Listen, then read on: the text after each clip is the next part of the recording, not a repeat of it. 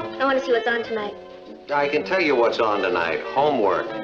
Who needs it? You do. I saw your report card.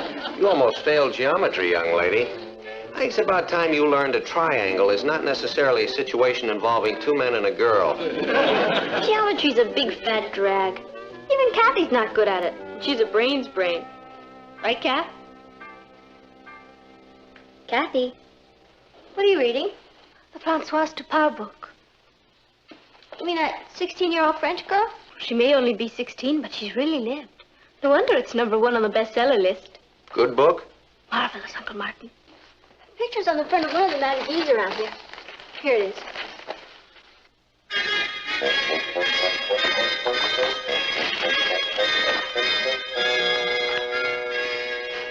Imagine that.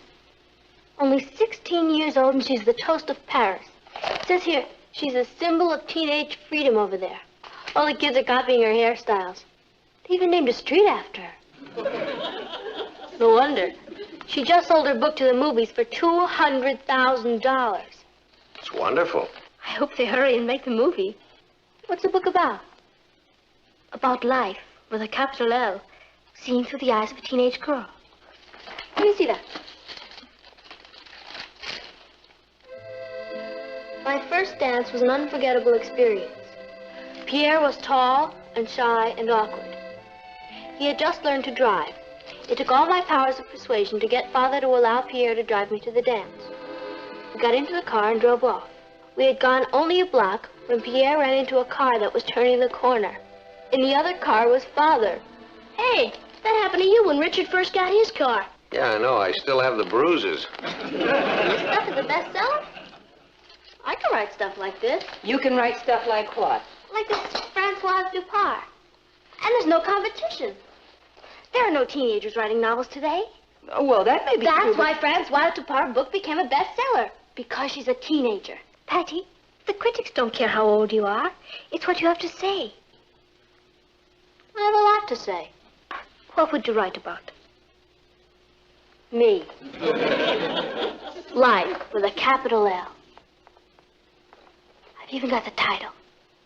I was a teenager. Writing requires a great deal of discipline. I mean, it would mean giving up dates, movies. I need a place to work where I can be completely undisturbed. I know. I'll work in the garret. The garret? I think she means the attic. Same thing. I don't think you can work up there, dear. It's dirty and dusty and a mess. Gee, that sounds like your room. Sounds perfect. After all, create, you must suffer.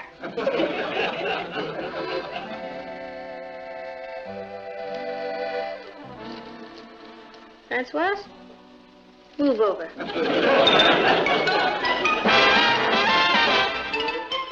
Meet Cathy, who's lived most everywhere, from Zanzibar to Berkeley Square. But Cathy's only seen the sights a girl can see from Brooklyn Heights. What a crazy pair!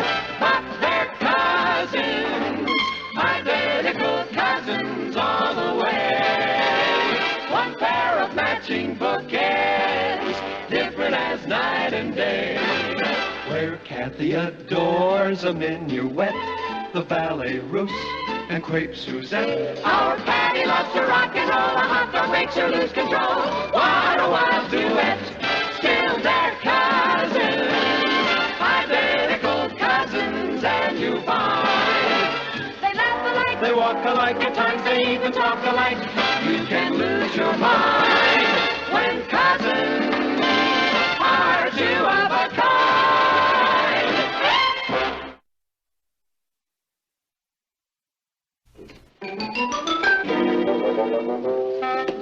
Are you sure you want to work up here, Patty?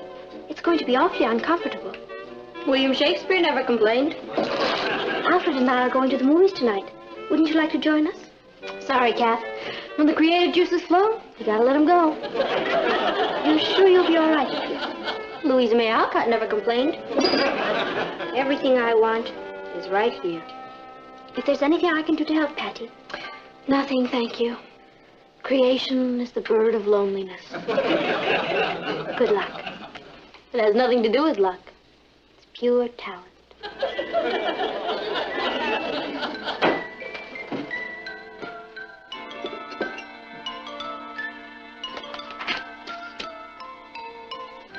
I was a teenager. By Patty Lane. A teenager.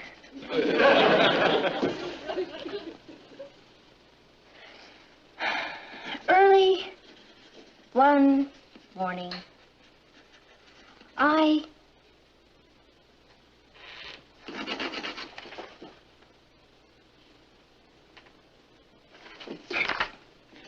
Early one afternoon,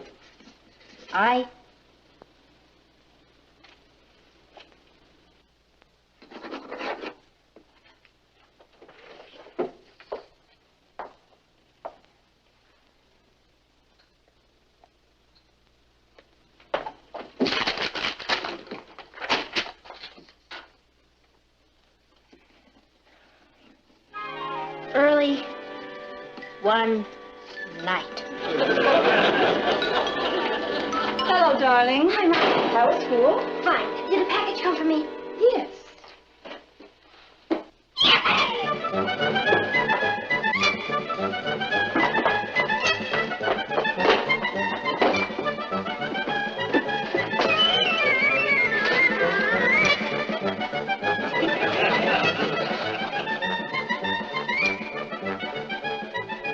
It's me. Jenny, I thought of you while I was driving here. Did you, Bernardo? What made you think of me? On the road was a sign that said, soft shoulders.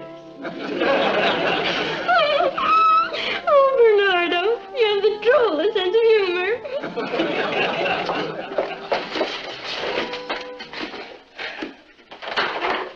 Hello, Richard. Where's Patty? Up in the attic working on her book. Do you know I've been waiting an hour for her at the bowling alley? That's the third date she's broken in a row. She probably forgot about it. That's a fine excuse. Well, she's gonna have to choose. It's either her career or me. Did you say she was up in the attic? I don't think she wants to be disturbed. Well, she's gonna be.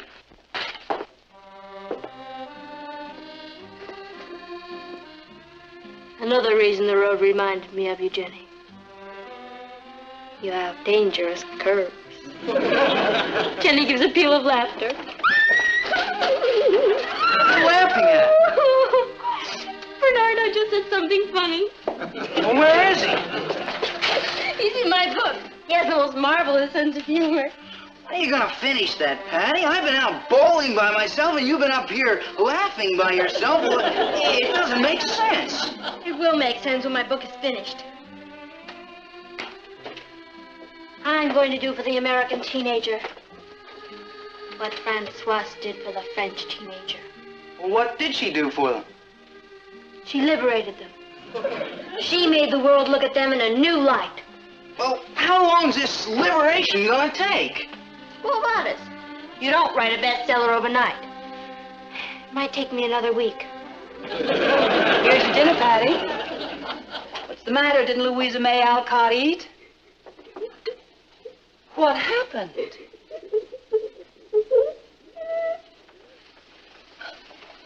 I just murdered Reginald.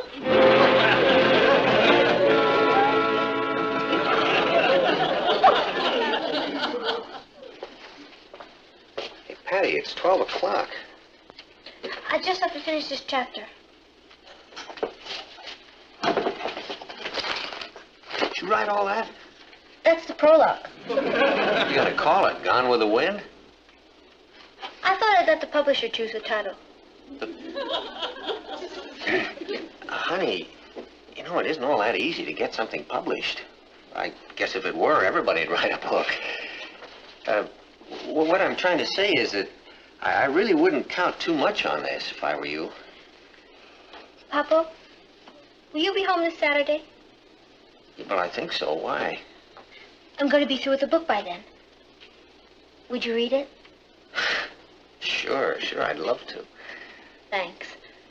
Well, all right, you finish up and get to bed, huh? Good night, dear. Good night, Papa. Did you hear that?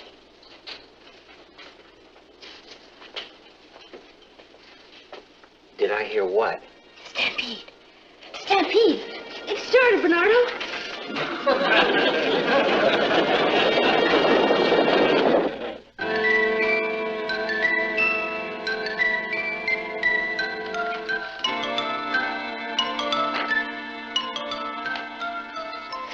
Well?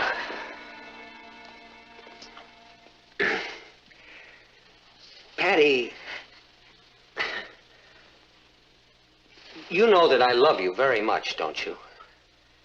You hated it. No, I didn't hate it. There's some good things in it. I just... You want my honest criticism? Of course. Well, honey, the first rule of good writing is to choose a subject you know something about. You mean it didn't seem authentic to you? Why? For one thing, you've never been a teenage nurse among the Pui Indians in the wilds of the Mato Grosso. Edgar Rice Burroughs wasn't brought by a gorilla in Africa. You create with your imagination. Besides, I researched it. Yeah, well, that's not the same. Didn't you like the war scenes? Yes, I did. They were real and vivid and authentic. Do you mean that? I certainly do. I felt the same way about them the first time I read them 20 years ago. They made Hemingway famous. Oh, it may have a Hemingway flavor, but Yeah, I know. You were just researching. Well, what about the character of Jenny? She didn't come from Hemingway. No, I felt she was more like Joan of Arc, only braver. You hated everything. No, I didn't. Now, there were some really fine things in there. The things that were all your own, you know? In fact, for instance, the comedy scene was just wonderful. The comedy scene? During the big battle. Remember when the enemies were locked in, what was your phrase? In the throes of mortal and deadly anguish with their eyes caught in fierce combat. And then Jenny comes by with her first aid kit, and they take one look at her and stop fighting and start trying to date her. That wasn't a comedy scene. I see. Nobody to show it to you. Oh, now, Patty, please. I'm sorry for taking up your valuable time. What happened? Oh, it was a disaster. Was the book that bad? It was a combination of Hemingway, Salinger, and Superman, only ungrammatical. It's easy for everybody to sit back and criticize. But I'll tell you this. There's going to be a lot of crow eating around here when my book gets published. Publishers. AP. Publishers. Publishers. Here we are. You're not going to send it to a publisher. What did you think I was going to do with it? Well, a lot of authors just put their first book away. They consider it a kind of training. They don't put bestsellers away. This has everything. Love, war, poverty, death, cooking recipes. I mean, you never read a book before where they actually gave you a cooking recipe right in the middle of a chapter, did you? No? Do you know what the bestsellers are? Cookbooks. And I've thrown it in for nothing. 6 of Mama's best recipes. Just wait. I'll show all of you.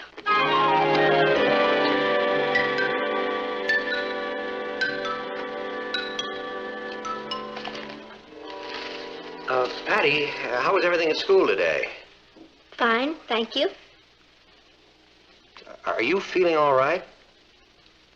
Fine, thank you. Now, look, Patty, I know how sensitive the artistic temperament is, but you've had this Iron Curtain up for a week now. I told you I'm sorry if I've hurt your feelings. But if you're going to be an author, then you have to get used to criticism. Besides, I wasn't criticizing you. I was criticizing your book. Of course. I understand. I'll get it.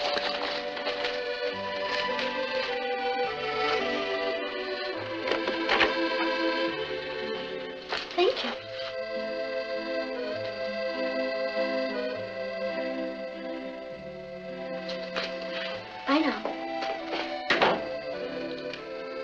was it, Cathy?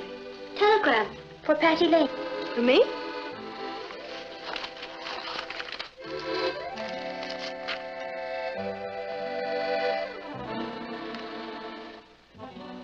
Is anything wrong?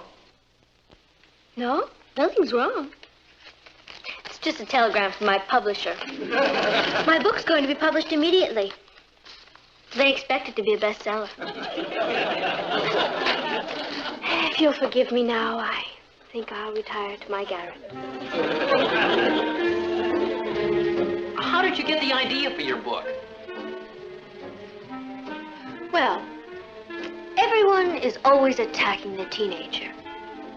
When adults think of us, they think of rock and roll, telephones, hamburgers. I wanted to give them a more realistic image. Show them the real us. Yeah, a brave teenage girl runs away from her home in Detroit to become a nurse among the Poi Poi Indians in the wilds of the Mato Grosso. Oh, hello, Mr. Lane. Oh, boys. Hello, Patty. Hi, Papa. Alfred's interviewing Patty for the Brooklyn Heights Clarion. The paper's running a front-page story on her. Yeah, it's wonderful. You know, teenage girl becomes famous author overnight. I'll bet it must make you feel kind of funny. Me scooping your daughter like this. I mean, you being a newspaper editor, too. Well, yeah, it does feel a little funny, yeah. I suppose you're planning a Sunday feature story on her, huh? Well, we hadn't decided on the day yet.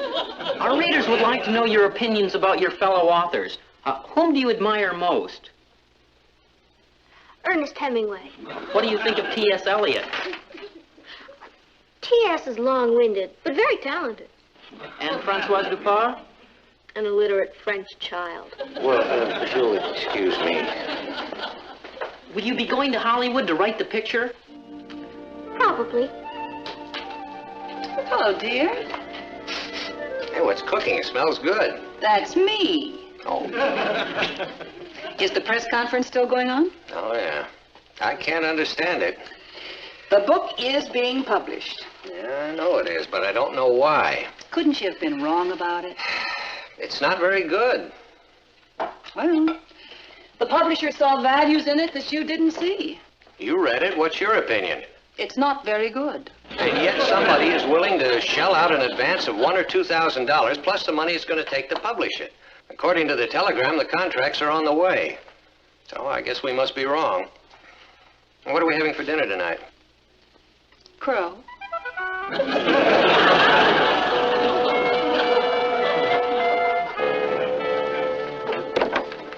Good evening. My name is Blair of the Buyer Publishing Company. I wanted to meet Miss Patricia Lane. Oh, well, how do you do, Mr. Blair? I'm Patricia's father. Well, it's an honor, sir, an honor and a privilege. I always say more attention should be paid to the parents of talented writers.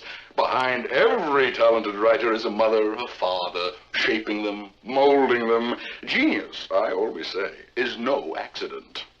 No.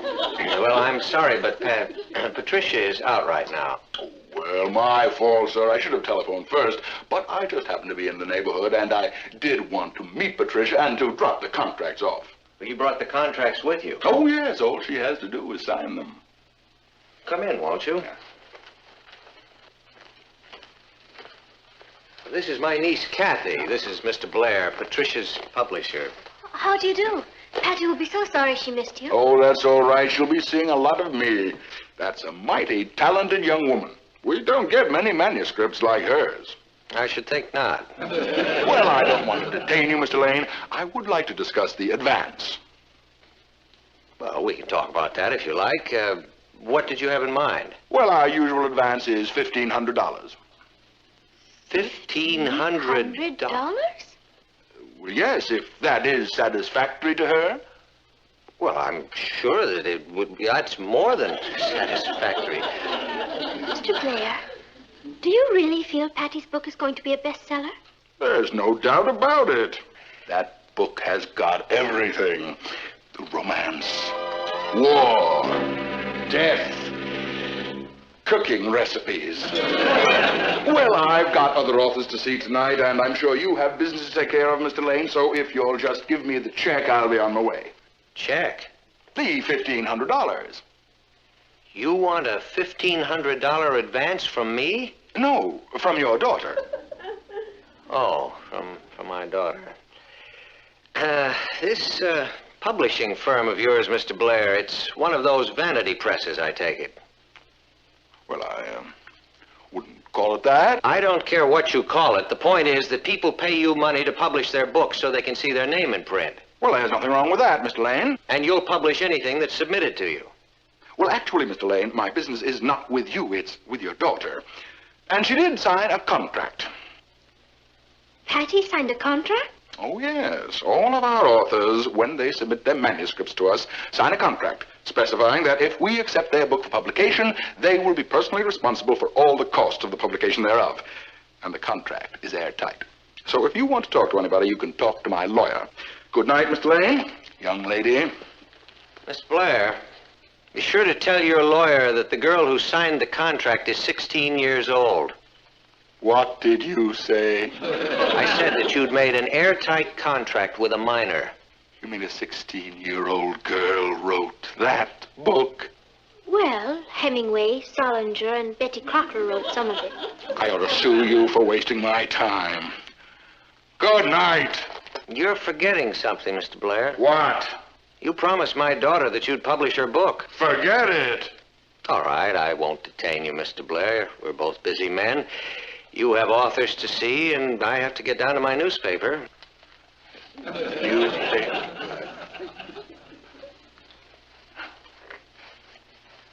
You wouldn't be, Martin Lane, would you? Yes? Not the managing editor of the New York Chronicle? Yes? Mr. Lane, the Vanity Press is a perfectly legitimate branch of the publishing business. We cater to people's dreams, people whose dream it is to see their novel in print. I'm aware of that. Yes, well, now I would not want to be unfair about this. Your daughter's book does have a certain naive charm to it. Well, I don't see any reason why we shouldn't publish it. At our expense, of course. I suggest a 10-copy press run. That way, Patricia will be satisfied, and she'll never have to know how big the edition was. Patty has a lot of friends. Well, all right, 25 copies.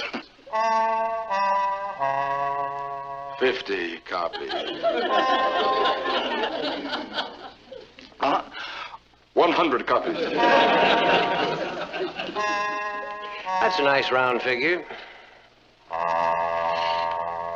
Boy, Cathy, were you smart not to go? That movie wasn't released. It escaped. Patty, I want you to meet your publisher. This is Mr. Blair. Mr. Blair? Yeah, I can't tell you how excited I am. I've never been published before. How did you like the book? I sincerely feel that that book is one of the most unusual works we have ever handled. Francoise Dupont, je suis arrivée.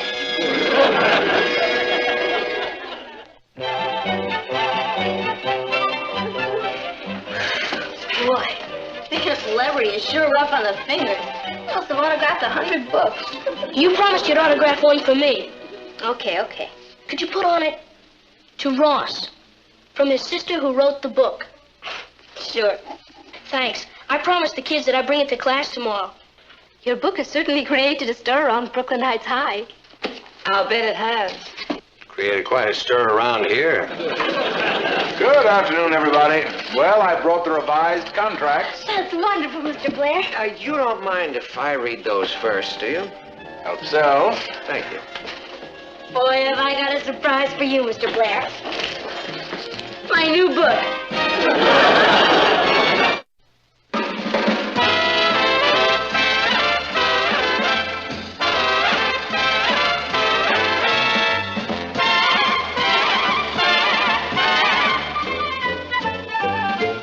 Here's Cathy, who's lived most everywhere, from Zanzibar to Berkeley Square. But Patty's only seen the sights a girl can see from Brooklyn Heights. What a crazy pair. But they're cousins, identical cousins, and you'll find walk alike, at times they even talk alike. You can lose your mind when cousins are two of a kind.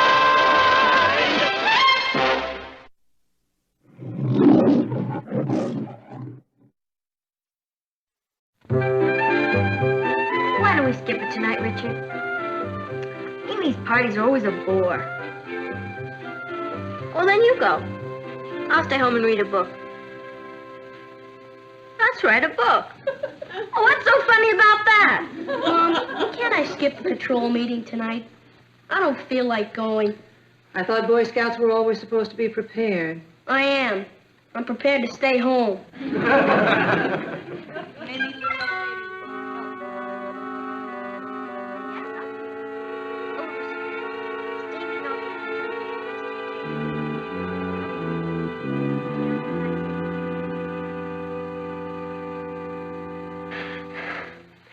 Natalie, children, I'm afraid I've got some bad news for you.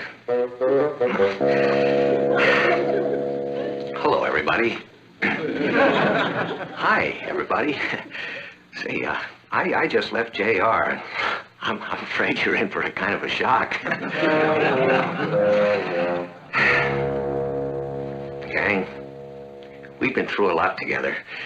But I think that we've proved that you can, that we can take it.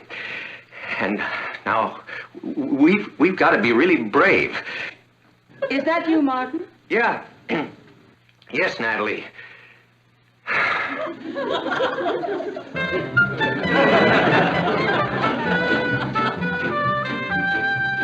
Hello, darling. Richard, you...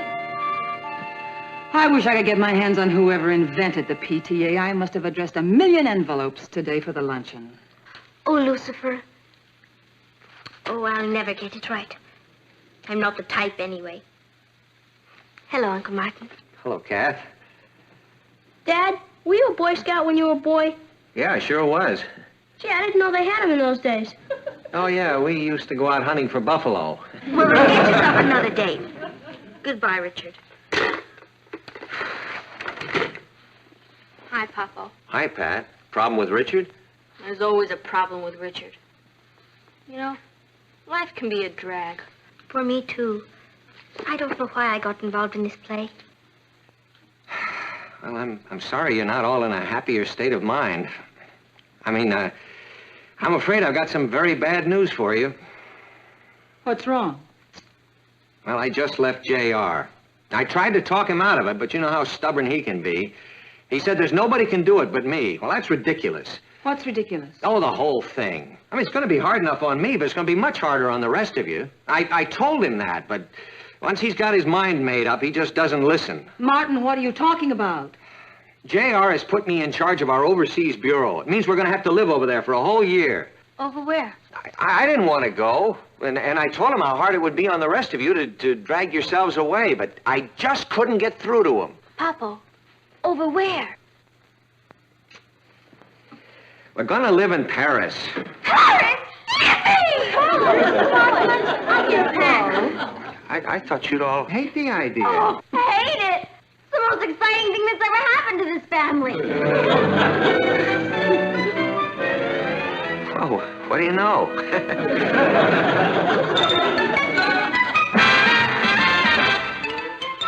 Meet Cathy, who's lived most everywhere, from Zanzibar to Berkeley Square. But Cathy's only seen the sights a girl can see from Brooklyn Heights. What a crazy pair, but they're cousins, identical cousins all the way. One pair of matching bookends, different as night and day. Where Cathy adores a minuet, the ballet russe, and crepe Suzette. Our Patty loves to rock and roll, a hot dog makes her lose control. What a wild duet, still they're cousins, identical cousins, and you find they laugh alike, they walk alike, at times they even talk alike. You can lose your mind when cousins are two of a kind.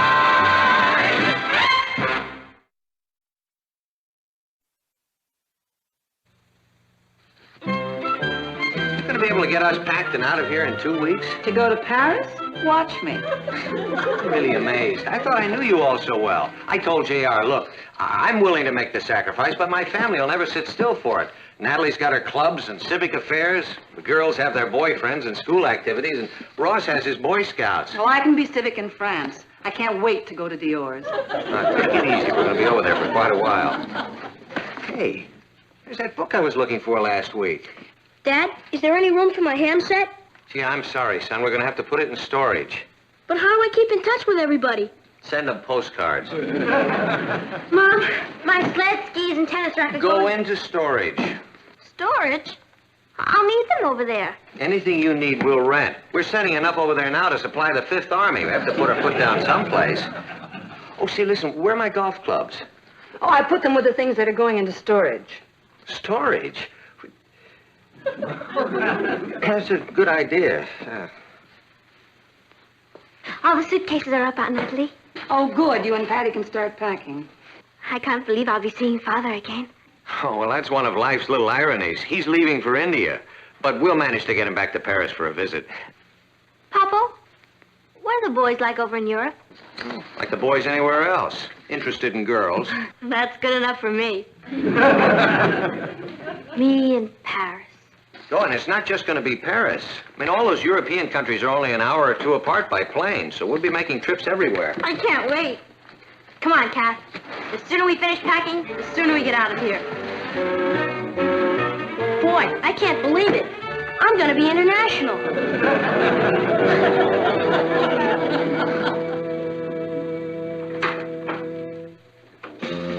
Mrs. Lane? I'm Will Cameron with the Superior Real Estate Company. Mr. Lane said it'd be all right to show the house. Oh, yes, of course. This is Mrs. Atkinson, and this is the Atkinson astronaut. Brooks. How do you do? How do you do? Won't you come in?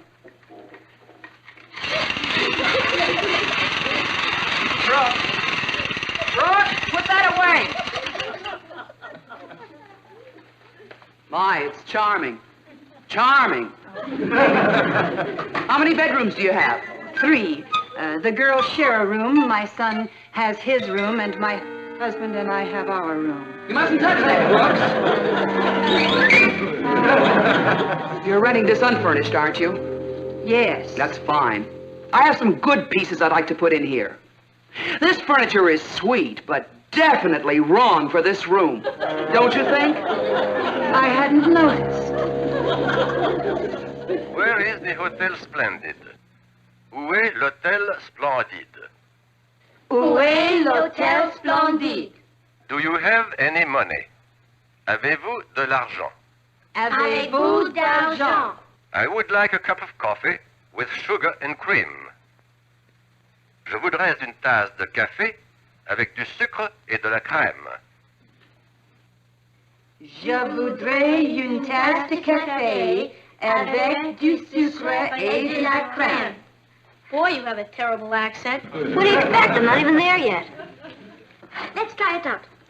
Pretend we're in a restaurant. I'll be a waitress. I'll be outside looking in the window. We're all eating together. I'm not hungry.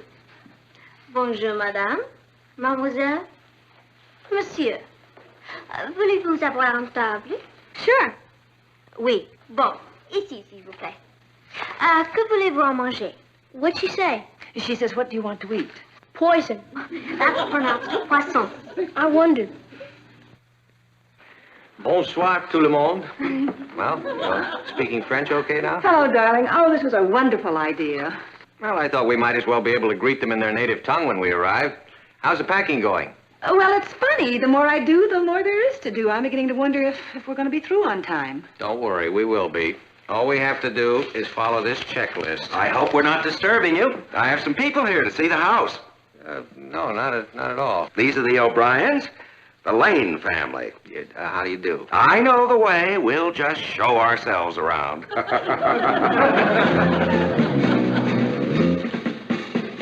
Fine. Hi, Rich. I looked for you after school. We all went over to the malt shop, but you'd vanished into thin air. I'm sorry, Rich. I have a million things to do around here. I thought maybe something had happened to you. I rushed over here as soon as I finished my malt. Ouch. What's the matter? That's where I had my shot. Remember the last time you were supposed to get a shot? And Cathy got it by mistake, and I tried to keep her date with Ted and my date with you. And we lost the dance contest because the judge thought Cathy was a better dancer. Yeah. We've had a lot of laughs together. Yeah. What's the matter? Nothing. What's nothing? Well, nothing is, I don't want you going out with those Europeans.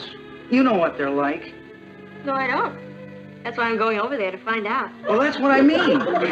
I'm teasing. I'll only be away a year. That's almost 5% of our lives up to now.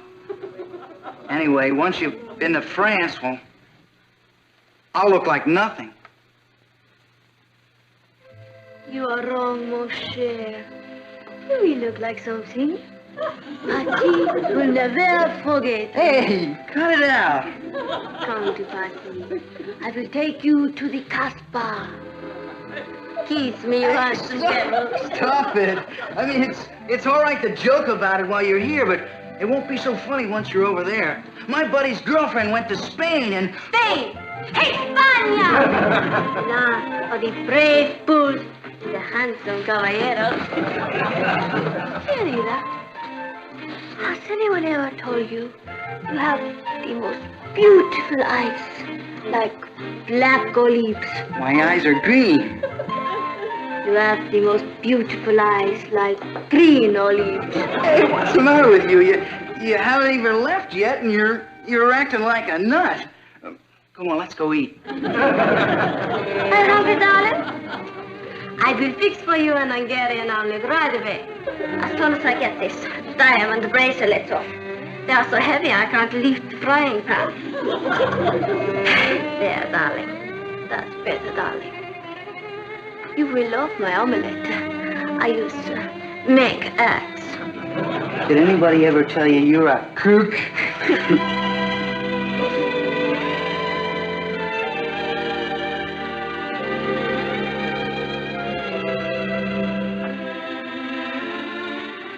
Patty? Yes, Richard? You'll come back to me, won't you? Sure. I'll come back to you. I don't care what country you're in. Remember, you're my girl.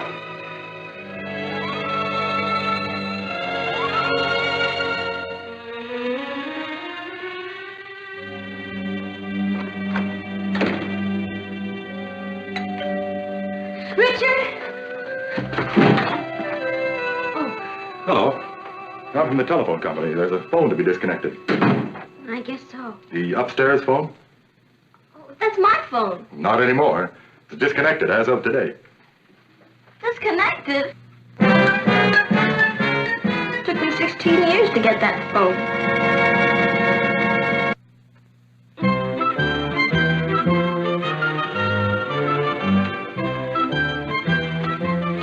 Hello, Rose.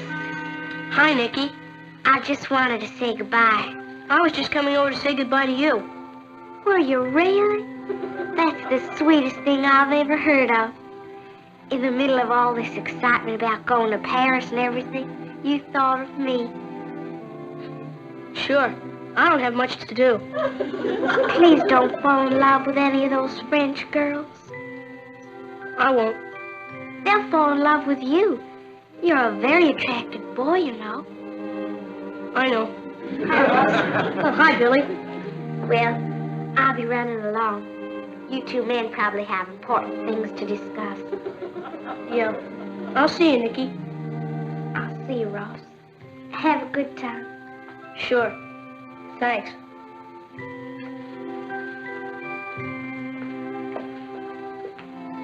James. Yeah. James. When do you leave? Tomorrow night. The fellas in the Bear Patrol got together and chipped in to give you this. Oh, gee, thanks, Billy. It does everything but send out the Morse code. Oh, will you thank the guys for me? Sure. Will won't miss you. I'll miss the guys.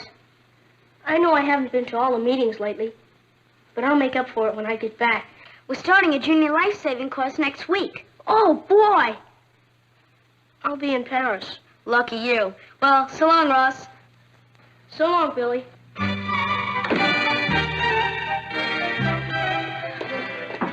Everything's out of the basement. Good. Will you help me with this? I could use about 6 more hands. Sure. What are you going to do with all this stuff? Well, I'm sending all the canned goods over to the church, and the perishables we're giving to Aunt Martha. Oh, will you fill this carton? Mm-hmm. Any mustard? I said fill the carton. Aunt Martha's trying to diet anyway. Come in. Hello, Mr. Lane. Hello. Hi, Mr. Papadopoulos. This is for you. Well, I didn't order anything. We're leaving, you know. We'll need another carton. There's one in the living room. I know you're leaving. That's why this is for you. It's a gift. Bye. A going away present. No, a come back soon present. I had a nice speech to go with the fruit, but I'm not much of a speaker, so you'll just have to take the fruit. I don't know what to say. Well, probably nobody told you, but the whole neighborhood is pretty unhappy about your going. It's the same that nice people have to leave. We'll be back. Oh, sure. But in the meantime, who's going to take charge of the TPA lunches and the Ladies Auxiliary Club? My daughter goes to Patty's school. I know what you and Mr. Lane do for the school. My wife's in the Ladies Auxiliary Club. She talks a lot about you. You see, we're not just losing a customer. We're losing a friend. I'm going to cry in a minute. Don't cry on the fruit. It'll spoil it.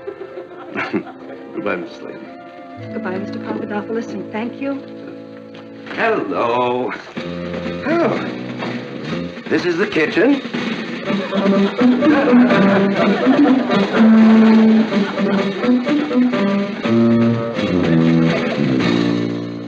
Would you pass the salt, please?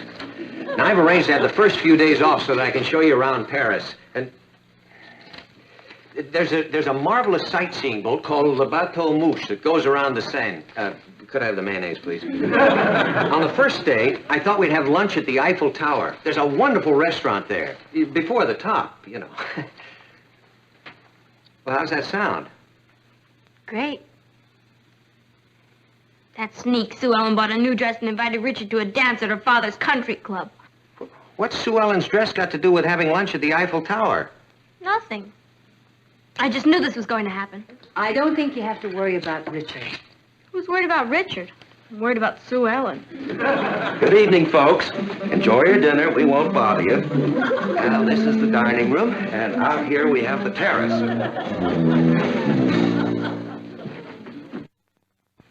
I wonder if he'd like some mustard. You were in a hurry to rent the house. Say, there's nothing wrong, is there? Of course not. What could be wrong? I don't know. Anybody seen the knife Billy gave me? Yes, that makes 8 times. Martin, I wish you could have seen Mr. Papadopoulos. He's such a nice man. Bet you don't find him like that in Europe. Natalie, he came from Europe. I don't care if he did. That's for me. Excuse me.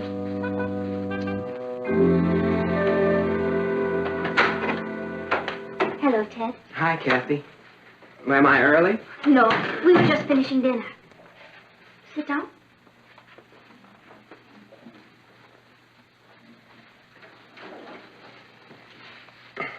Tomorrow's the big day, huh?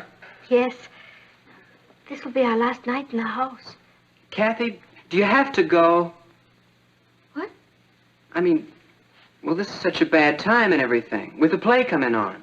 Oh, well, you can get someone else for my part. Well, I don't want to. The only reason I agreed to direct this play was because you were going to be in it. The only reason I agreed to be in it was because you were going to direct it. Well, what if you didn't go? Well, couldn't you stay with relatives? I am staying with relatives. Oh, I forgot. See, you know, there's a plane that flies from France to England, and it carries your car and everything. You just land at a little English airport and drive right off to London. Sue Ellen's dresses are strapless. Try some more fruit. It's delicious. Anybody seen the knife Billy gave me? That makes 9 times. Well, Cathy, I was thinking that on our first free weekend, we could all drive up to Stratford. Maybe we could even go punting on the Thames. You know, in England, they don't punt with a football, they punt with boats. Well, she could have at least waited till I was out of the country. My body's not even cold yet. See, isn't anybody even interested in what we're going to be doing over there? Of course, darling. Try a pear. Mr. Papadopoulos says it's... I don't want to hear any more about Mr. Papadopoulos or Richard or that dress or the knife or any... Congratulations, folks. You just rented your house to the McGurskys.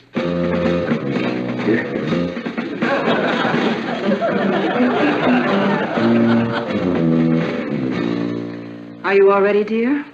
Yeah. Father should be here any minute. He wants to allow plenty of time to get to the airport. Where are Cathy and Ross? They're coming. You know something, Mom? I don't like the idea of a bunch of strangers living here. I don't like the idea. I'm ready, Aunt Nancy. Has Ted called? The phone's disconnected. I forgot. Ted said I was the only one who could really play that part. They'd better find someone else because in less than 2 hours, we're going to be on our way to Paris. You ready? No. You won't hate me if I tell you something, will you? Of course not. You may think I'm chicken, but I don't want to go. Brother, you have a lot of company. I'll miss the life-saving course if I go. There's no if about it. Now listen, all of you. This trip may have sounded more exciting in the beginning than it does now. I think if we told your father we didn't want to go, he'd have made other arrangements, but it's too late for that now. So, let's pull ourselves together. Yippee! We're going to Paris. That's better. Well, let's check and make sure all the windows are locked.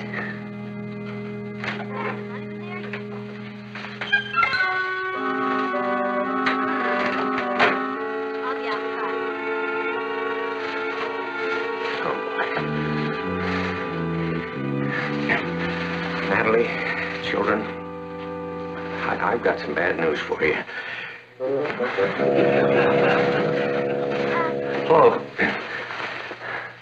Hello, everybody. Say, guess what happened? I just left JR, and, well, I'm afraid you're in for a kind of a shock. Oh, boy. Is that you, Martin? We're all ready, aren't we, children? Yeah. Can't wait to get on the plane. Neither can I. Let's hurry. Yeah.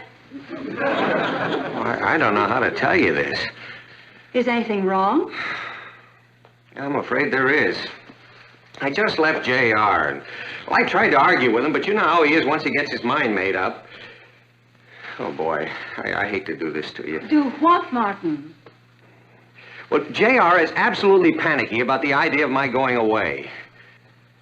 Papa, what are you trying to say? All I can do is ask you to forgive me. We're not going to Paris.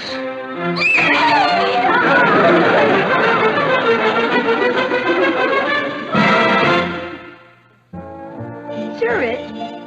I love Amy's party. Why don't you pick me up at about 8 o'clock? Oh, Lucifer, the sweetness of dawn is in your lips. The waning moon is in your eyes. I was born for this part. Were you, darling? Hey, I gotta go. Where are you rushing off to? The scout meeting. I don't want to be late. I'm the new patrol leader. Hello, family. Hello, darling. Hi, Dad. Hello, Uncle Martin. More envelopes? For next week's luncheon. Isn't it lovely? It's hard to explain, but suddenly all of us appreciate everything more. Well, I gotta go now, Richard. Papa's home. Right. Bye. Papa, you're the greatest. Isn't it marvelous? Suddenly I'm a hero. And you know what I did? I didn't take my family to Europe.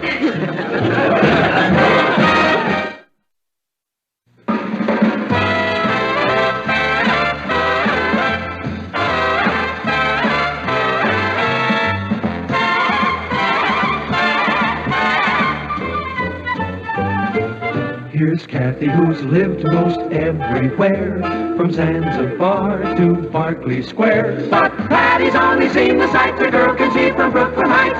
What a crazy pair, but they're cousins, identical cousins, and you'll find they laugh alike, they walk alike, at times they even talk alike. You can lose your mind when cousins are two of a kind.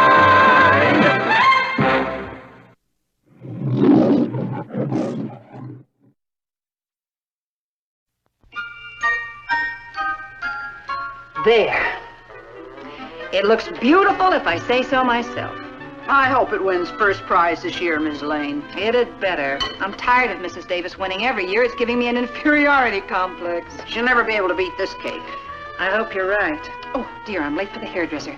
You can leave as soon as you've finished, Mrs. Williams. I just have the girls' room to do. Looks like they played the Army-Navy game up there. See you Friday.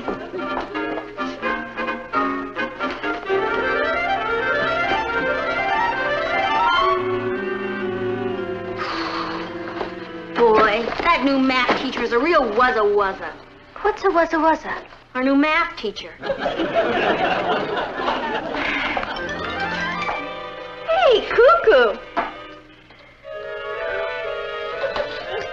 Beauty.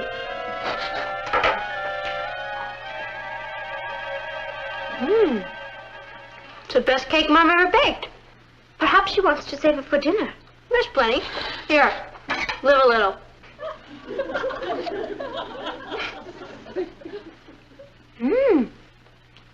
It's wonderful. I told you. Let's cut. You want to go down for soda? No, thank you, Patty. I have some letters to write. Hi, Mama. I didn't know you were home. Do me a favor, will you? Sure. I have an appointment at the hairdresser, and I'm late. There's a banana sponge cake in the kitchen. Take it over to the church bazaar for me, will you? It has to be entered for 6 o'clock. I'll see you there later. Bye.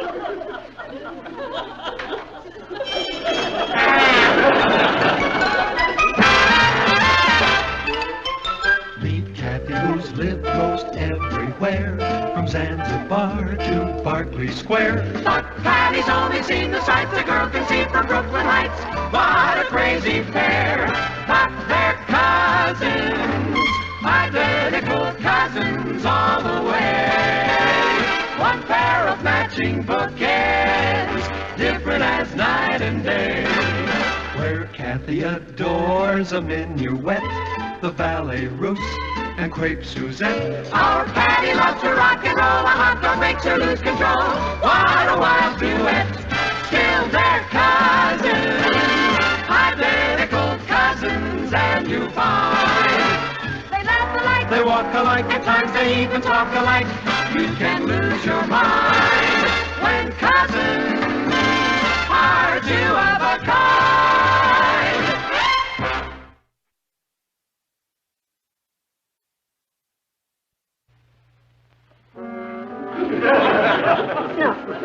No.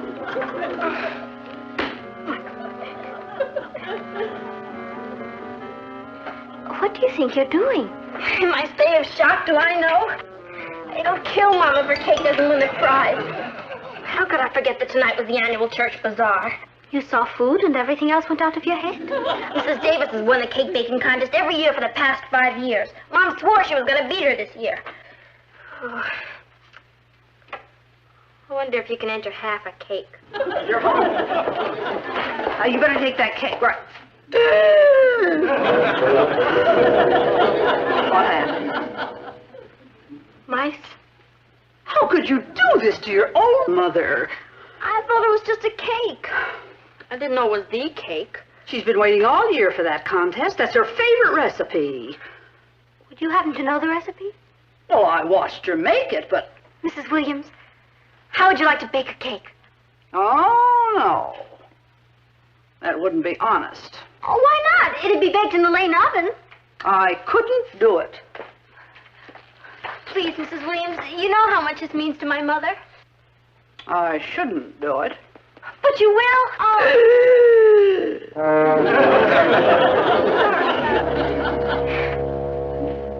You get upstairs and clean your room. There. That should win first prize.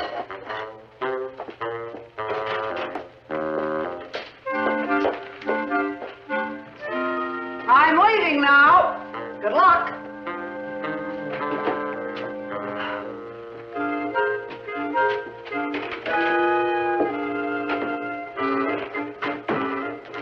Cool.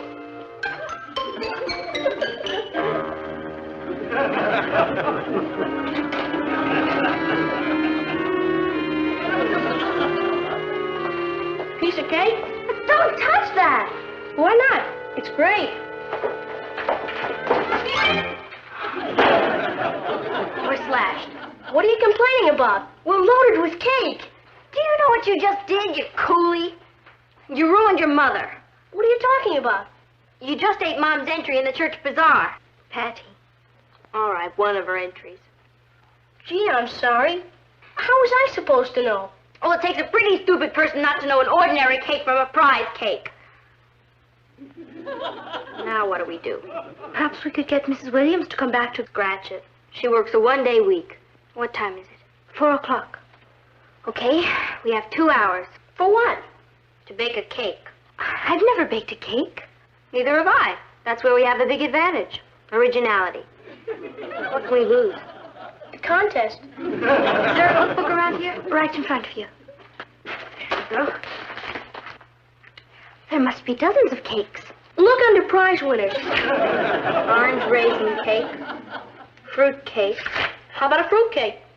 Mom baked a banana sponge cake with chocolate in it. Don't you think she'd be a little suspicious if it turned into a fruit cake? Tutti frutti cake. Spice cake. Here we are. Banana sponge cake. Cathy, you give the directions, and we'll bake the cake. Right. We need 2 9-inch layer pans. Melt 4 ounces chocolate. I'll get the chocolate and the milk. I'll get all the other things. Take a cup of milk.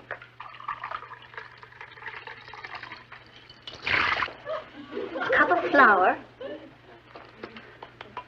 A teaspoon of salt. Separate eggs. Okay. You're a giant. Separate the white from the yolk. Why? You eat it all at the same time, don't you? Come on. Get.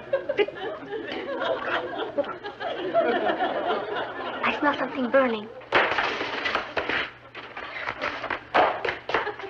Add the chocolate to the milk and the flour.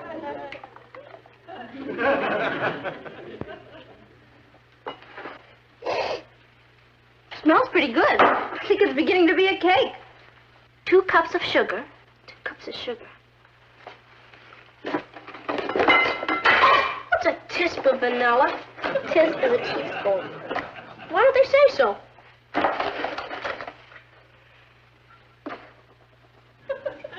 Four egg whites. Whites are already in. I better add more eggs.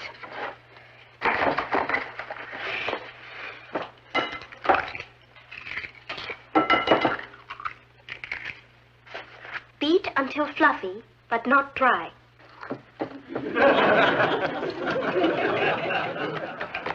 Okay. I'll get it. You keep going.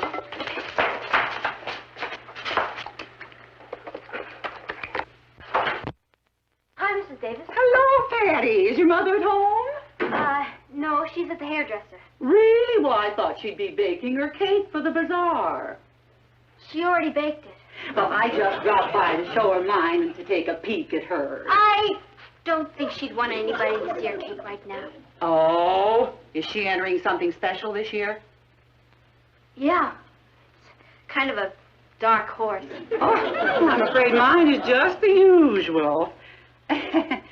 Well, I wish her luck. I know how much winning means to her. She seems so disappointed that I win every year, poor dear.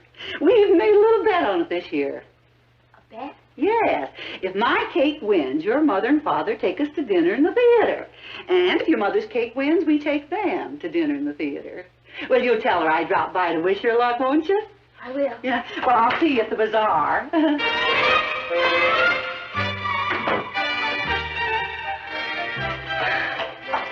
We need a bigger cake. Why? Because Mrs. Davis was just here and she's entering a giant. This is gonna look like a pygmy. Okay. A lot more flour. Milk. Give me some more eggs.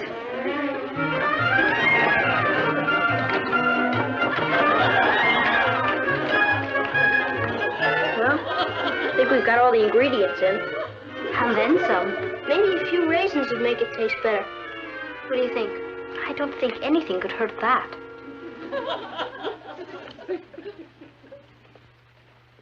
I better get the raisins. Chocolate chips are always good. What about a few nuts? Sure, let's live a little. Nuts, raisins, chocolate chips.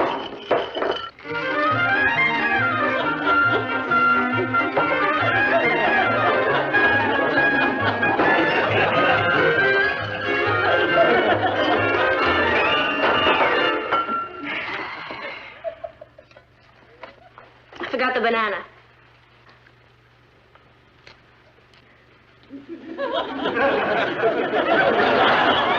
I think it's supposed to be sliced. Oh.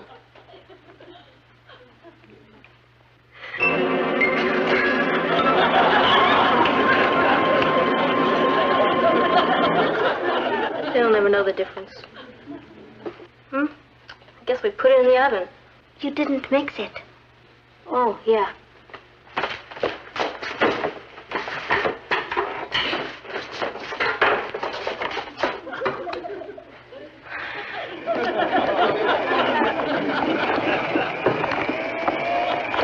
It's working. We've done it! Do we have to eat it?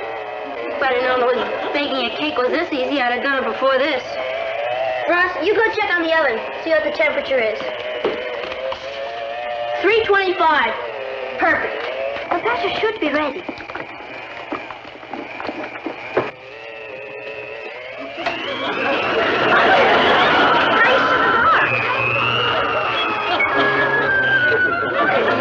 Our cake just went into orbit.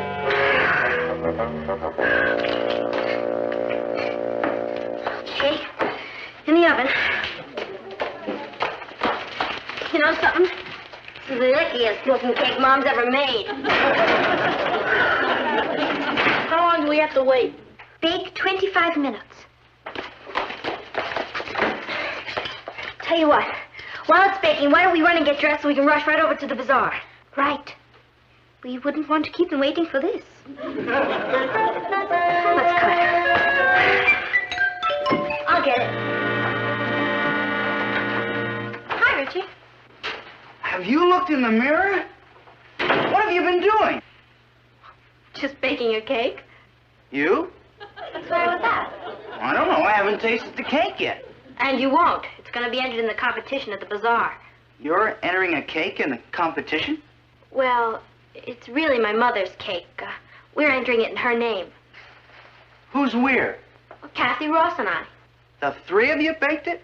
Yeah, it was kind of a community effort. Brother. Does your mother know you're bringing all this joy into her life? No, and she mustn't find out. She won't find out from me. I knew I could count on you. And you know why she won't find out from me? Sure, because you're a loyal, trustworthy friend. Wrong, because I'm chicken. I'm not going to that bazaar. But you promised to take me. Hattie, you're putting an entry into a contest illegally. I'm not going to become an accessory after the fact. I'll write to you. Bye.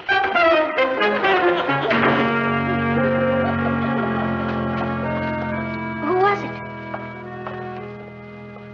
Nobody. Men. Richard? Yeah, the cowardly lion. Isn't he taking you to the bazaar? No. He's afraid if he's seen with me, the FBI might crack down on him.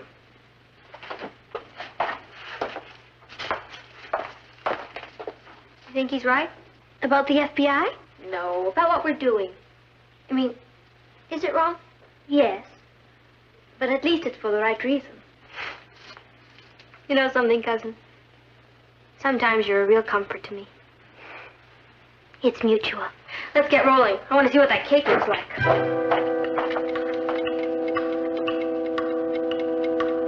1 minute to go.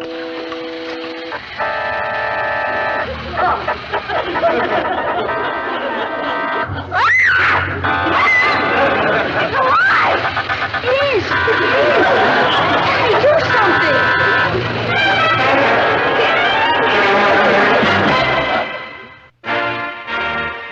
I'll bet it's the biggest cake they get. Yeah. Must have put in too much of something. Maybe we could cut it in half and enter it twice. It won't look so bad once we get the icing on. I forgot all about the icing. All right. Ross, you better get some aprons. Icings. How does this sound? Boiled white icing with cocoa. Terrible. It's gonna taste great. 4 tablespoons cocoa, 2 cups sugar, 1 cup water. Ross, you get the cocoa and the water.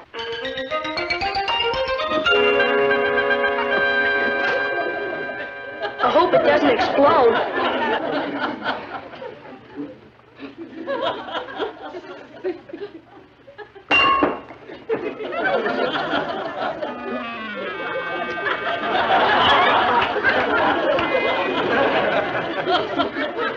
They have a booby price. Let's cut it in half.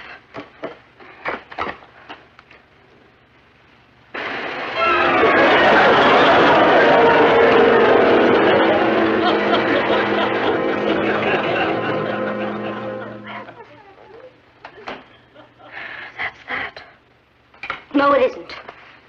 Don't you know the Lane motto? Never naive, gay up, yay. What does that mean? Never give up in Pig Latin.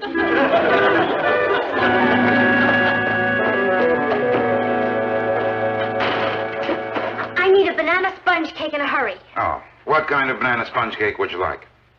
Do you have anything good enough to win a prize? Oh, well, all of our cakes are good enough to win prizes. How big did you want it? Oh, bigger than Mrs. Davis's. What? Oh, about this big. Hmm. Oh, that's beautiful. That's $4.75. Oh, don't put it in that. I brought my own box.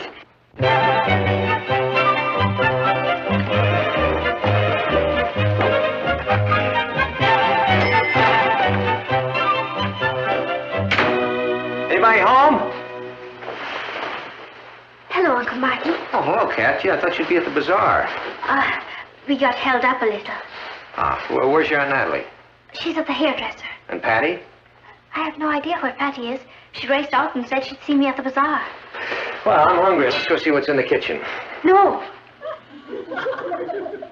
I'm not hungry? I mean, why don't I fix you something? Well, that's nice of you, Cat, but all I want is some milk and cookies. Oh, I get it. No, don't bother. It's no bother. Really, it isn't, Uncle Martin. Kathy, are you feeling all right? Yes, fine. Take the Army engineers to clean up this. Uh-oh. Uh-oh, yourself. How was your day at the office? Fine. How was your day at home? Okay. You know how it is. No. How is it? You tell him, Kath. Tell me what? It's nothing, really. Kath, if you have a problem, I think maybe you'd better tell me. Now, do you? Well, yes and no. Tell me about the yes part. I don't know if I should. But I guess I'd better. You see, it's like this. Do you have a banana sponge cake? Certainly. How big a cake did you want? Bigger than Mrs. Davis's. Anybody home? We'd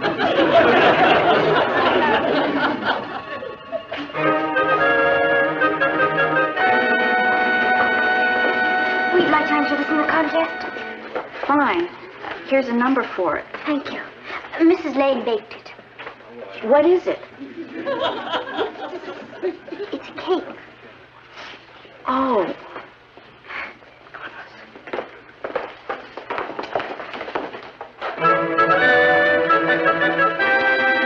I'd like to enter a cake. All right. I'd like to enter it under the name of Natalie Lane. Here's your number. Thank you. Is there still time to enter a cake? Yes. It's for Natalie Lane. She's been busy, hasn't she? Yeah. Oh, darling, I've been looking all over for you. Oh, have you? Well, I've been looking all over for you, too. I think we'd better get started. Step right up, ladies and gentlemen. The cake contest is about to begin. Hi, Mom. Oh, Patty, did you get my cake here all right? To tell you the truth, Mom. To tell you the truth, Natalie, you don't have a thing to worry about. You're gonna win. Patty! Patty! Richard, you came. Yeah, I decided you might need me. You're all heart. Have they caught up with you yet? Of course, now. Everything's going fine. We haven't a thing to worry about. Come on. Hello, Martin. Natalie, have you decided where you're taking us to eat tomorrow night? Why don't we wait until the judge picks the winner, Mrs. Davis? Oh, we're very fortunate this year in the selection of our judge. A really great expert has agreed to serve, Mr. Hubert Brown.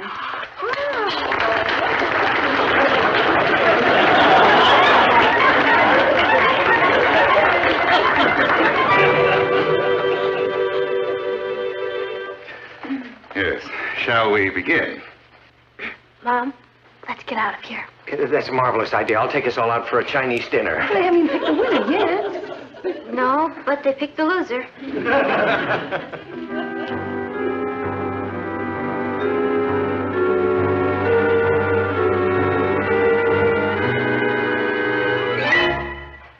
Interesting.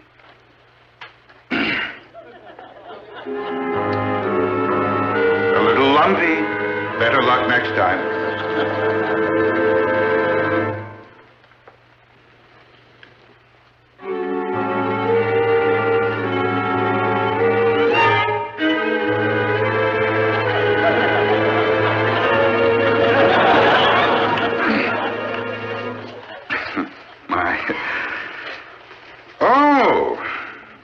Here's a pretty one.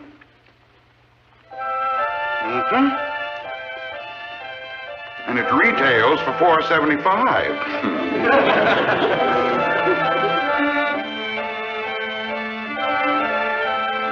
$6 1/4. Our special of the week. Oh, look at these masterpieces. One of those is mine.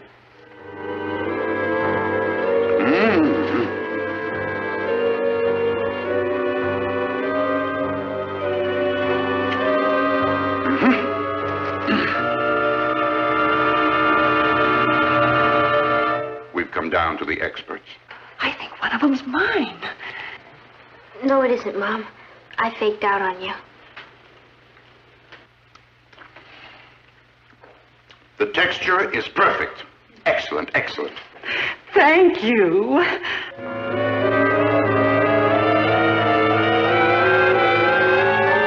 The texture is perfect, and the flavor is marvelous. This is the winner. Where's number 8?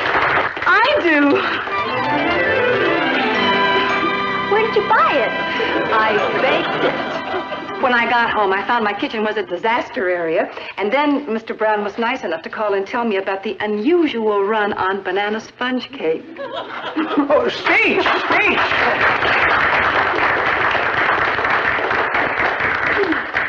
I never could have done it without the help of my family.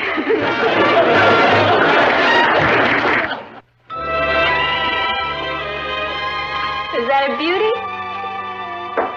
And I baked it with my own little hands. With a little help from your mother. Oh, I contributed a little know-how. come on. The meeting's gonna start in a few minutes. Gee, sis, I sure appreciate your baking this for the Scouts' party. Boy Scouts have to eat, too. I hope they enjoy it. They will. We'll all help you.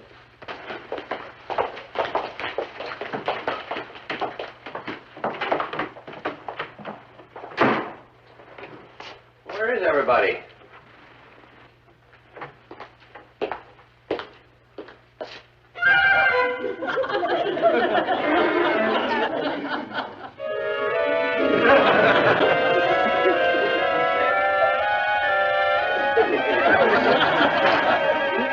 Anybody home?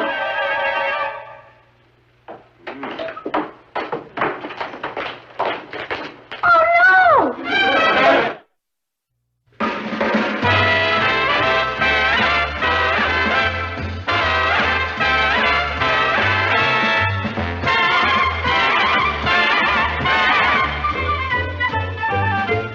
Here's Cathy, who's lived most everywhere, from Zanzibar to Berkeley Square. But Patty's only seen the sights a girl can see from Brooklyn Heights. What a crazy pair, but they're cousins, identical cousins, and you'll find they laugh alike, they walk alike, at times they even talk alike. You can lose your mind when cousins are two of a kind.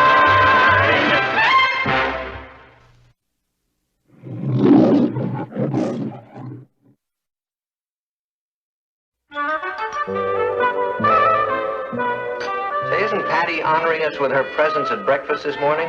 Richard came to see her. They're in the living room, Uncle Martin. Don't worry, they're not necking. I checked. I didn't know Richard got up this early. Must be a crisis afoot. With Richard, everything is a crisis. There's one thing I love about Richard. He's temporary. It's like having a toothache. Such a lovely feeling when it's gone. Hi, Good morning, dear. sorry. It was important. Guess what Richard wanted to tell me? He's decided to run for mayor. Better than that. He's decided to run for governor? He's decided to give me his school ring. And you said no. I said yes. Well, then I say no. Momo says no. Why can't I wear his ring? Because you're too young to get engaged. A ring doesn't mean we're engaged. It just means we're going steady. All right, you're too young to go steady. I won't wear it on my finger. I'll wear it around my neck. Like a yoke. It's no yoke, I'll say. Do you realize I'm the only girl in my whole entire class who isn't wearing a boy's ring? Look at it this way. They're all out of step but you. Your cousin Cathy isn't wearing anybody's ring. Nobody's asked me. Kathy, do you think Patty should wear Richard's ring? I don't see what harm it would do, Aunt Natalie. They couldn't be together any more than they are now anyway. That's right. It doesn't change anything. It just means I've acquired a status symbol. Richard, a status symbol? To me, he's a status symbol. What do you say? Please. Well, I guess if it wouldn't change anything, well, what do you think? Well, if it isn't going to make any difference, I guess there's no harm in it. Thanks. You're the most understanding parents in the world. Isn't it a beauty?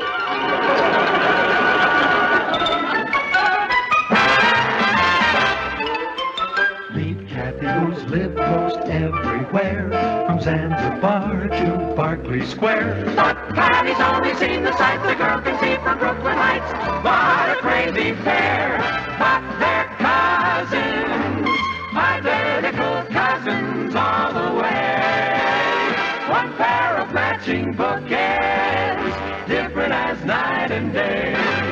Where Cathy adores a minuet, the ballet russe, and crepe Suzette. Our Patty loves to rock and roll, a hot dog makes her lose control. What a wild duet, still they're cousins, identical cousins, and you find they laugh alike, they walk alike, at times they even talk alike. You can lose your mind when cousins are two of a kind.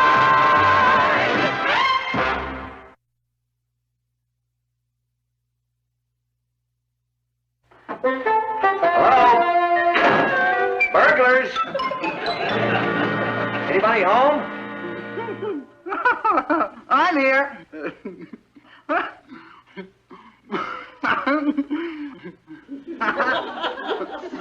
Hi, Mr. Lane. Heidi, hi, Richard. You want some popcorn? You haven't seen Mrs. Lane, have you? She's in the kitchen making dinner. We're having a surprise. We're having a surprise? Yeah, I'm having dinner here. Oh, well, that's nice. Now that Patty's wearing my ring, there's really not much reason for me to leave. I mean, all I have at home are my parents. Well, you mustn't neglect them, Richard. Honor thy father and thy mother. I do. It's just that we irritate one another. Nevertheless, dinner time is when families like to be together. Oh, I know that. And I sure appreciate your having me here. I'll get it. Hello? Patty? Who's calling her? Oh, hi, Billy. Well, there's no point in you calling her anymore. I gave her my ring today. Yeah. Tough luck, old man. Why don't you try Alice? She's a little tubby, but she's a great cook. Yeah. Bye. That's the fourth phone call Patty's got in the last 20 minutes. Boy, she sure used to be popular. But not anymore. Well, there's not much point in other guys calling her. She's only going to see little old me. How does little old you feel about not seeing any other little old girls? Well, if I didn't feel it was the right move, I wouldn't have given her my ring, Mr. Lane. It's a pretty serious step. Hope it's not fatal. What? Nothing. Hi, Papa. Hello, Richard. Hello, darling. We should be eating any minute. Good. I'm starved. We eat earlier at my house. What did you do to your hair? Oh, I'm just wearing it a little differently. Don't you like it? No. Go back to the way it was. I like it that way. I'll change it. That blouse isn't my favorite color either. I like blue. I'll remember. Papa, can I have $5? No. And what is it I'm not giving you $5 for? A new blouse. You've already exceeded your clothing allowance now. Hello, darling. Oh, hello, dear. I made your favorite dish tonight. Good. I meant Richard's favorite dish. Well, dinner's ready. Shall we go in? Yeah.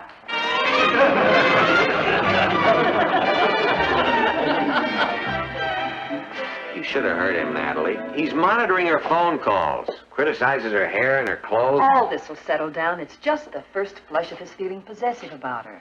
What kind of a home life does that boy have anyway? You know, I've never met Richard's father, but 10 to 1, he's trying to imitate him. His father must be a domineering type, one of those natural-born critics. And black-eyed peas give me heartburn. I'm sorry. Richard likes them so, and I wanted to please him for Patty's sake.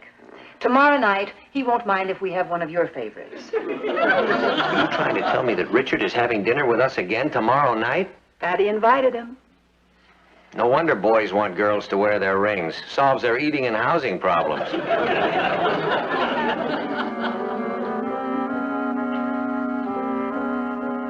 It's gonna be cuckoo. Yeah. I could use some socks, too.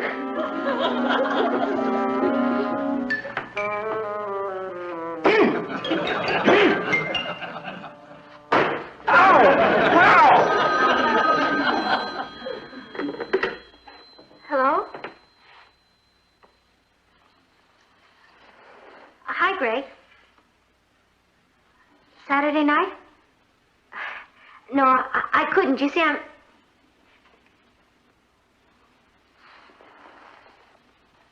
A freshman from Harvard?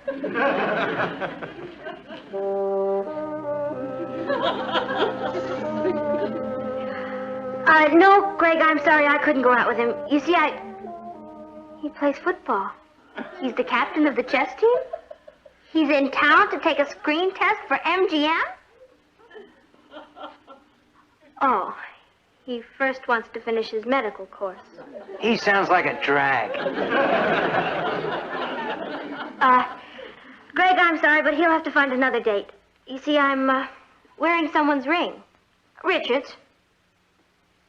What's What's so funny? Yeah. Wait a minute, Greg. Cathy! Boy, he's got a fat nerve phoning you. Cathy, do you have a date Saturday night? No, but You do now. Hello, Greg? Tell him he's got me. Or the closest thing he'll ever find to me. That's right. My cousin Cathy. Sure, he'll be crazy about her.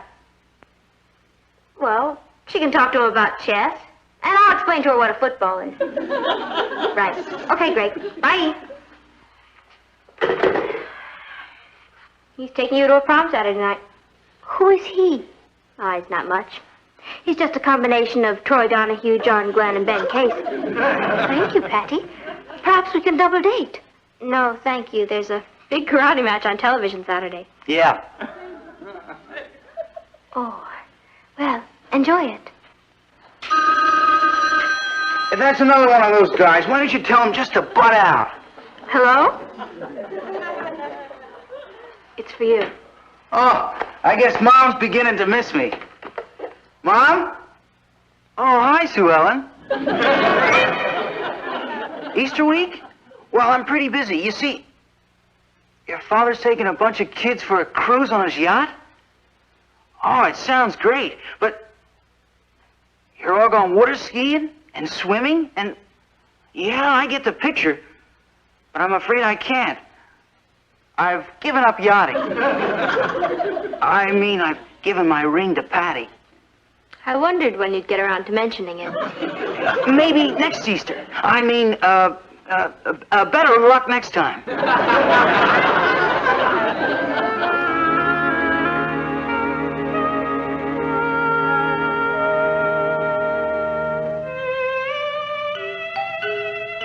Are we going to a movie?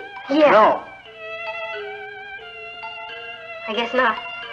You go ahead, Kath. But you two have been sitting in every night. It's very relaxing. I enjoy it. Boy, that was a great dinner. You know, I think I'm gaining weight. Why don't we watch television? Sure, we could tune in Channel 11. They're giving karate lessons. But there's a good comedy show on. What's the matter? Aren't you interested in karate? Of course. But we're watching the comedy show. Well, I'd rather watch karate. Let's not watch television at all. All right with me. Excuse me.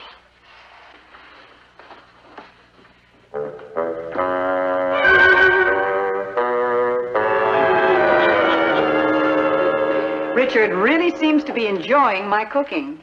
Yeah. I've never seen anyone have 7 helpings of mashed potatoes before. Oh, thank you, Cathy.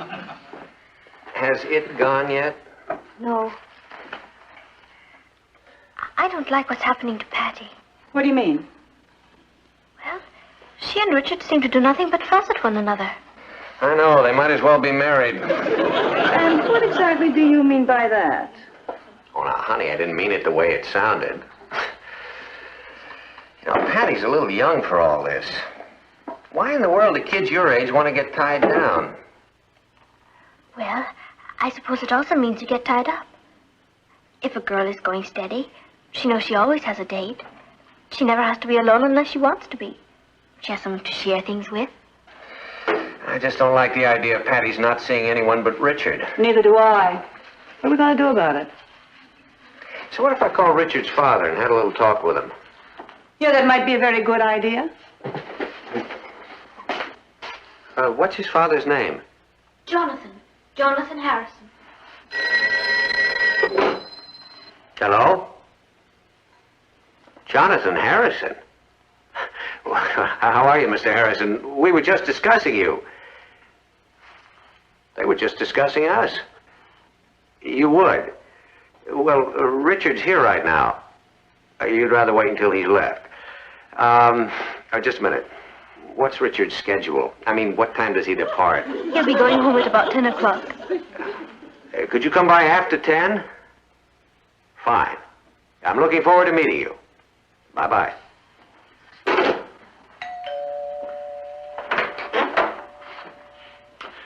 Lane? Harrison. How do you do? Has Richard gone? Yeah. Patty's walking him home. This is Richard's father, Mrs. Lane, our niece Cathy. How do you do? I'm going to be blunt, folks. My son, Richard, is too young to be going steady. So is our daughter, Patty. Mr. Harrison, if you feel he's too young, why did you allow it? Because he came home with some cock and bull story about being an old maid if he didn't give a girl his ring. He made it sound like he was the last teenager on earth who wasn't going steady. Mrs. Harrison and I didn't want to destroy his life, so we gave in. That's the story at our house, too. They keep outsmarting us. Richard's a big disappointment to me. I would think so. Yep. Everyone told the missus and me that when he got to be 16, he'd get moody and withdrawn, and we'd have no communication with him. Well, that happens sometimes with teenagers. We weren't one of the lucky ones. It didn't happen to us. It didn't? No. And we were really counting on it, too. He communicates with us night and day. He wants a new car, a bigger allowance, more clothes. Boy, does he communicate. And there's no way to turn him off. I know what you mean. Since he gave Patty his ring, he's never at home anymore. I like it, but his mother wants him back. Why? Mothers. The question is, what are we going to do about it? You'd think he was married. The last few days, he's been walking around like he's carrying the weight of the world. Maybe it's all those mashed potatoes. You said it. That's the solution. Mashed potatoes? No, getting married.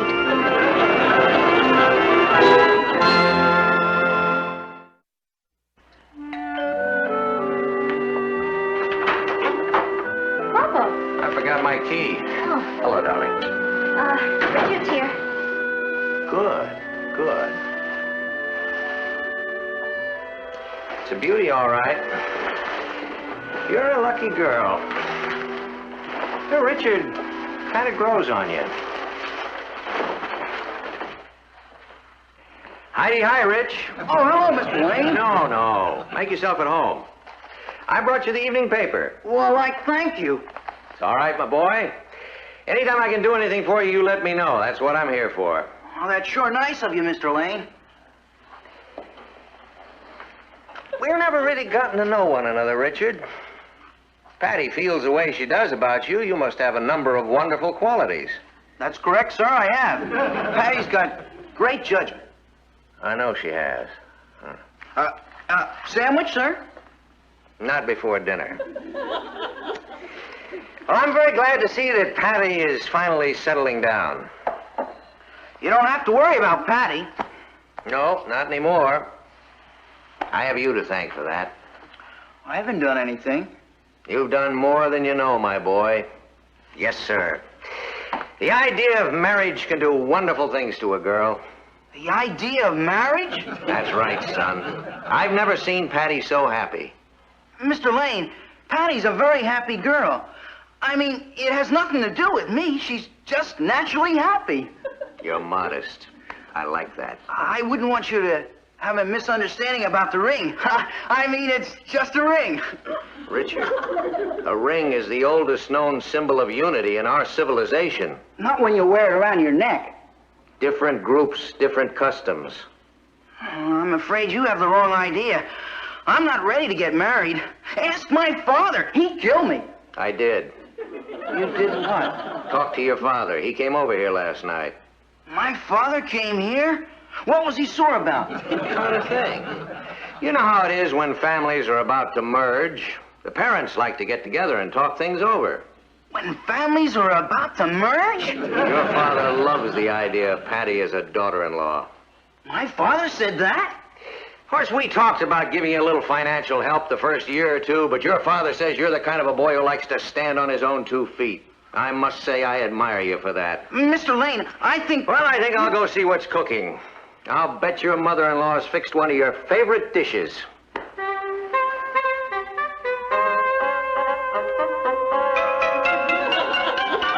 My mother-in-law? We're going to be around each other for a good many years, huh? You know how it is when families are about to merge, son. Parents like to get together and talk things over. I'll bet your mother-in-law is fixing one of your favorite dishes, huh, son?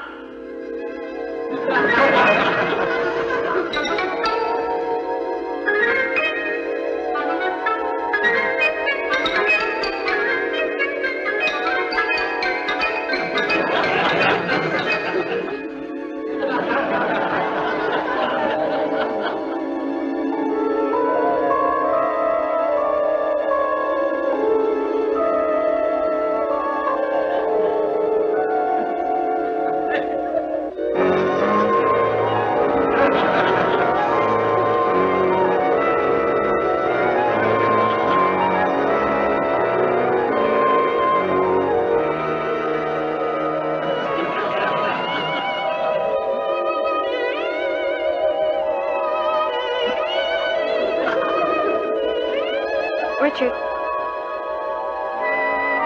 Richard? Richard? I brought you some more sandwiches. Why? To eat. I want you to fit my sweater. Yeah, that's another thing. Knitting me a sweater and socks? Boy, how stupid can a man be? I never even suspected what was behind it. What are you talking about? I'm talking about what happens when two families merge.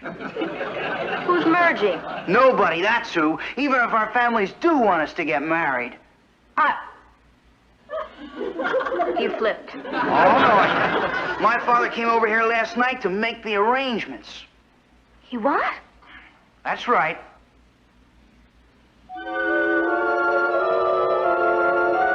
It's a beauty, all right. You're a lucky girl. Richard kind of grows on you.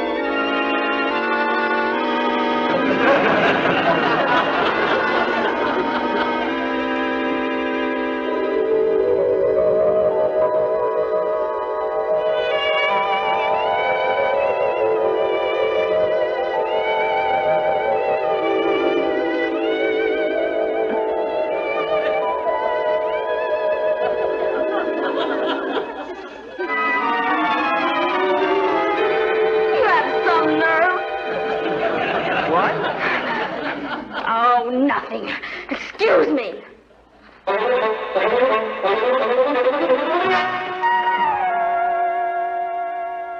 Are you busy, Daddy? Come on in.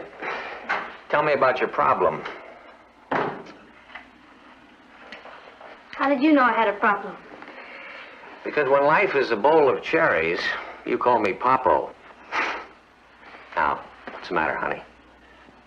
If I say something, will you promise not to say I told you so? I promise. I'm not ready to go steady. I told you so. How do I get out of it? Why don't you simply tell Richard how you feel about it? No, that'd break his heart. I see. Well, we couldn't do that, could we? Suppose that I have a talk with Richard and tell him that your mother and I feel that you're too young to be going steady. That's the coward's way out. Will you do it? I'll be delighted. Thanks, Papa.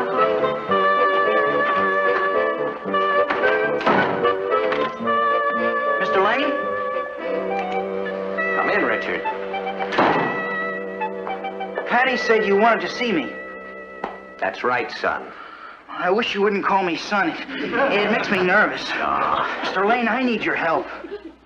Well, what's your problem? Patty. What's the matter? Aren't you two getting along? Oh, we get along too well. I mean, I'm too young to be going steady. I've got my whole life ahead of me. Only I don't know how to get out of this. I see. Well, they say that honesty is the best policy. Why don't you just tell Patty how you feel? What? And break her poor little heart? Of course. Suppose that I put my foot down and tell Patty that I think she's too young to be going steady. Would you do that? Well, I can't promise anything, but I'll try. Oh, thanks a million, Mr. Lane. Thank you. I mean, you're very welcome. Just one thing. Be gentle with her.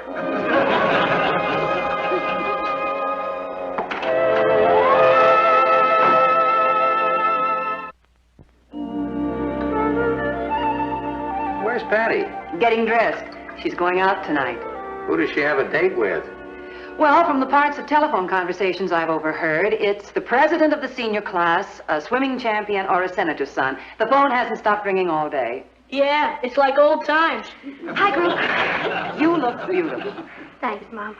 I haven't seen you look this happy in weeks. Ever since Richard took his ring back, I felt like a new woman. For a while, I thought he was going to be my brother-in-law. Gee, I was scared. I think we were all a little scared. That's my date. I better go. He hates to be kept waiting. Patty, bring him in for a moment so we can at least say hello. Sure. I've never seen such a change in anyone. Isn't it lovely? I want to meet this boy. Like, hi.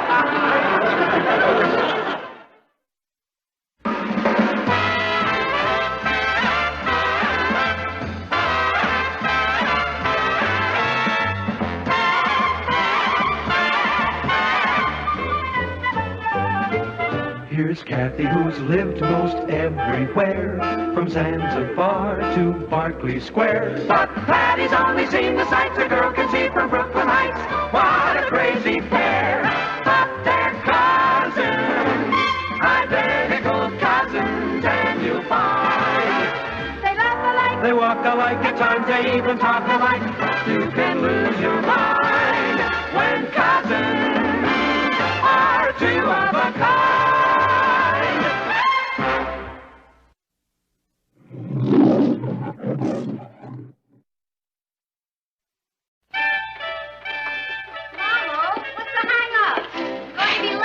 Breakfast is coming up. Mom, I gotta get out of here. In a minute. Natalie, I have a staff meeting at 9 o'clock. You'll make it. Let's see now. That's a waffle for Ross, fried eggs for Martin, scrambled eggs for Patty, and French toast for Cathy.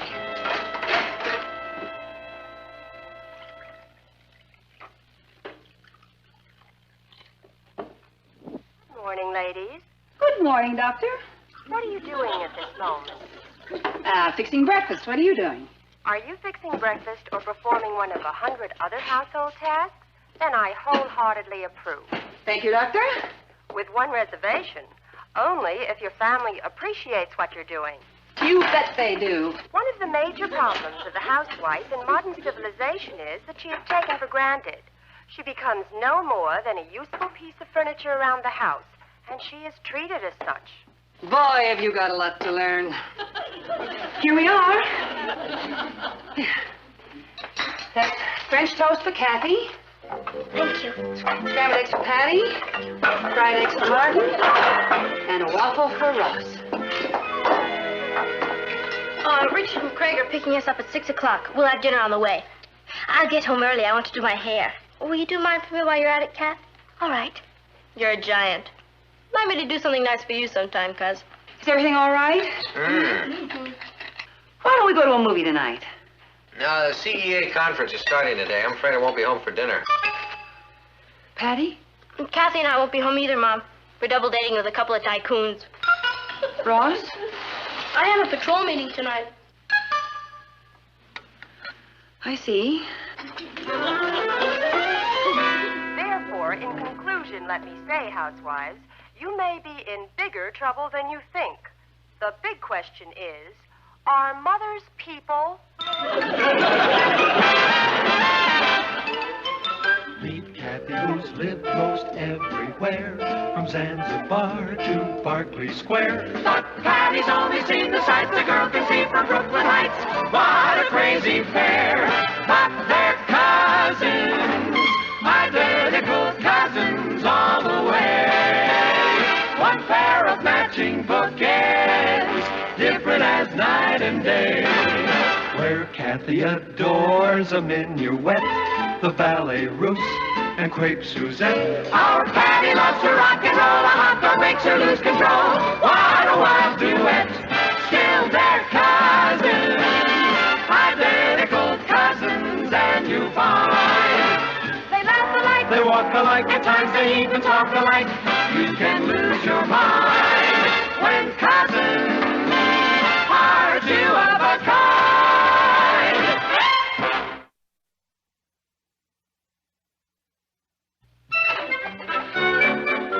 Natalie!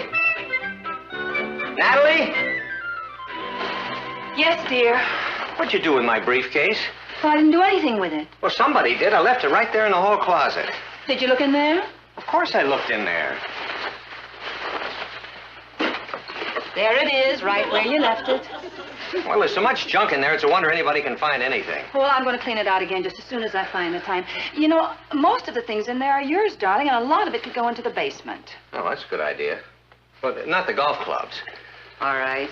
I'd say we'd better keep the skis up here, too. All right. You never know when it'll snow in the closet.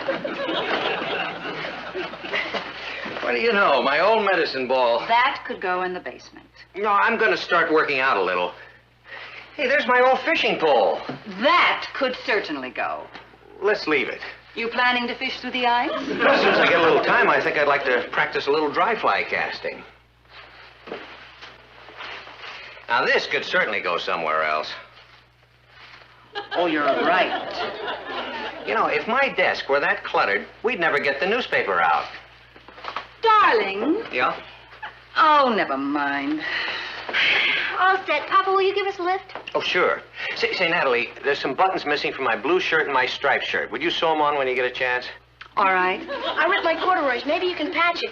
I'll take a look at them. Mom, if Roger calls, will you tell him that we're meeting at Susie's?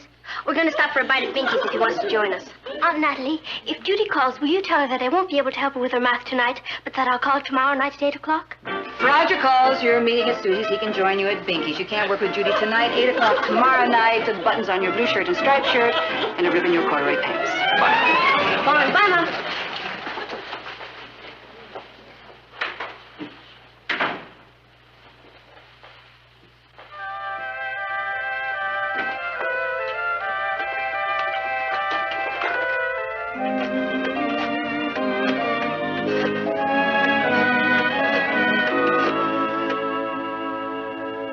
Joan? Natalie, are you doing anything? Can you come over here right now? I guess I've always just taken it for granted that my family appreciates me. But this morning, when I heard that psychologist talking about what a big problem this is to American housewives, I realized it was true. They don't appreciate me. Welcome to the club, honey. I clean for them, cook for them, sew on buttons, nurse their colds, and I love doing it. Don't misunderstand me. Oh, I read you loud and clear. You just want a little appreciation. Exactly. You know, all they have to do is just say thank you once in a while. A little pat on the head to old dog Trey. Joan, do you know how many breakfasts I've cooked for them? 6,559. How do you happen to know that? I figured it out. And you know how many dishes I've washed? I'd rather not hear. You think I'm making a mountain out of a molehill? No. I think you're making a molehill out of a mountain. I think it's time for the mothers of the world to unite. I hate to say it about my own family, but I have to face facts. They're selfish. They don't care what happens to me. You know, what we really need is a union. How do I go about joining?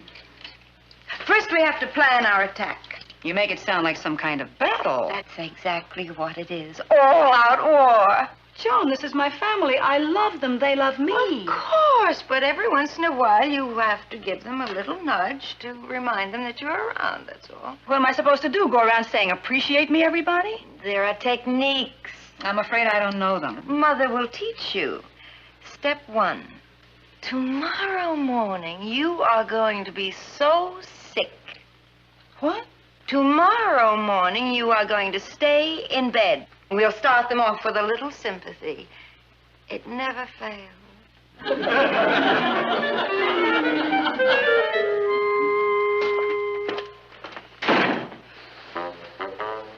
Honey, is there anything I can bring you before I go to work? No, thank you. How are you feeling? Oh, fine, thank you. Just a little weak. You're probably coming down with a cold. Or pneumonia. I doubt it. You'll be on your feet before you know it. You're too restless to spend more than a few hours in bed. By the way, while you're resting, we should look over the speech I'm going to make at the Overseas Club tonight. See if you think there's anything I should add to it. And I'd appreciate it if you would see that my dinner jacket is pressed. And by the way, please call Gilroy's and tell them to make sure my shirt is here by 5 o'clock, okay? Hi, Mom. How are you feeling? Oh, Mom, I'm supposed to meet Richard back here after school, but I'll be tied up with a dance committee meeting. When he comes, will you tell him to go over to Alice's and I'll meet him over there? Oh, and you might call Alice and tell her that Richard is bringing the records. I'd call her myself, but I won't have time. How are you feeling, Aunt Natalie? Terrible. Oh, I'm sorry. You're probably coming down with a cold. I'm expecting a COD package. Could you please pay the delivery man when he comes? There's a dress in it. If you're feeling well enough, I would appreciate it if you'd hang it up for me. I'd like to wear it tonight. How you feeling, Mom? Marvelous. That's great. Mom, one of the wings of my model jet got broken. I told Mr. Francioso you'd bring it in. If he can't fix it, buy a model kit 7A. Don't get 7B, 7A. And he'll give you a trade-in on the model kit on my dresser. If it's not on my dresser, it's in one of my drawers. Can't you do it yourself after school? I'm not coming home after school. We're going out to play ball, and I need the plane to enter in a contest Saturday. Perhaps your mother doesn't feel up to it, Ross. Oh, don't worry about me. I'll do it while I'm resting. Look over your speech, have dinner jacket pressed, tell Gilroy's to have your shirt here by 5 o'clock. Tell Richard to meet you at Alice's, tell Alice Richard will be there with the records. Pay postman for your address, hang it up. Take your model jet to Mr. Franciosa. If he can't fix it, buy model 7A, not 7B. He will give trade-in for a model set on your dresser. And if I have any time left over while I'm convalescing, why don't I just build another wing onto the house?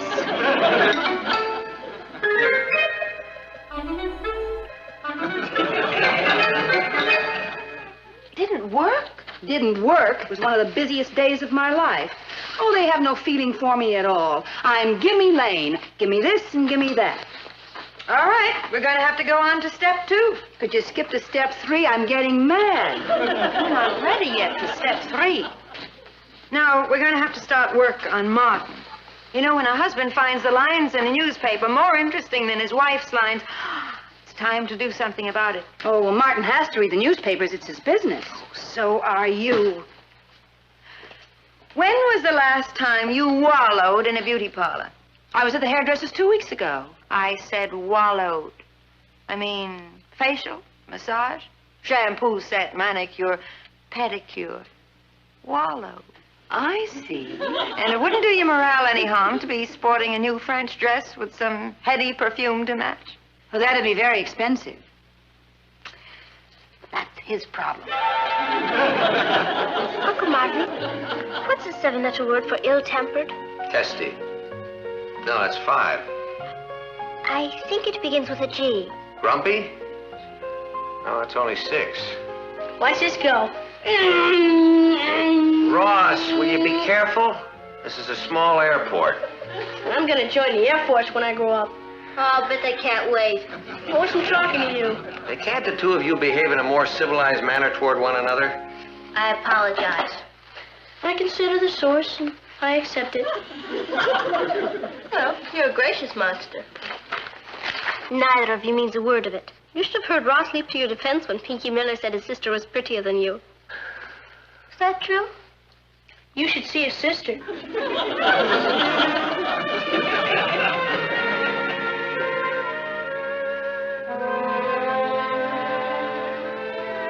Good evening. Hi, Mom. Hi, Mom. Hi, honey. What time are we eating? Is that all you think about, eating? Well, I only asked because we have an editorial meeting tonight and I have to get down to the paper. Dinner isn't going to be ready soon. I'll have a sandwich out. Of course, I don't want you to eat out. I'll fix something right away. I have a date, too, Mom. I'm going bowling. I'm afraid I don't have much time either, Aunt Natalie. I promised Nancy I'd help her with her homework. Well, it looks like we all have a problem. You know, Natalie, you really ought to organize your time better. Well, if businessmen ran their businesses as haphazardly as the average home is run, nothing would ever get done. I'm sorry. Let me get out of this rag and I'll go fix dinner. What's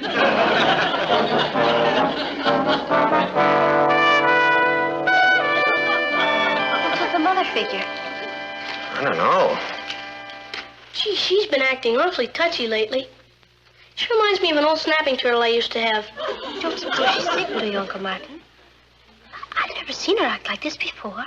Maybe she's just getting old. You know how old people are. No, how are we? Grouchy. That's it. That's what?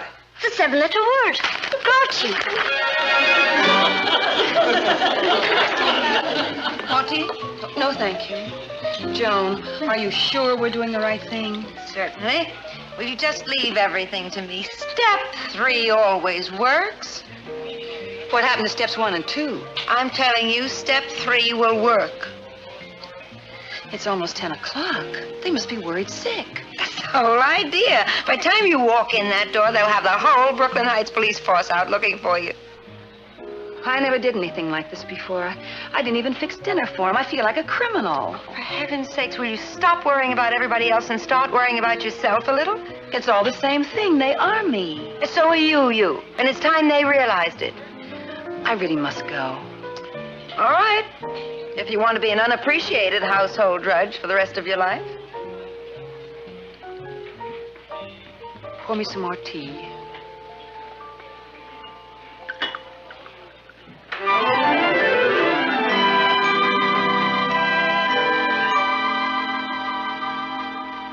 I'm home. Hi, honey. Hi, Mom. Check. Hello, Aunt Natalie. It's after 10 o'clock. Geez, is it that late? Well, I guess you better get on up to bed, son. Night, Mom. I'm sorry I'm so late. Joan and I had dinner together and time just flew. Good. Kath, you want to take over for Ross? And you're in check. What'd you do about dinner? No, I fixed us something. Weren't you worried about me? No, I figured you had dinner with Joan and the time just flew. That's terrible.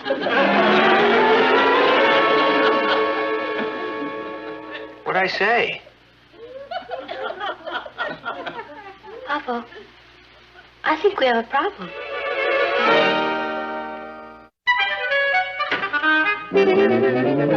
What's the matter? I just got blasted again. What did you do? I said good morning.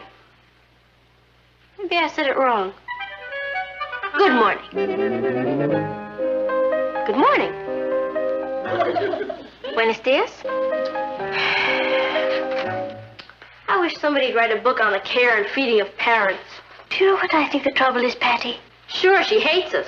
No, I think she's just tired. You know, you could be right, Cathy. I'm sure I am. She probably doesn't realize how hard she works around here. She's not getting any younger.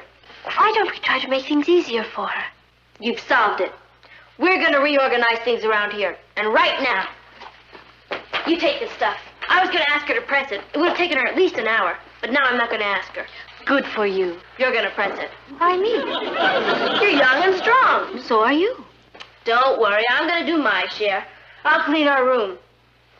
I better fix the zipper, too. And I can take these things to the cleaners for her. Good. I'll do the marketing. There are some shoes to be resoled. I'll take them down for her. We're really getting things organized.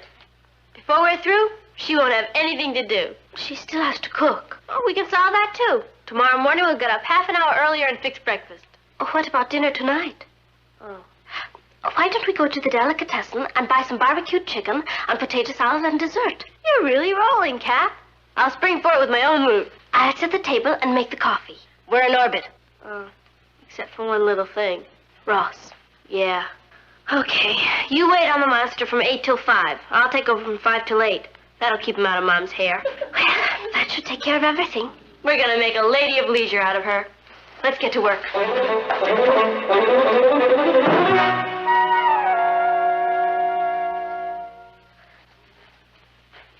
Why, it's all clean.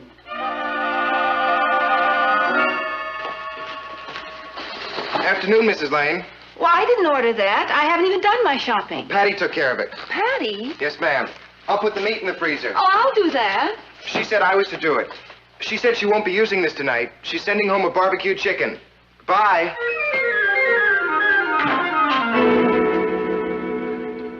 Well, if everybody's finished eating, I'll clear the table.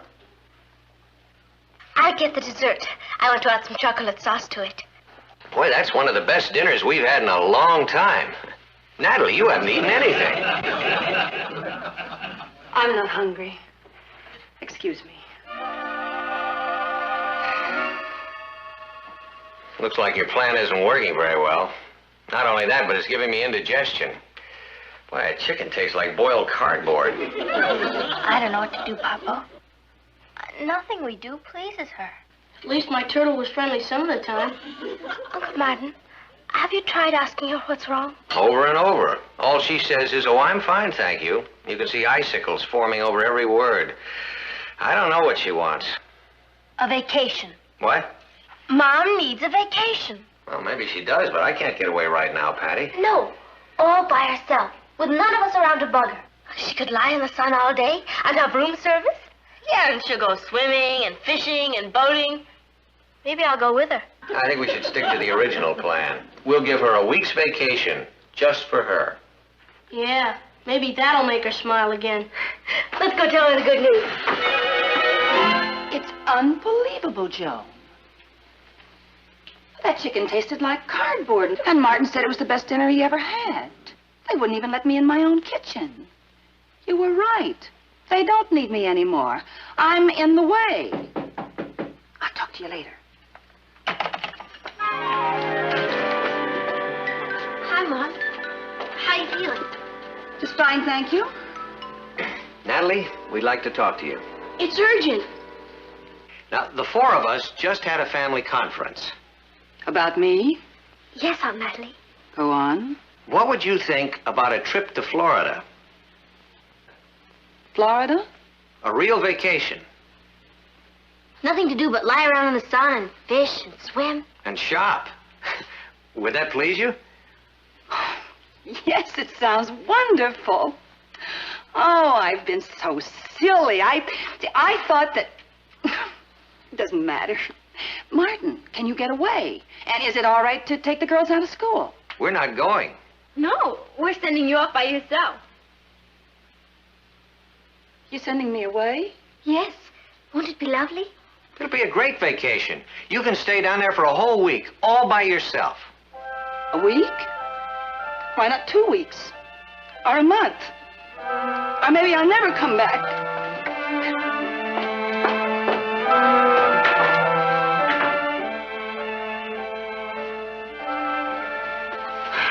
We're in bigger trouble than I thought. What's the matter? I just came from Mom's room. Her bed is covered with travel folders. What's wrong with that? They're for around-the-world cruises. She wouldn't do that. She's taking enough suitcases for a safari. Could she be angry with us? With us? Don't be silly. We've cooked for her, we've cleaned for her. I wonder if she appreciates us. Perhaps she thinks we don't. No. What? Just a silly idea. She's a big disappointment to me. I didn't think she'd go. We all told her to go. Well, she didn't have to listen to us. You know that line from Shakespeare? There's something rotten in the state of Denmark? Hamlet. Well, there's something rotten in Brooklyn. Your average red-blooded American mother just doesn't walk out on her family.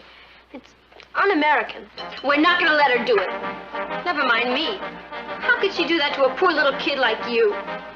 Yeah. Listen, maybe we can pay her to stay. She can't walk out on us. And we're going to tell her so. I've given them the best years of my life, and now they're through with me. They can't wait for me to get out of here. Well, they're not going to get rid of me that easily. Where is she? She's in her room. No, we've made a terrible mistake. We can't let her go. We've got to stop her. Right. You're not going. We need you, Aunt Natalie. We can't get along It's without my you, house, Mom. and I am not leaving. What did you say? I said I'm staying here with my family. You mean you want to stay? Of course I do. I live here. But you've been acting as though you hated us. I thought you hated me. I haven't heard one kind word from any of you in years. You're kidding. Look, I love doing things for all of you. All I wanted was just one little thank you. We're sorry, Mom. Thank you. Thank you. Thank you.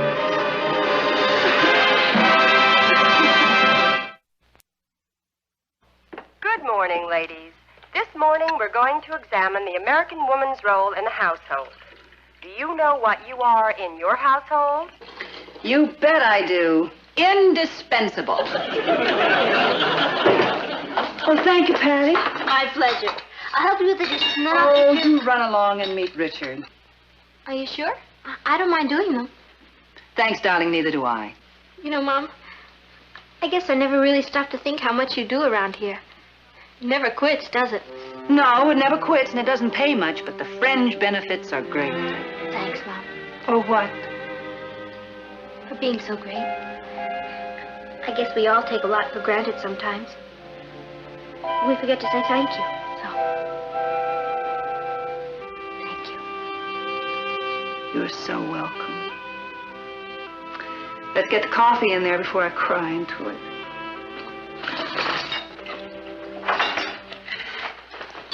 Gee, these are the best waffles I've ever tasted, Mom. The eggs are delicious. I love the French toast. Even the milk is great. Okay, don't overdo it. We just wanted you to know that we appreciate you. We may not always remember to tell you, but we do. Thank you. Oh, by the way, honey, would you check with the laundry and ask them to stop starching my collars? And there's some buttons missing again. I promised Ted I'd lend him my atlas. Would you please tell him there's 2 maps he's looking for on the back pages, near the index? Mom, I broke my shoelaces. And while you're out getting some, would you please tell Mr. Francioso I've changed my mind about that model kit 7A? Take it back and get C16. That's the big job. Oh, Mom, I'm bringing Mary and Alice by for dinner. Alice doesn't eat veal, and Mary doesn't eat broccoli. Oh, and if Richard calls, would you tell him that I can't meet him at the library, but I'll see him at the mall shop at 4 o'clock?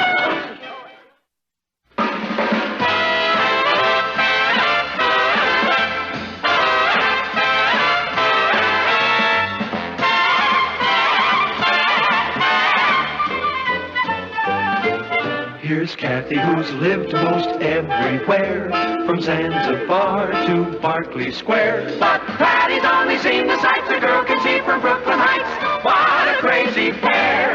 But they're cousins, identical cousins, and you'll find they laugh alike, they walk alike, at times they even talk alike. You can lose your mind when cousins are 2 of a kind.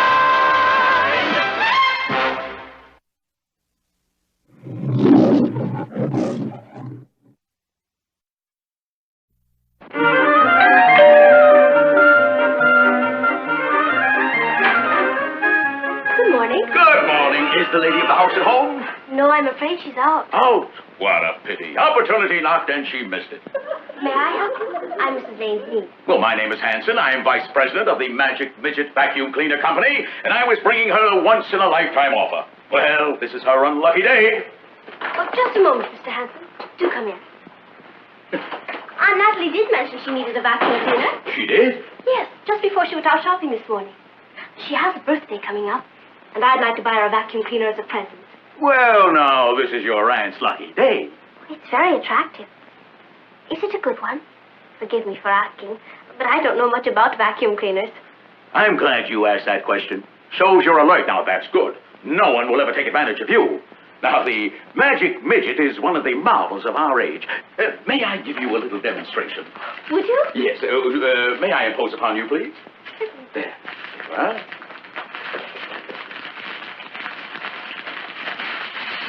What are you doing? Oh, don't worry. I'm just giving the Magic Midget his breakfast. Now, you watch this. From now on, your aunt will be able to spend her mornings in bed, afternoons at the beauty parlor, and her evenings at the opera. By this marvelous contrivance will free her from the drudgery of her household chores. I'll buy it. If it isn't too expensive. It's only $29.50. Isn't that very inexpensive? Now, I'm glad you asked me that question. Oh, I can see it's going to be a pleasure doing business with you. Now, the Magic Midget sells far below any other brand on the market today. Now, how can we afford to practically give this machine away? Low overhead. I'll go get the money. Just a moment. You haven't seen everything yet. Now, you won't want to give your aunt this beautiful Magic Midget without this marvelous, handy, this beautiful drape cleaning attachment. That is beautiful. Yes, it is. And this one here, now this will clean your walls. And this one here, this will clean the couches under the sofa with that. And this one will clean your dog. I've got one here that will clean your clothes. I got another one here that'll clean inside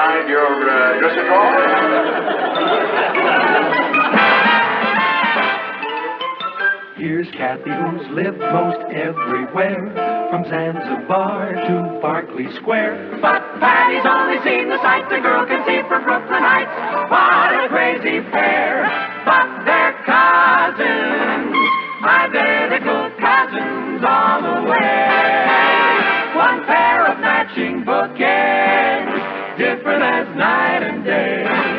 Where Cathy adores a minuet, the ballet russe, and crepe Suzette. Our Patty loves to rock and roll, a hot dog makes her lose control. What a wild duet, still they're cousins, identical cousins, and you'll find they laugh alike, They walk alike, at times they even talk alike. You can lose your mind when cousins are two of a kind.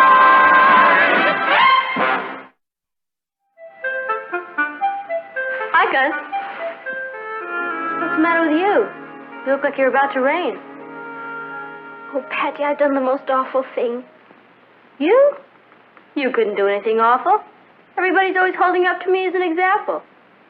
What did you do? As you would say, I goofed.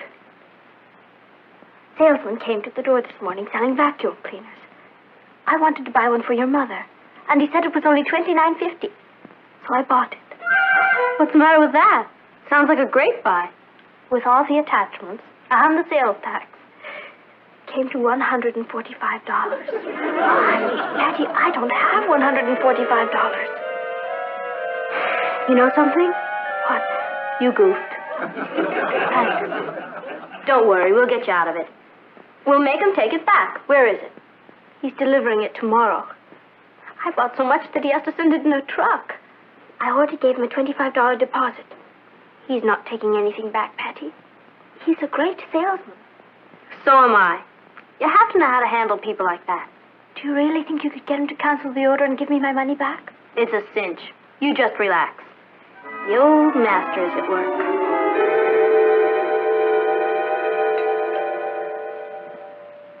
Cathy, I have to handle this myself. You wait upstairs. Are you sure? Have I ever steered you wrong? Yes.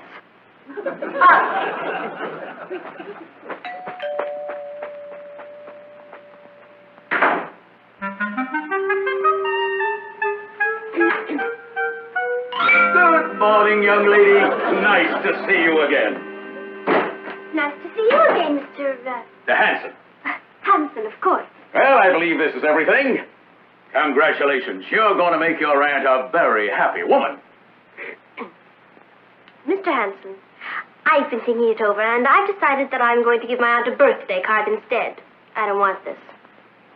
But you wanted all this. I've changed my mind. Well, I'm afraid it's a little too late for that.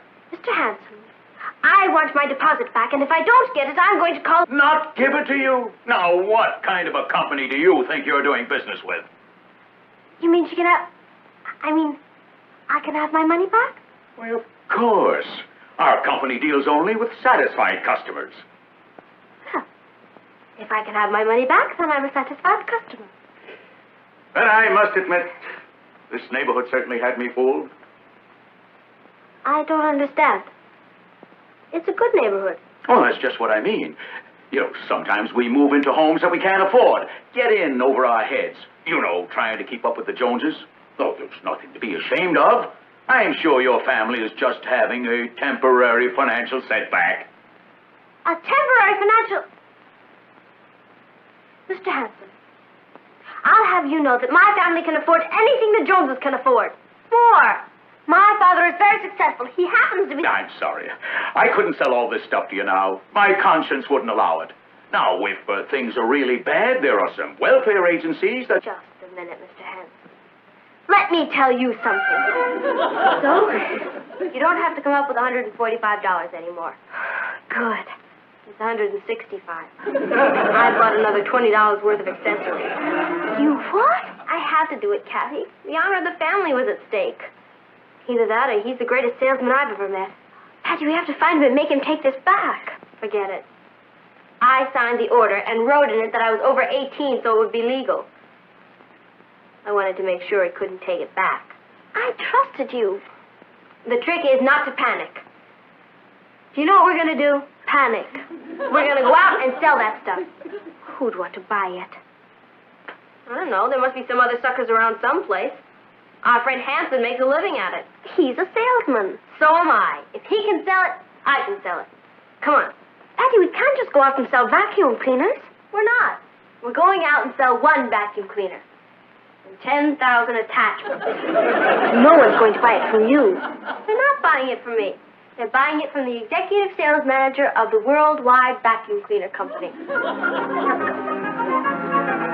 Patty, you need a license to sell things. Oh, who's gonna know? This isn't our life's work. We're just doing it this once, and then we're going straight. Can I help you? No, sir. We're here to help you. As a matter of fact, this is your lucky day, Mr. Rogers.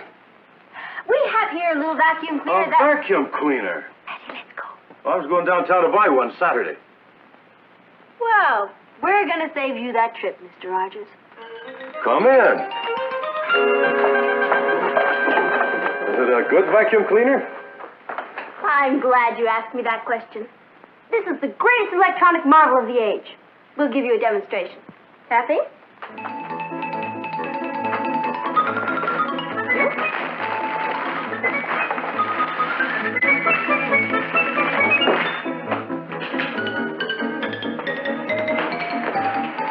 How about that? Well, that's great. How much is it? $29.50. With the attachments, it's $165. Isn't that a lot? Mr. Rogers. Do you know what you're getting here? This isn't just a vacuum cleaner. It's a way of life. It'll clean your rugs, your drapes, take the lint off your suit, it'll clean your dog, climb ceilings, goes around corners, I'll take it. waxes furniture, fluff. What'd you say? I said I'd buy it. It's my wife's birthday. She's been wanting one. Well, excuse me. I got the money. Didn't I tell you it was easy? I can't believe it. Maybe that'll teach you to have a little more confidence in me. I may be the greatest salesman of our time. Ah, here's the money. You'll just give me a receipt. Why, where are you going? We just remembered another appointment. What about the vacuum cleaner? Oh, you wouldn't want it. We've been having an awful lot of trouble at the factory with it. We'll come back when we have the bugs ironed out. Bye! Patty, we'd better stop this. We're going to get into trouble. Oh, we can't quit now. We have to get rid of this stuff. Who do you think you're going to sell it to? Whose name is on the bill? Mr. J. Appleton. Bingo! Ring it. What do you want? We want you, Mrs. Appleton. May we?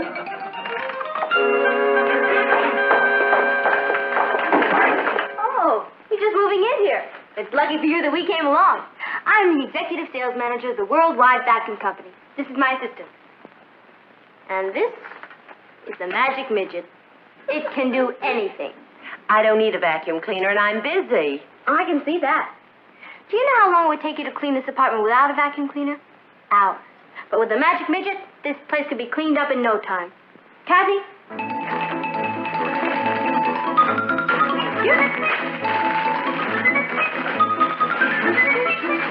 Miss!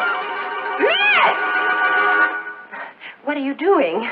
I'm glad you asked me that question. There's no need to worry, Mrs. Appleton. The magic midget will pick this up in a jiffy. Stop that! Oh. This is really going to open your eyes. A little more dirt here. You clean that right up.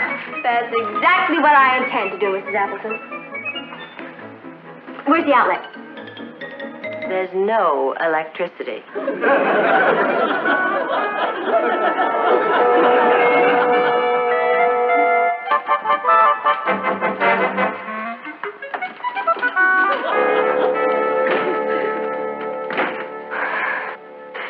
Look at that. I'm a nervous wreck. Let's go home, please. Let's try it one more time, Smile. Yes? May I help you? You don't want to buy a vacuum cleaner, do you? No, I'm afraid not, but thank you so much for asking me. That's perfectly all right, Mrs. Smart. We didn't mean to disturb you. We just thought that the magic midget was so marvelous, 'twould ease your burdens. Why, you're from England. How did you guess? My dear child, you can't fool an old Britisher like me. Well, don't stand in the drafty hallway. Do come in. What part of England are you from? The White Cliffs of Brooklyn Heights. Oh, it's such a pleasure to hear a civilized accent again. You know, I've been living here for 20 years, and I still can't understand a word the Americans say. It's a beastly bore, isn't it? Well, as I said to Ronnie, that's my son, we should have kept it as a colony. The shopping is marvelous. Quite. And things come right to your door. It's frightfully convenient. May I offer you a spot of tea? No, thank you.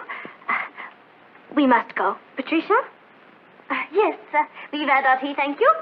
We're rarely much pushing on, you know. Oh, pity. Duty. Quite. Stop. If I'm not being too inquisitive, what is it that you're selling? Oh, this? It's nothing, really. Oh, it's a vacuum cleaner. Yes, it's quite good, actually. Well, how much is it? We paid $165 for it. But we'll sell it to you for $155. Well, it will assist you, girls. I shall purchase it. Do you mean it? Of course I mean it. It's the least I can do for a fellow countryman. Yippee! What? That is to say, hello. Shall we say $140?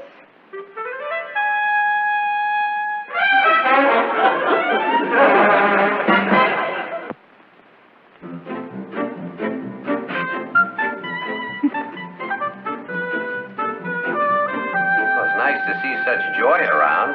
You want to let us in on it? We're just happy, Uncle Martin. Yeah, I can see that. Where have you two been all day? I haven't seen you. We just had to get rid of something. Hey, looks like my editorial is finally bringing results. What do you mean, dear? Remember the editorial I wrote last week on the phony door-to-door salesmen who cheat housewives? Well, the police are beginning to crack down on them. Seems to be a new teenage gang operating. Policemen reported that 2 teenage girls tried to sell them a vacuum cleaner. A woman reported that 2 teenage girls came in and ruined her apartment and then fled. According to a third report, the girls seemed to be 2 English girls. More coffee? No, thanks. It's good dinner, though.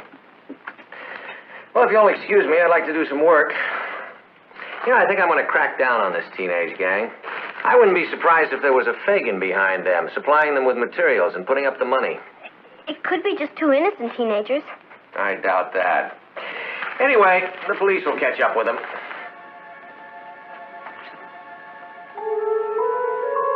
Aren't you going to finish your cake, Cathy?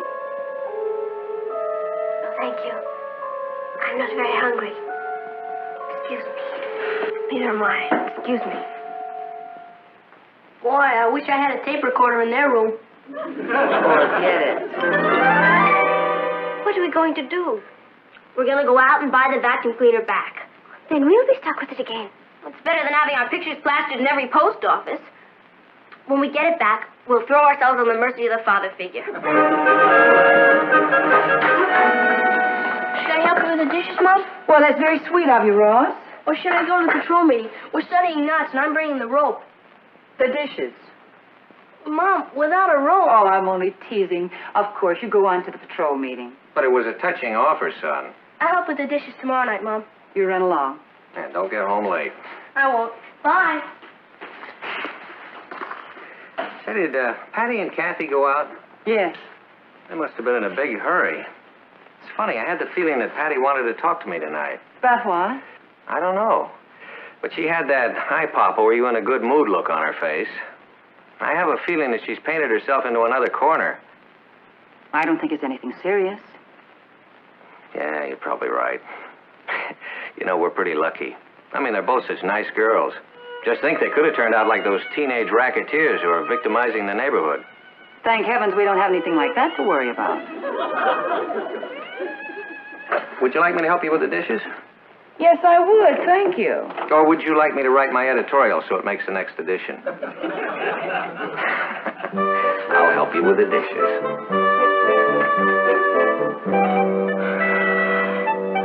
Why don't you go in and buy it back from her? her language. Oh, maybe this isn't such a good idea. Do you know how many post offices there are in this country?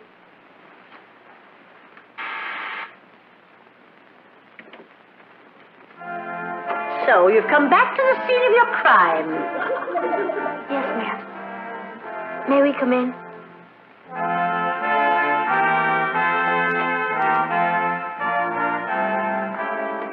I was shocked when I read of you two victimizing the city. You should be ashamed of yourselves. We are, Mrs. Smythe. That's why we're here. We want to buy back the vacuum cleaner. Buy it back? Yes, ma'am. You see, we didn't have any right to sell it to you. Well, now I don't know. I've become very attached to that vacuum cleaner. Here's $140 back. Oh, I couldn't part with it for that. What do you mean? Well, it's such a pretty little machine. I couldn't part with it for under $150.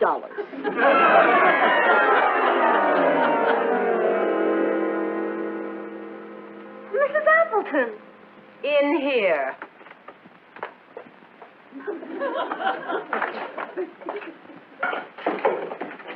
Got the electricity back on. Not for you, it isn't. First you get a broom and dustpan, and then you start using soap and water.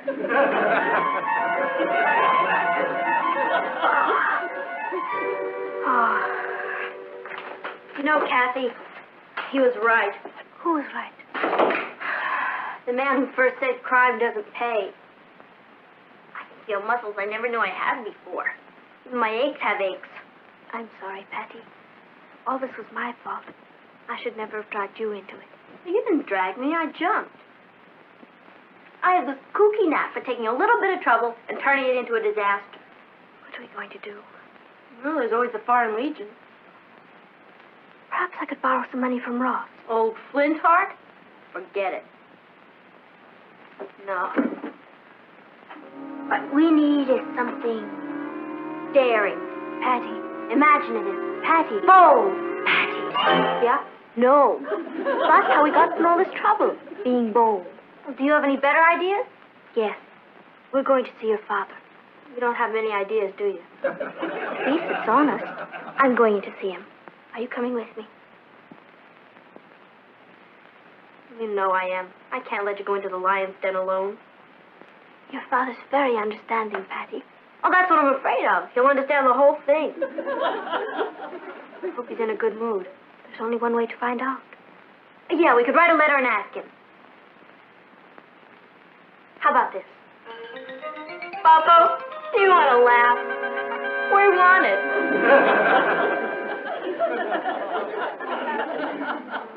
Let's play it by ear.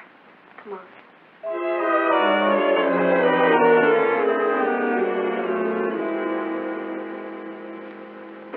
Papa, are you in a good mood? Try me. Well, how much do you need? We don't need money. We need mercy. Uncle Martin, you know that editorial you're going to write? Yeah.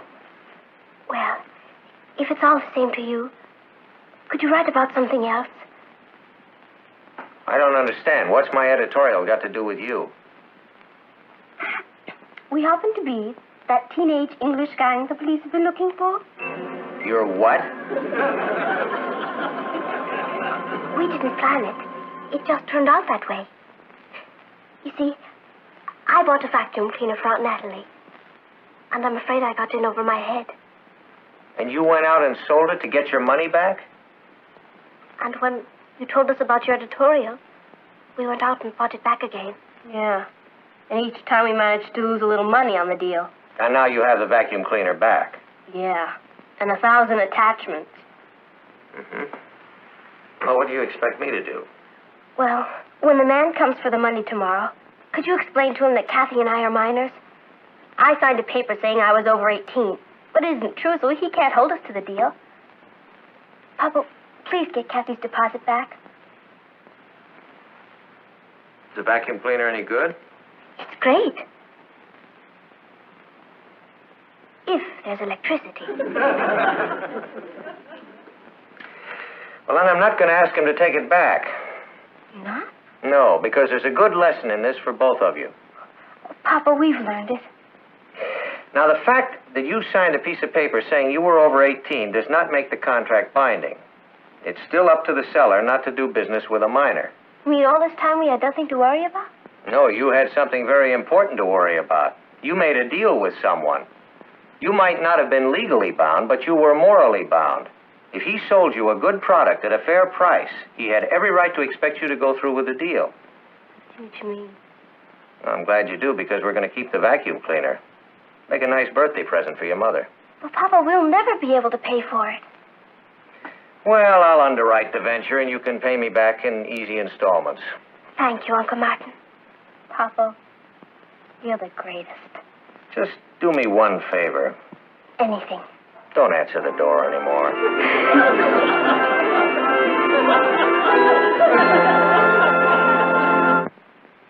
Hurry up, she'll be home any minute. I've never seen so much junk before in my life. How clean can a house get? It's better than using soap and water. Now remember, when she gets here, try to look natural, and we'll surprise her with all of the attachments at once. Right. Here she comes.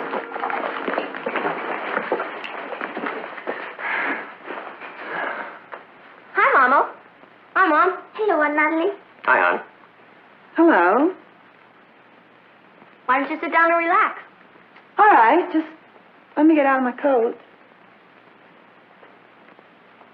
Let's bring it on when she comes back. Everybody pick up an attachment. I'd have been home earlier, but I stopped to do some shopping. Isn't it beautiful? It's called a magic midget. And wait till you... See all the attachments. Oh, no.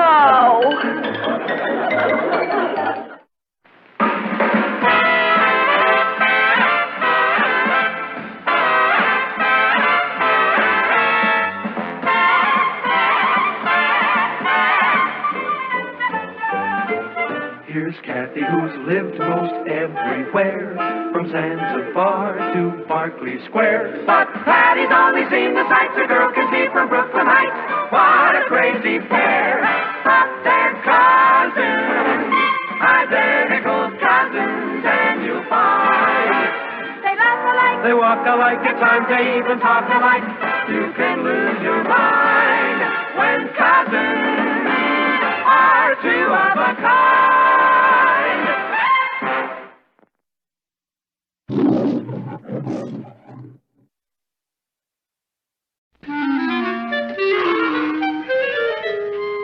It's after 9. Where's Patty?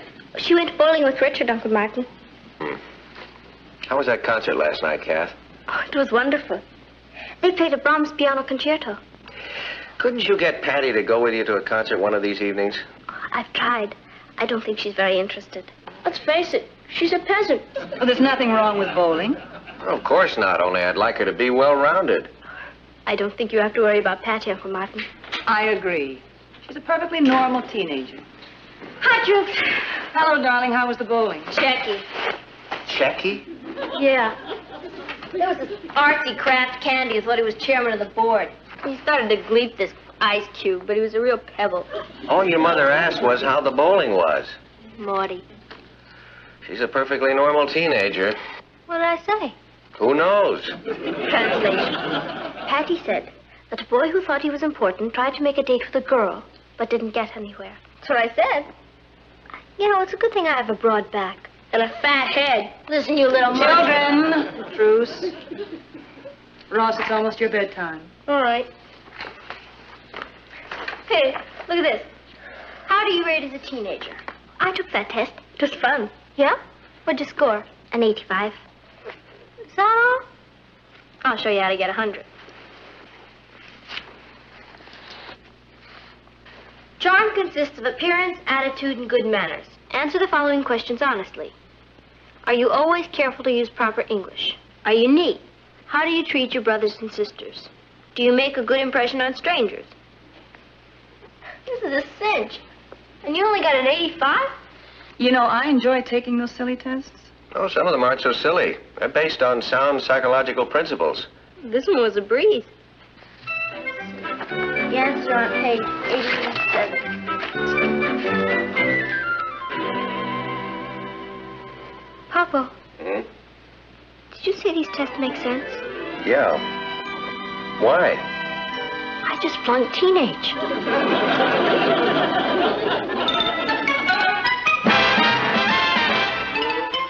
Here's Cathy, who's lived most everywhere, from Zanzibar to Berkeley Square. But Patty's only seen the sights a girl can see from Brooklyn Heights.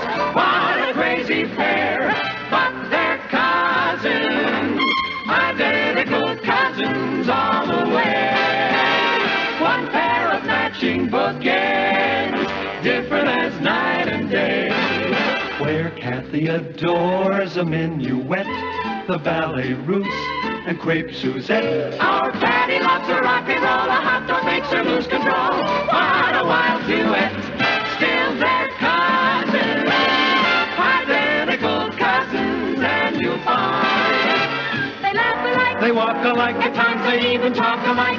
You can lose your mind when cousins are two of a kind.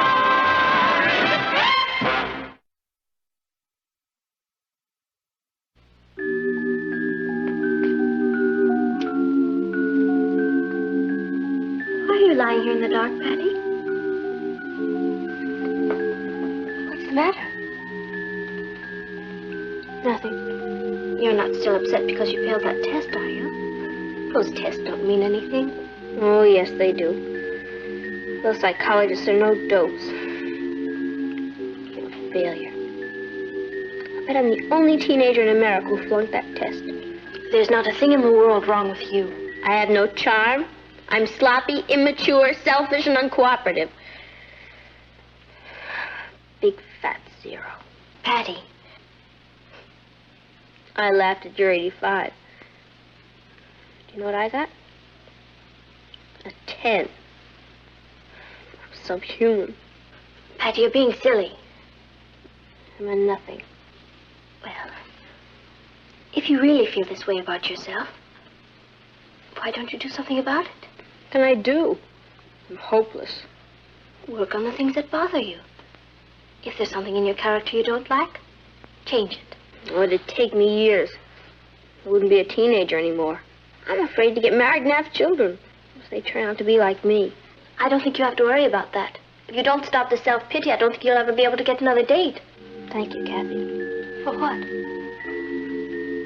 For being honest with me. Thank you, Bob. Cathy? Yes? Would you turn out the light, please?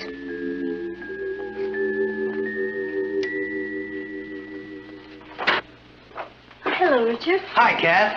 I'm glad you're here. Oh, thanks. Where's Patty? We're going skating. Oh, good. She should get out. Patty? Patty? Try to cheer her up, will you, Richard?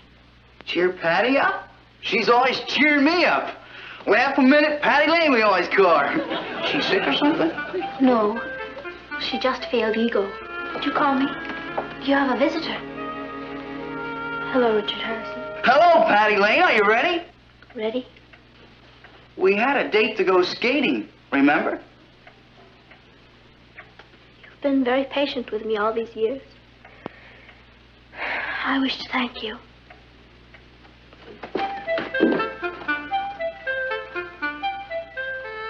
What's the matter with her?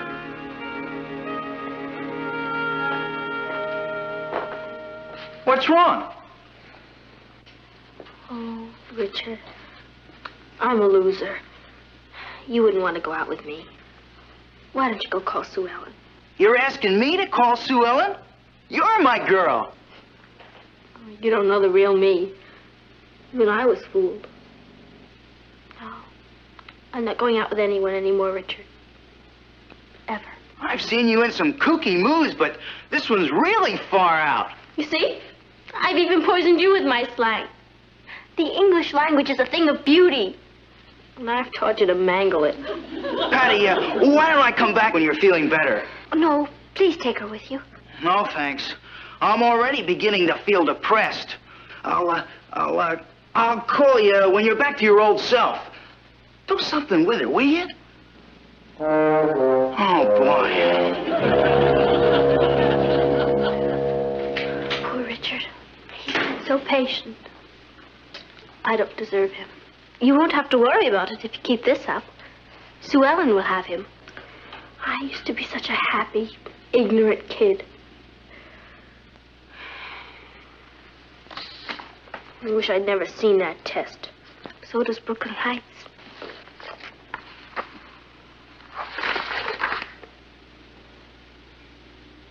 I do. You do what? I do. I do. I found the answer. I'm gonna be all right.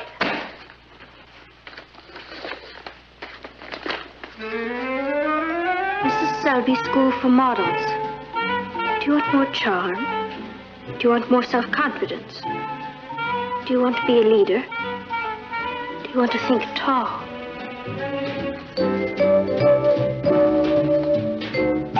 She's done it again. Je suis pour tes mots, petit popo. Bonsoir, bonsoir. You were saying? I hope you can help me, Mrs. Selby. Well, I'm sure we can. There's an enormous demand for teenage models. Well, I wasn't exactly interested in modeling. I just want to join the human race again. Well, our courses are designed to instill self-confidence. That's for me. I want to think tall again.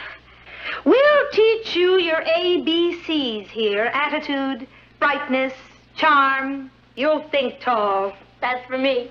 Our course is $60 a semester. That's a little taller than I had in mind. Well, you can take time to pay for it. And, of course, if we get you a modeling job, well, then we'll just deduct your tuition from that. Hey, that's the bidder. When do we start hacking? Immediately. First of all, I think we'll start you on a language course. Yeah? What language? English. Once more, please. The chill in Brazil is mostly on the hill. No, let's try that again. Very clearly now. I want elegance. Patty, may we hear you alone, please?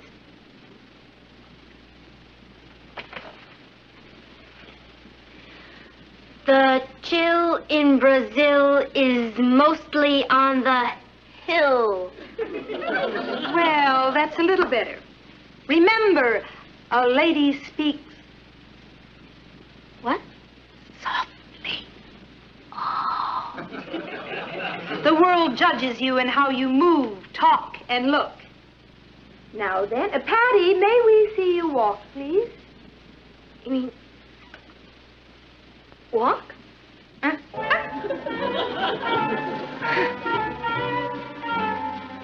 Nothing special. I just walk.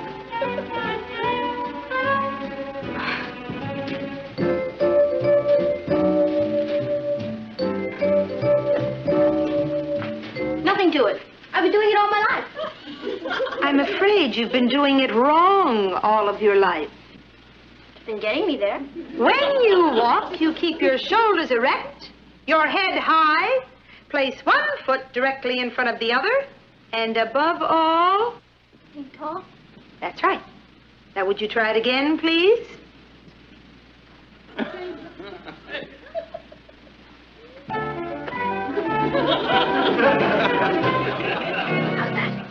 Well, that's a little better, but couldn't you try to be more graceful?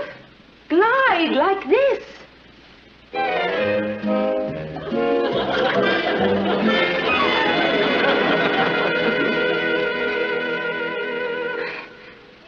Your legs are longer than mine.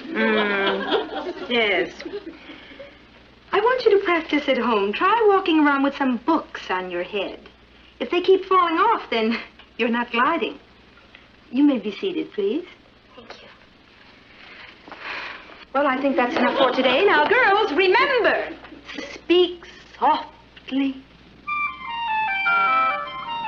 and clearly. Move gracefully and glidingly, and don't forget the Mona Lisa smile.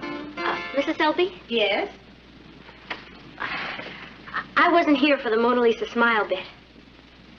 Well, it's the smile that gives a woman mystery and makes her irresistible to men. I'm sure you've seen pictures of the painting. Oh, yeah. What did you say? Yeah. Let me see that Mona Lisa smile.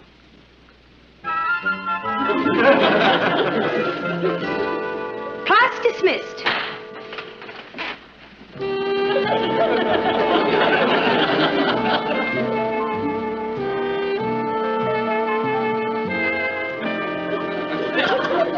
I don't see how walking around like a Zulu is going to help you. Oh, you'd be surprised. Mrs. Selby works on the whole woman. Walking.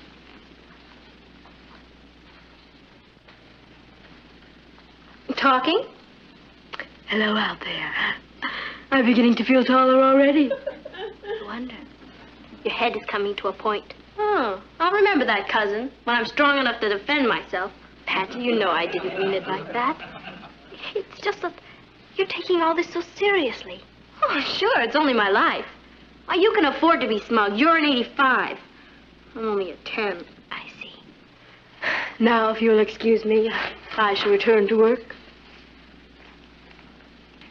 2,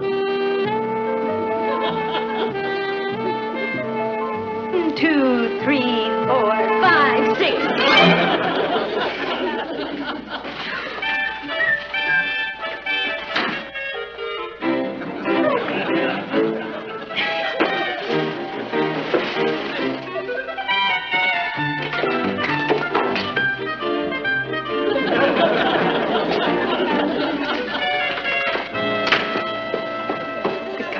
Girls, I have some wonderful news for you. This is Mr. Pell, the famous commercial photographer.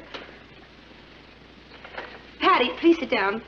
Mr. Pell is here to select a few photographic models for the new advertising campaign he's doing. Thank you, Mrs. Selby. I'll be able to use 3 models this time, but I may be calling on you again next week. Now, let me see. You, miss. And you, please. And you.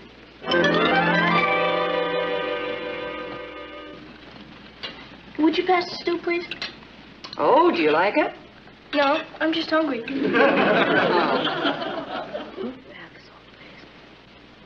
What? The soap? The salt. Does your throat hurt? No, of course not. Lady, speak softly. I'll bet they don't get much salt. Patty thinks she's going to be a model. Why don't you mind your own business? You are my business. I'm dedicating the rest of my life to making you miserable. That may not be very long, brother dear. All right, children. This is a dinner table, not a battlefield. You really interested in being a model? No. I'm going to this school for personal reasons.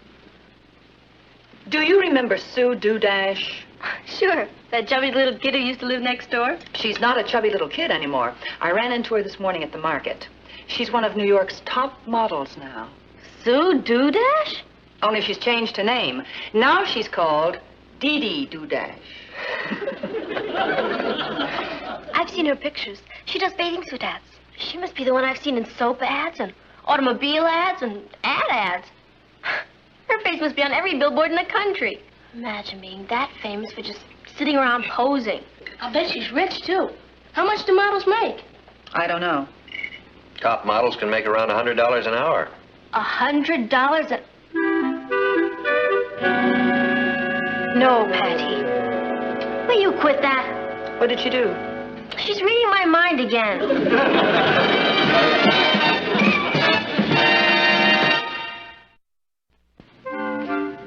And so remember, girls, harmony is the key note. A serene mind produces a serene body. Mr. Pell, how nice to see you. I'm sorry I'm late. Well, that's perfectly all right. Girls, you all remember Mr. Pell? He's here to select some more models. Yes. I'll need 3 girls today for one of our most important clients. Now, let me see.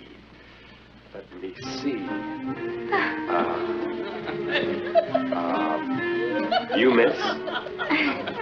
And, you please. One more. You. What did you say? Yippee. And then he pointed to me and said, you. It was a finger of fate. Are you really going to be on the billboards, Patty? Yes, Richard. Wherever you look, there'll be me. That sounds terribly exciting. Is this a definite offer, Patty? Yes, and it isn't just for one ad. Mr. Pell says he wants me to star in a whole series of them. I'm going to be a one-woman campaign. I think it's marvelous. My face will belong to the ages. It already looks it. Gee, Patty, you're going to be kind of busy from now on, aren't you? I'll never be too busy for any of my old friends, Richard. I'm sure they'll appreciate it. I suppose it will be embarrassing to go to theaters and restaurants and be recognized by everyone. But then again, I guess I'll learn to live with it. That's the price one must pay for fame. I think I'd wait until I was famous before I started paying the price. Talking about that, how much are they going to pay you? Well, I start at $10 an hour, but I'll work my way up, don't worry. You mean they're going to pay you $10 an hour to just sit there? To sit there and be me. Can you get me a job? I'll find out if they have any horror pictures coming out. Well, it does seem like an awfully easy way to make money. Just sit there and have someone take your picture. Other people's jobs always look easy to an outsider. I'll bet it's not quite the gravy train it sounds. Well, as a working model, Papo, I think that I know a little more about it than you do. All one has to do is to sit there and look glamorous. Smile.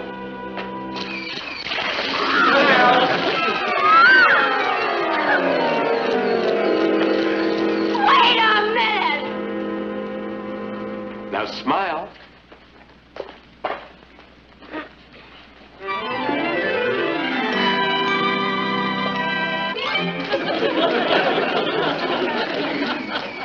Now smile.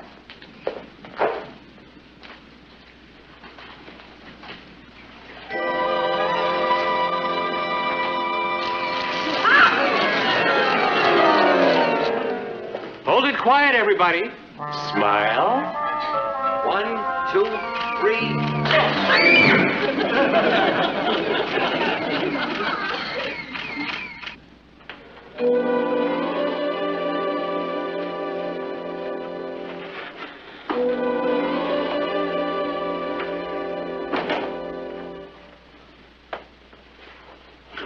Is that you, Patty?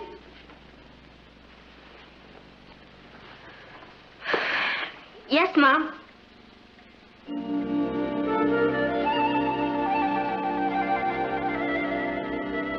Hi, honey. Hi. It's 9 o'clock and you've already made $30. Yeah. How did it go? Okay. You know how it is. No, we don't.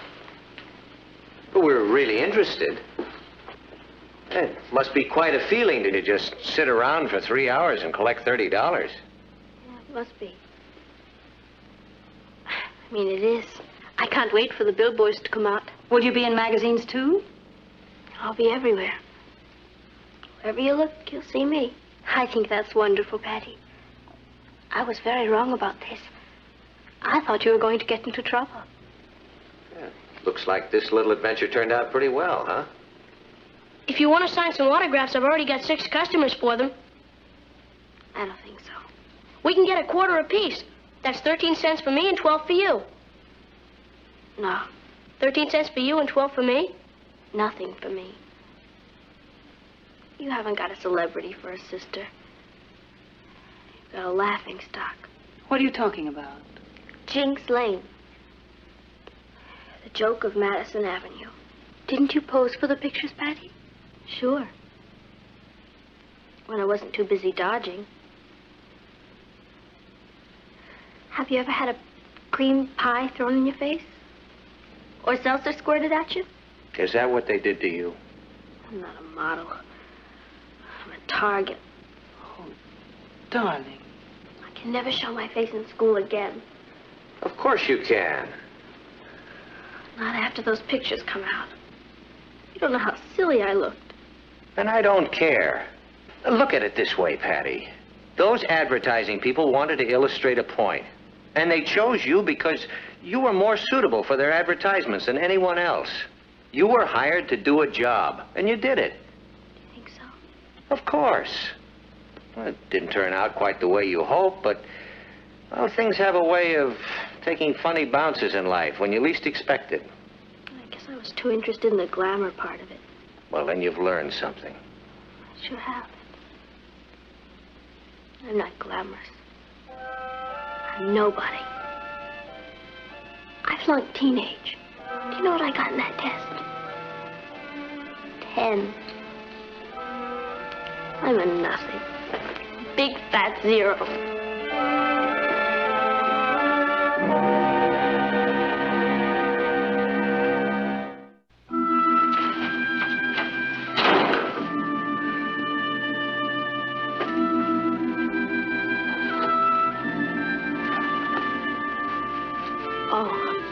Here you are. Yes, here we are. Why'd you run away from us? Wasn't running. Just walking fast. Didn't you hear us call you as you passed the malt shop? I guess I didn't feel much like a malt. Because of this. You saw them. Sure. Everybody's talking about them. Yeah, I'll bet they are. I think it's great. You do? So do I. Look. I think it's a very effective campaign.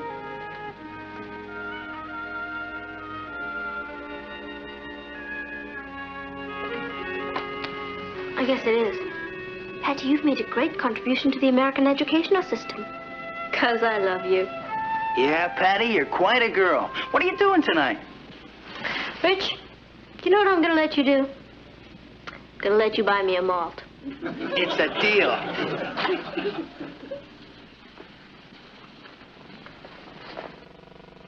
Coming, Cat? Just as soon as I finish this test. It looks very interesting. Let's see, maybe I can help you. Oh, no.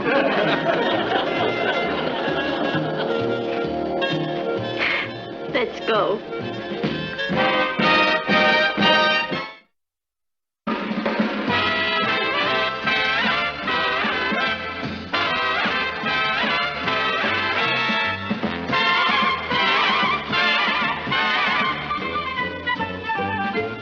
Here's Cathy, who's lived most everywhere, from Zanzibar to Berkeley Square. But Patty's only seen the sights a girl can see from Brooklyn Heights.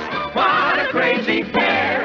But they're cousins, identical cousins, and you'll find they laugh alike, They walk alike, at times they even talk alike. You can lose your mind when cousins are two of a kind.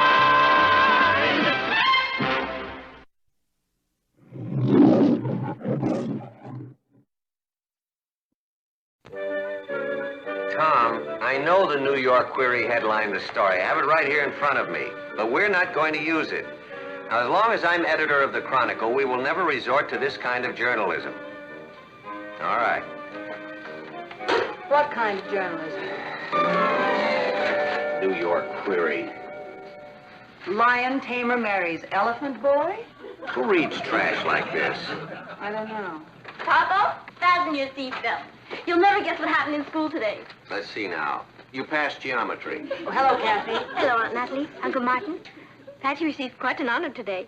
You are looking at the new editor-in-chief of the Brooklyn Heights High Bugle. In person. Patty, that's wonderful. 2 newspapermen in the family now. Like father, like daughter. Like, wow. And my first official act was to give Cathy a job. Patty's appointed me to write the editorials. I guess we ought to celebrate.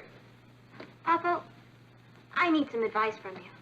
Now I know we ought to celebrate. I'll go buy some Magnum Multits. See, I want to make the Bugle a paper that everybody in school will read. Uh-huh. Well, first of all, make sure the news you print is fresh and accurate. You find out everything that's happening in school, socially and in the classes. Second, make it interesting. Hit your readers at a level they'll really understand.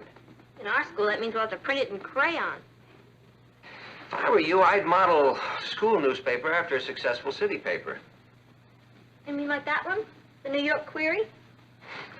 I should hope not. Honey, this is a scandal sheet. You can't copy a paper like that.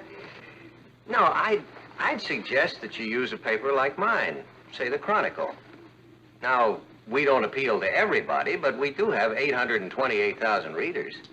So if we pattern the school paper after the Chronicle, we're bound to have a popular paper. I would think so. Well, I've got to go wash up. Papa, Yeah? how many people read the Query? The Query has a circulation of 5.5 million readers every day. 5.5 million? Yeah? And only 828,000 read your paper? That's right, Patty. But numbers do not necessarily mean quality. You just remember that.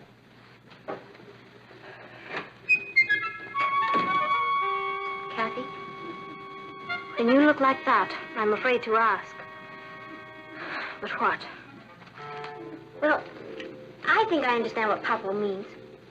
But when the entire circulation of the Bugle is 38 kids, I think we'll go for numbers.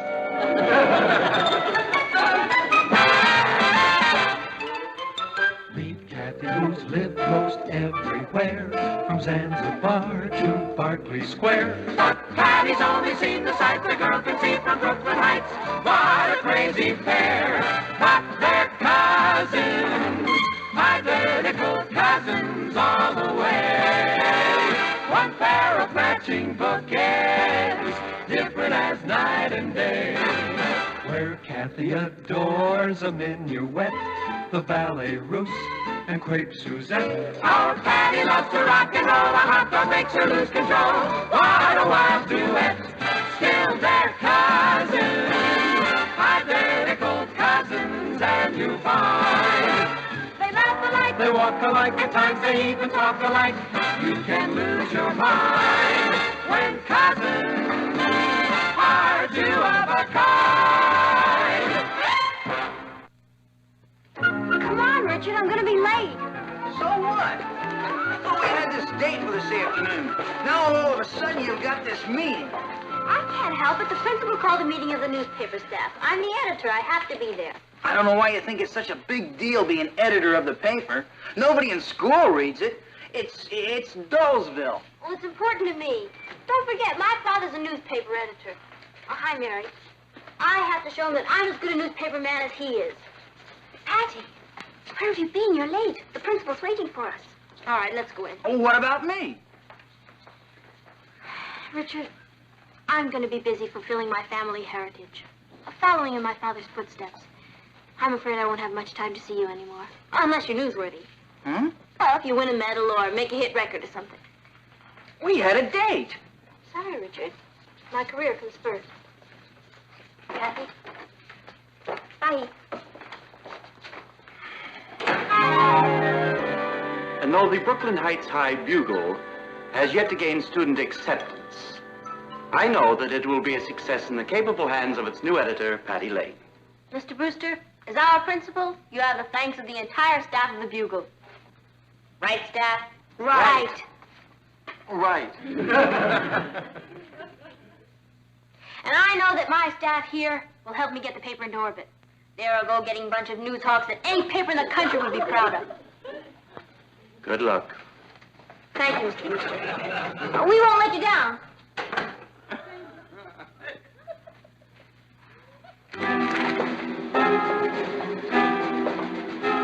Staff, here's a copy of the New York Query.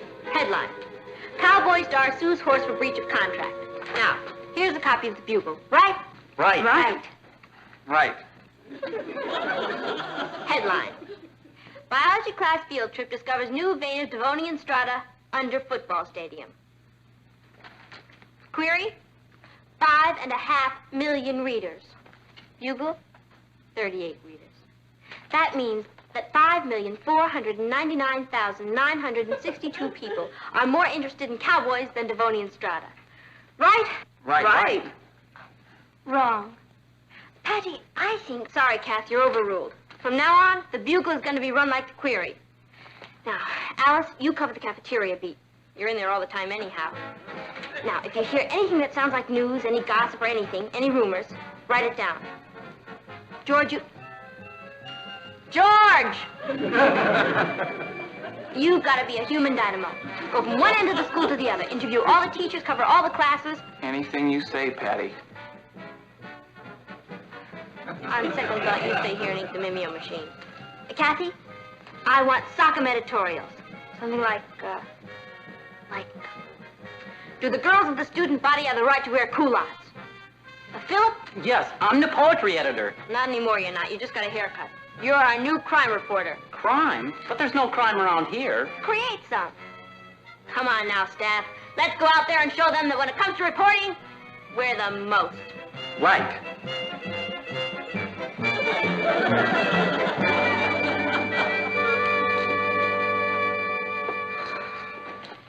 Where have you been? You're late for rehearsal. I had to park my bike.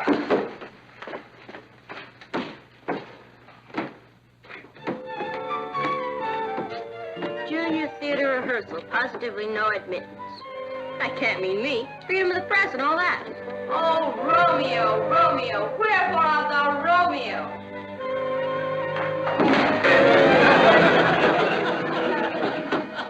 All right, so it's a private rehearsal. Freedom of the press. Thank you very much. I'm a reporter. You got a hot story on the cafeteria? No. You got a hot pastrami on rye?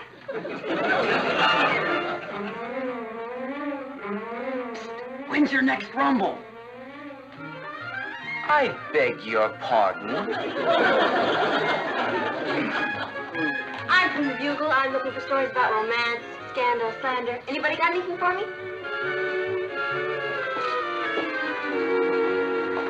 I've got just the kind of story you're looking for. Richard, I love you. What is it? One of the girls in my class tossed aside the man she loved for a career. That's great. What's her name? Patty Lane. Oh, Richard, that's no story. You know newspaper men don't write scandals about themselves. So you see, Mr. Brewster, we call it Advice to the Students from the Principal, and feature it every week in the paper. I'd be delighted, Cathy. Because of the interest in the space program, I would like to see more of our students taking an interest in higher mathematics. And you may quote me. Yes, sir. May I say, Cathy, that I admire your spirit? I can see that the Bugle is going to be a paper that we can be very proud of.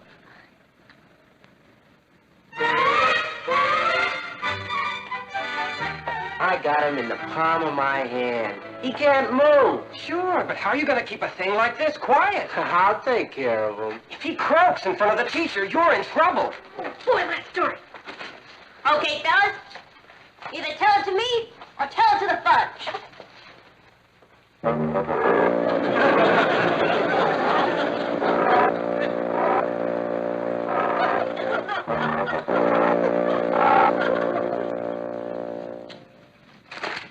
Not one good story. Not one. I couldn't find any crime anywhere, and I looked all over. I know. It's depressing. What kind of a school is this? I even went to the school library. You know, there's not one book overdue. Yeah, well, don't feel too bad. None of us got any place. I got a toothache. I got a story. Let's see it. Advice to the students from the principal. Oh, get this. Because of the growing importance of space engineering, students should take a more active interest in higher mathematics. That's a real gas cap. I'm sorry, Patty. It was the best I could do. Look at the query. Mayor loses $1 million. They get a nice big scandal. Me? I get advice from the principal. Oh, wait a minute. This isn't really a scandal. The mayor didn't actually lose $1 million. The city council cut his budget. It seems to me that all the query does is to take a dull story and give it misleading headlines. That's how they sell newspapers. And I think it's shameful. Gives me an idea. Patty, first thing I'm going to do is change this headline. Patty, advice to the students from the principal. Give it a little glamour. That should do it. Big Daddy speaks.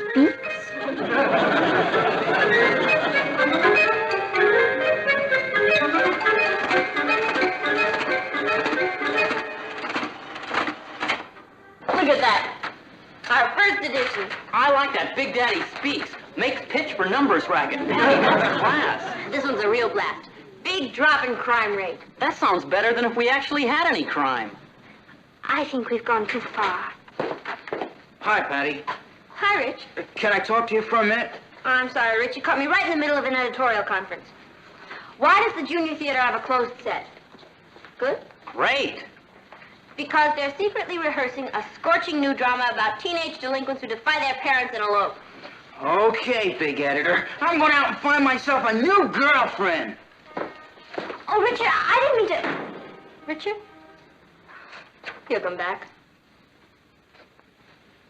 I hope. Patty, I'm worried. I think that before we show this to the principal, we should get an expert's opinion on it. Be glad to give you one. It's great. Suppose Mr. Brewster didn't like the paper. He might be expelled or something. Just what I've been saying. We have to find an expert.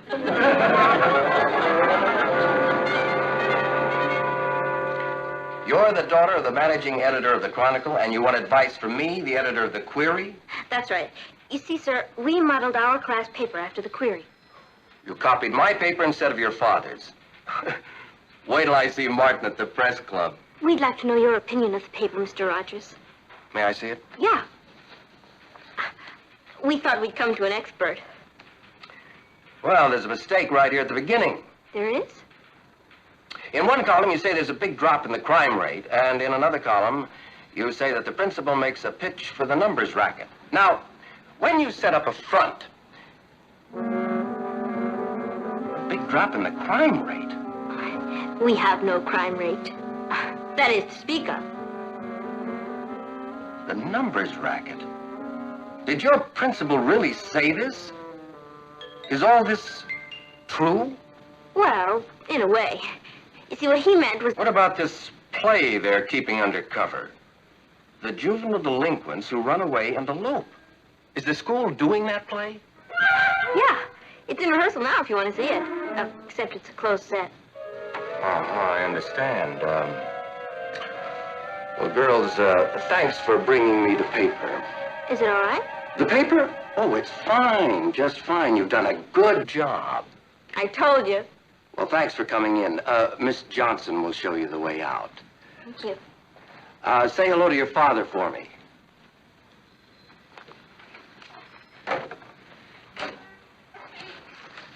Pete, I've got a story for the late edition. Wait till you see it. Wait till the Chronicle sees it. And Pete, you'll never guess what a liberal education they're getting in Brooklyn nowadays. Mr. Martin, what's a 5-letter word for disastrous confusion? I'll get it. P-A-T-T-Y.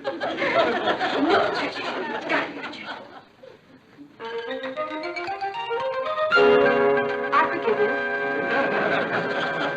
That puts you one up on me. Mr. Brewster. Patty, who is it? It's Big Daddy.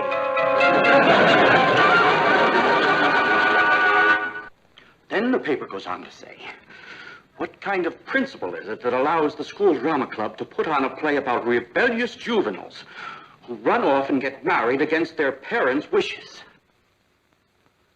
That was Romeo and Juliet. Romeo and...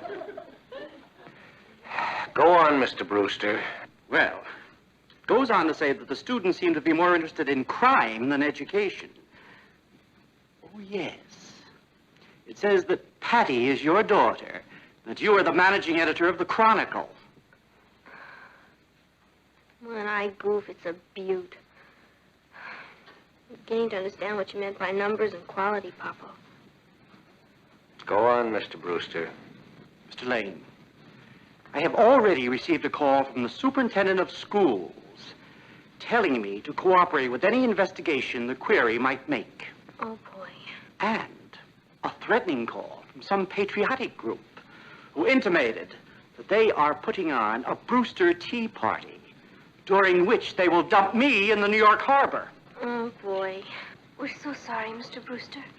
How could this have happened, Patty? I didn't mean to start all this trouble, Papa. I just wanted to put out an exciting newspaper. Young lady, never. I repeat, never go near that newspaper office again.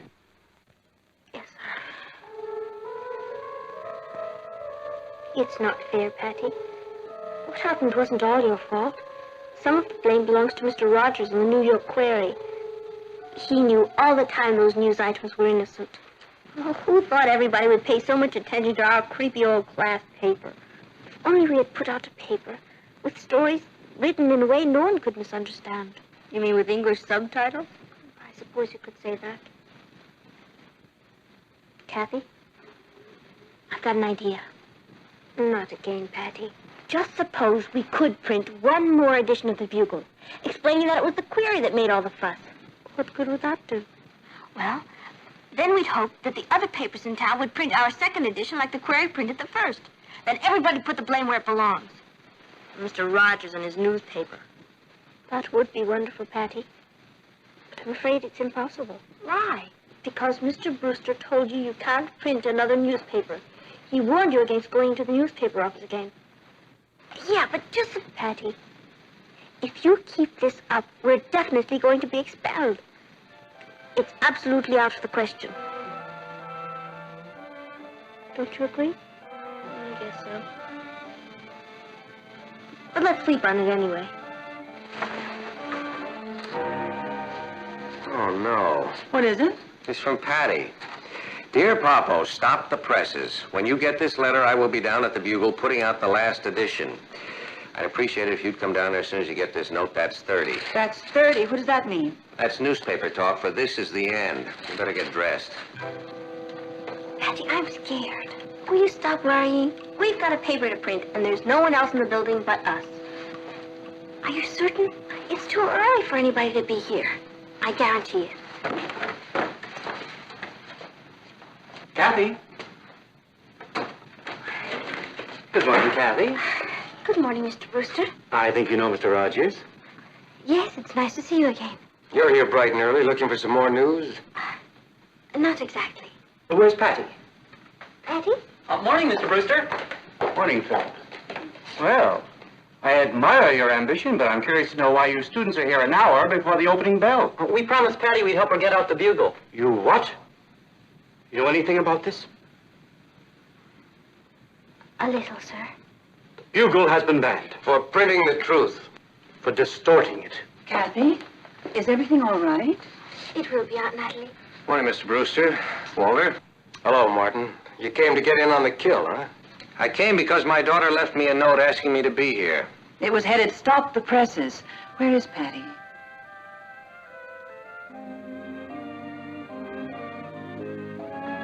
She's in there.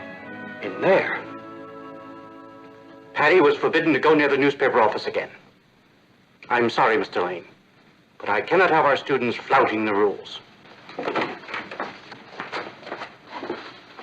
Come on in, Kath. I'm almost through. You know, Mr. Brewster was right. I wasn't putting out a newspaper. I was putting out a circus. Patty, you know what hurts the most, Kath? I let Popo down. He's the greatest newspaper editor in the business. I think a little of that would have rubbed off on me, wouldn't you? He said, "Don't worry about where your readers are. Just write the truth and they'll find you."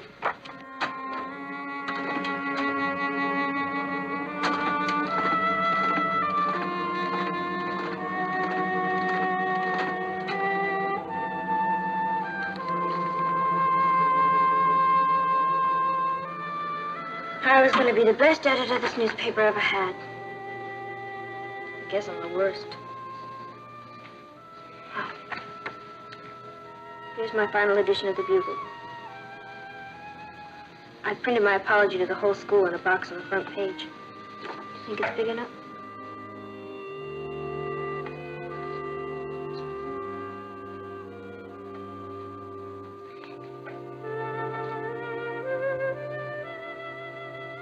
Welcome to the closing of the Bugle. I'm sorry, Mr. Brewster. I know you told me not to come near the office again. I just wanted to make up for some of the trouble I caused. May I see that, Patty?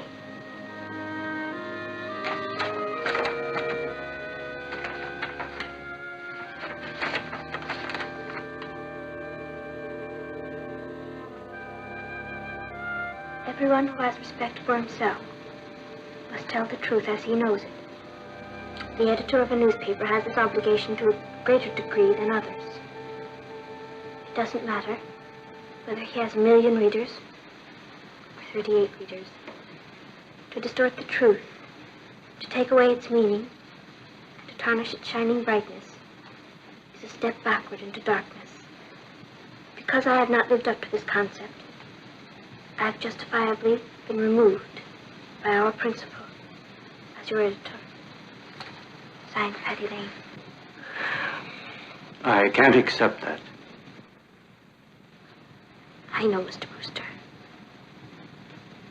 I shouldn't have printed it without your permission. What I meant was that I can't accept that last sentence.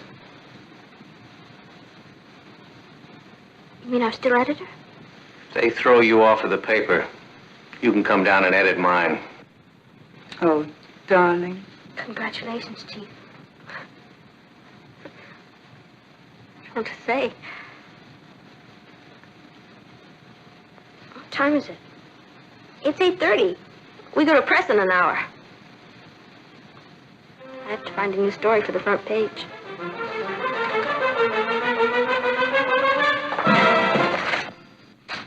You see if you can dig up any items. I still have half a column to fill. One. Make sure they're legitimate. Don't worry. I will. Oh. I think I have an item for you. Good, what? I don't think you're going to like this one, Patty. Don't be silly. This is the newspaper business. Let the chips fall where they may. I think they just fell on Sally Ann. Hi, Printers, Inc. Hello, Patty, Cathy, Sally Ann, Mr. Harrison. I'm sorry, Patty.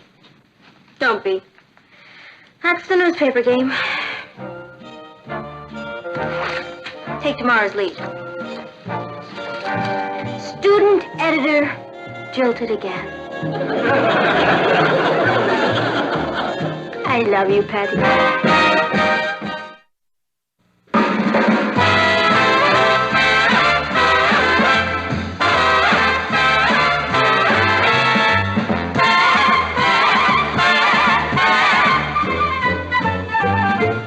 Here's Cathy, who's lived most everywhere, from Zanzibar to Berkeley Square. But Patty's only seen the sights a girl can see from Brooklyn Heights. What a crazy pair! But they're cousins, identical cousins, and you'll find they laugh alike, they walk alike, at times they even talk alike. You can lose your mind when cousins are two of a kind.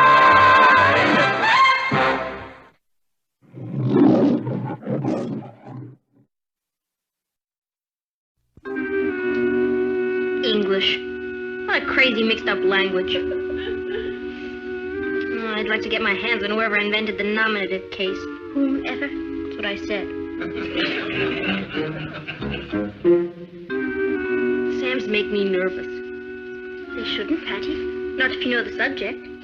Guess that's why they make me nervous. Cathy? I have the spookiest feeling.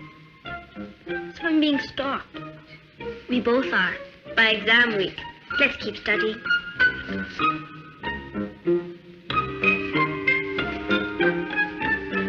Cathy, I could swear there's someone in the room with us.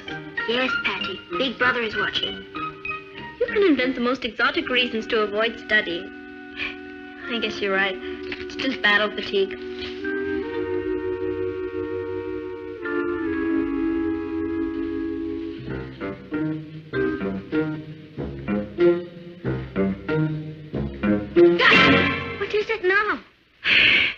isn't watching Cathy, but little brother is. Ross, what were you doing down there? Me? I was just passing by. Come clean. What were you up to? Nothing, sis. I was just trying to take your picture. Why were you being so sneaky?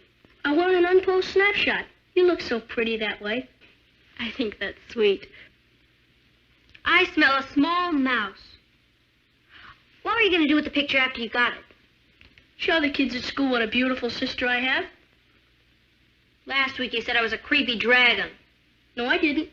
I said you were a creepy, scaly dragon. But that was last week, sis. You've changed a lot. Please let me snap you, Patty. Forget it. Oh, what harm can it do? I wish I could figure out what your angle is. I'm sure he hasn't any. Okay. One picture. Thanks. Say cheese. Cheese.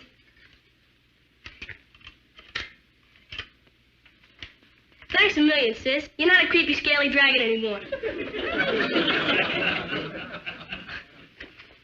Funny kid. I guess that deep down he really has some feeling for me. And I mean deep down. I'm sure he does. Yes, sir. It's possible my brother the Fiend is finally joining the human race. Did you get it? Yep, mission accomplished. Boy, women sure are suckers for flattery. Did you tell her what it's for? Nah, what she doesn't know won't hurt her. Boy, imagine Patty being worth a TV set. Here's Cathy, who's lived most everywhere, from Zanzibar to Berkeley Square. But Patty's only seen the sights a girl can see from Brooklyn Heights. What a crazy pair, but they're cousins, identical cousins all the way. One pair of matching bookends, different as night and day.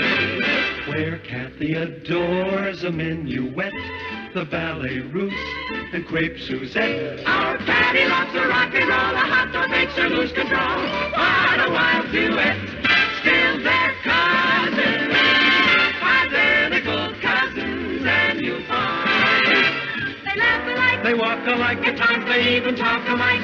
You can lose your mind when cousins are two of a kind. Ross, if Patty wins the contest, how will you keep her from finding out? Easy. No one in the family reads the New York Metropolitan.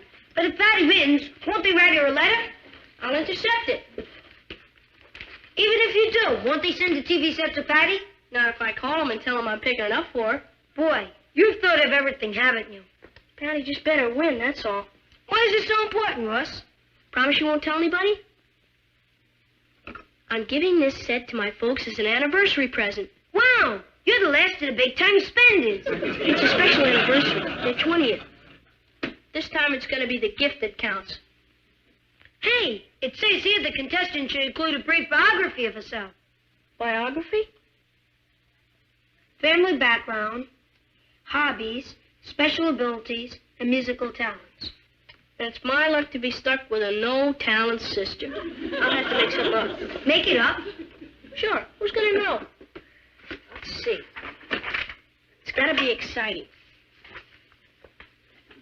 I was born in Paris, France.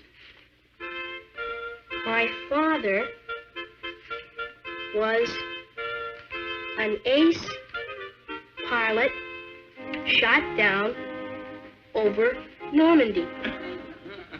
After escaping from prison camp, Dad met my mother, a baroness serving as a spy in the French.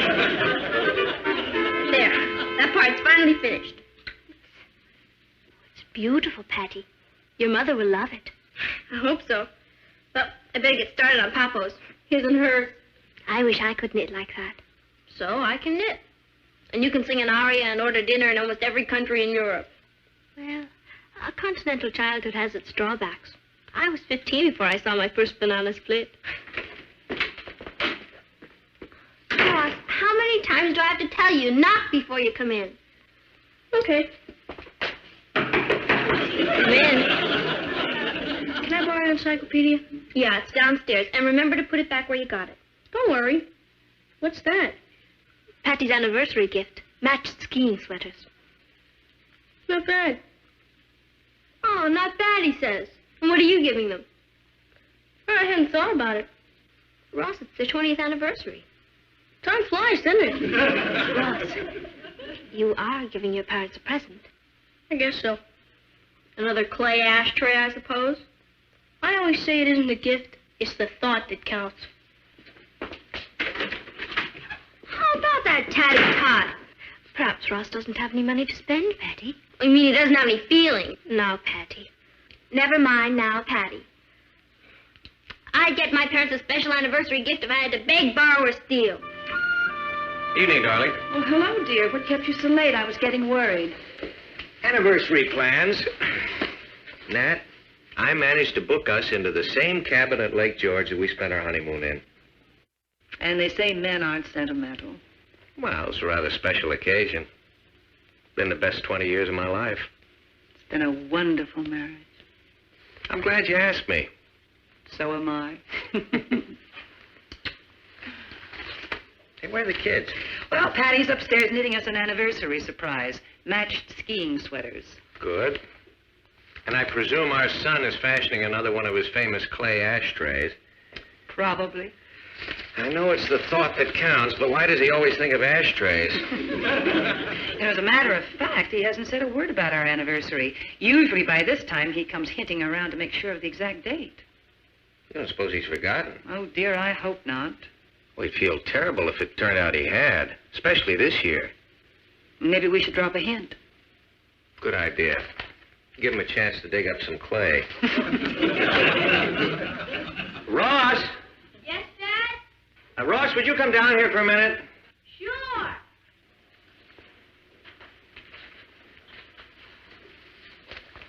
Now make it casual. Oh, don't worry. I'm an old hand at this. Hi, Dad. Evening, son. Did I interrupt your homework? Yeah, thanks. What's up? Ross, I was wondering if you'd seen my road maps anywhere. I'm looking for the one that shows the route to Lake George. They should be up here. Yep, here they are, right where they always are. Thanks, son. Well, might as well start mapping out the route, huh? I guess so. Your mother and I are planning to go up to Lake George, you know. Have a good time. For a weekend. The 14th.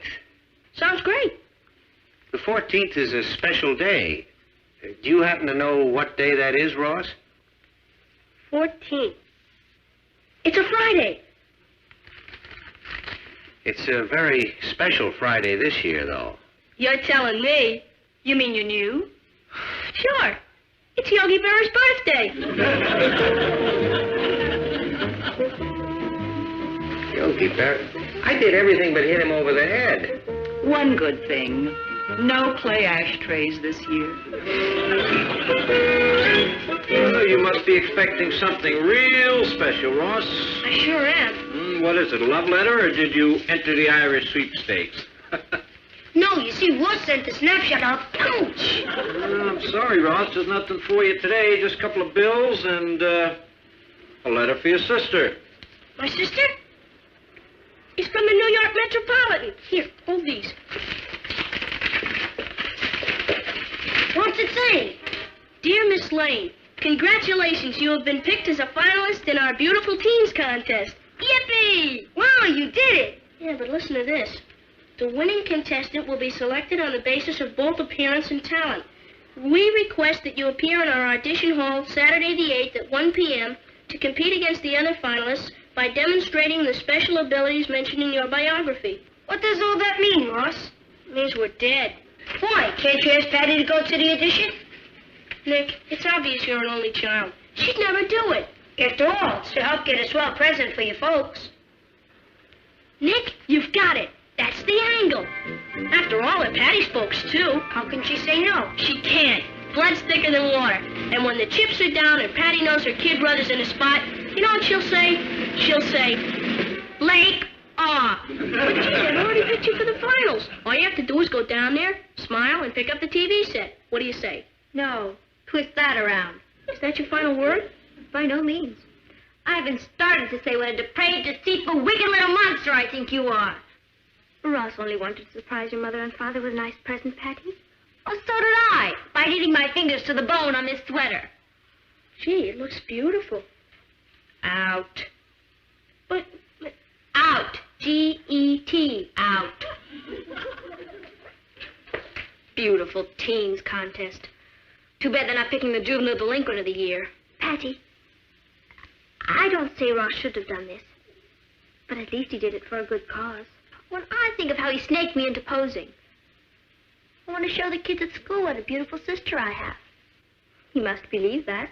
He entered you in the contest. What could he do? I'm the only sister he's got. It's very important for Ross to give your parents something special this year. And you're the only one who can help him do it. But he had no right to enter me. All he wants you to do is go down and see the judges. That's not so much to ask, is it? I knew he had an angle. He's a pretty smart little monster. Then you'll do it? I guess so.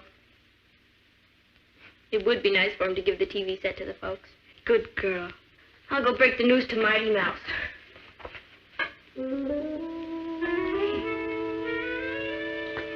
I just realized something. What? I could be Miss Teen. I don't care what they say. Blood is thinner than water. I can't understand you. Why won't Patty help you get a TV set for you folks?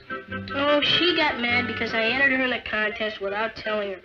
She's got a point. Yeah, on the top of her head. Hi, Patty.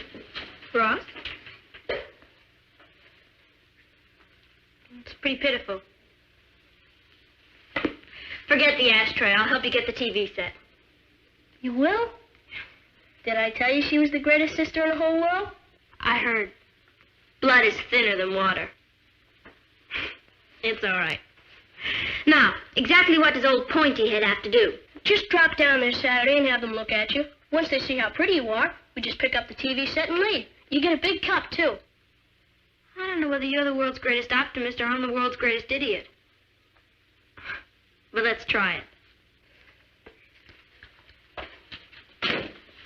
Ross, why didn't you tell her that she has to sing opera and dance and speak foreign Because if I languages? told her, then she'd never go down there.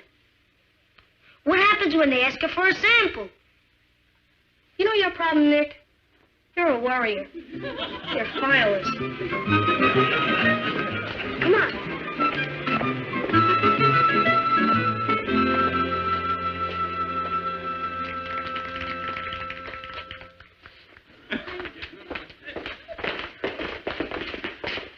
Excuse me.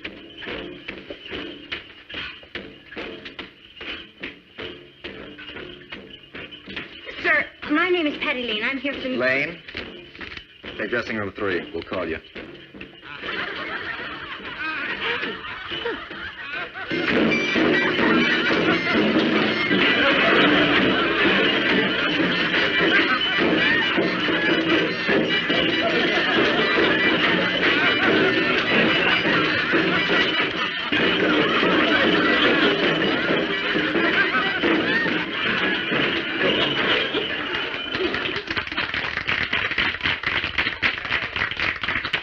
Holy moly, what's all that?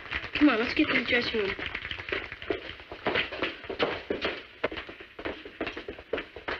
How do I look?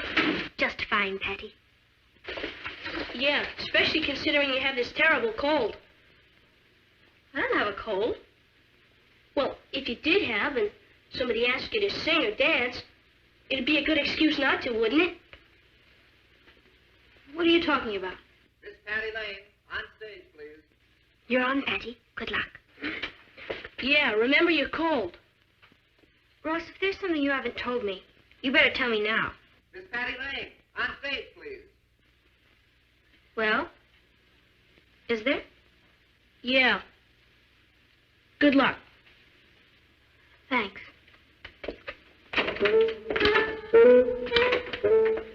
Ross, you haven't done it again, have you? I sure hope not.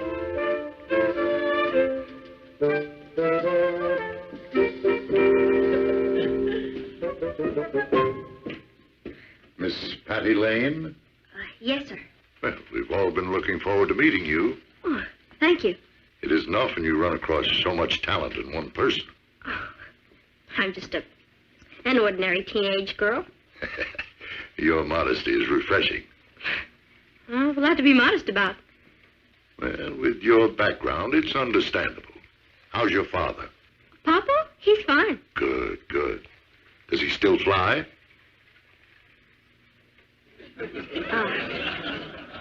He flew to Pittsburgh last month.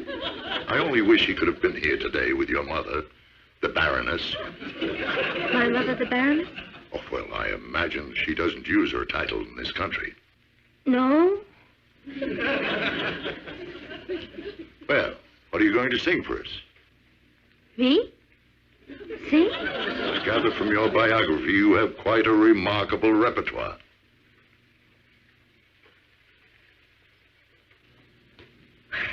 Would you like to start off with an American song?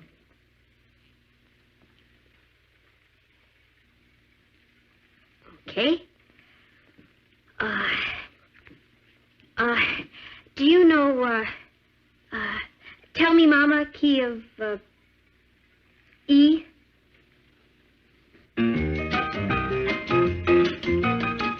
Tell me, Mama, what to do if a boy makes eyes at you. Tell me, Mama, what to say when he looks at me that way. Should I let him hold my hand? Tell him that I think he's grand. Tell me, Mama, tell me, Mama, tell me what to do.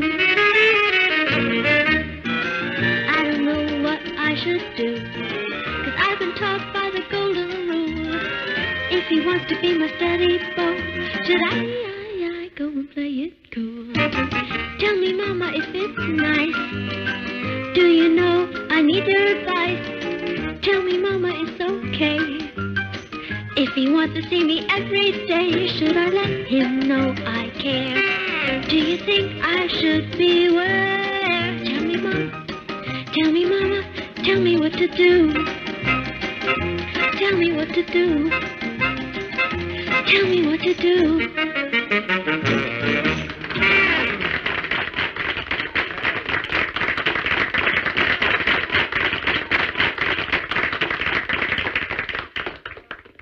Excellent, Patty, excellent. Thank you. Well, bye. Oh, could we hear something operatic now? Operatic? Yes, in your biography you mentioned you also sing arias. Oh, arias. I need a drink of water.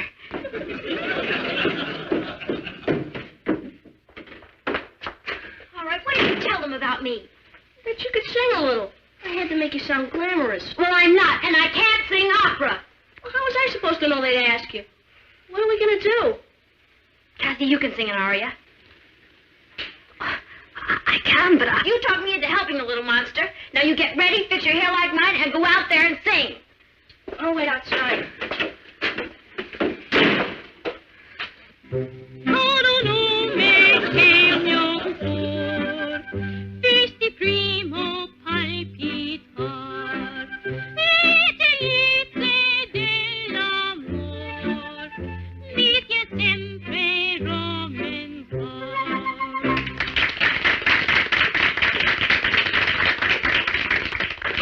Bravo, Patty. Thanks. Well, after all that, do you still have enough energy to dance for us? Dance? Yes. How about showing us how well you tap dance? But, yes, sir. As soon as I get a drink of water.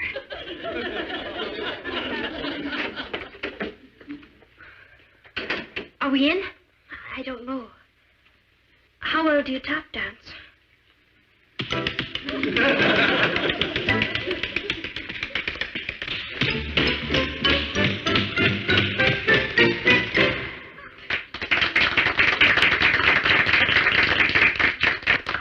Wonderful, wonderful, Patty. It's nothing. And now if you'll just say a few lines to us. Sure. In Italian, French, and Spanish. I need another drink of water. French. C'est gentil de votre part m'avoir invité aujourd'hui. Italian. Tutti quanti ho stato molto grazioso a me. E in conclusione, Spanish. Quisiera decir solo esto. Espero ganar. Gracias. Hey, listen to that applause. I'm really talented. Well, we did it. Yeah, we did it. We really fooled them. They never suspected a thing. They'll deliver the TV set tomorrow and you can give it to the folks. Hey, they're gonna ask where I got it. We'll think of something. The important thing is for them not to find out how we got it. Oh, hello, children. I didn't hear you come in. Where'd you get that? We stole it. You what? That's right, Aunt Natalie. It wasn't their fault. I was the mastermind. Maybe you better begin at the beginning. It all started about 20 years ago when you and Mom got married. And then Cathy said arrivederci, and they gave her the cup, and tomorrow they're delivering the TV set. They said Patty had enough talent to be two people. And you did all this just to buy us an anniversary present? It isn't any anniversary, Mom. It's your 20th. You and Dad have been so great to us. I couldn't see myself sticking you with another of those rotten clay ashtrays. We love those rotten clay ashtrays, son. I'm sorry, Papa. I really goofed. By accepting that cup, you cheated the real winner out of it. I know. But it isn't too late. I'm going to go down there and give them their cup back. I'll go with you. Me too. I want to see their faces. Maybe they'll give the TV set to the girl who won second prize. Yeah, she was loaded with talent. And there was only one of her. Yeah. I know it's not your fault, Cuz. But sometimes I think life would be a lot easier if there was only one of me. But a lot less fun. Let's go.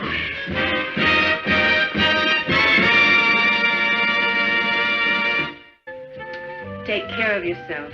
And please, don't give Mrs. Gordon a hard time. We won't. We'll see you Monday. Goodbye, Cathy. Thanks again. The gloves are lovely. Thanks for the sweaters, Patty. We love them.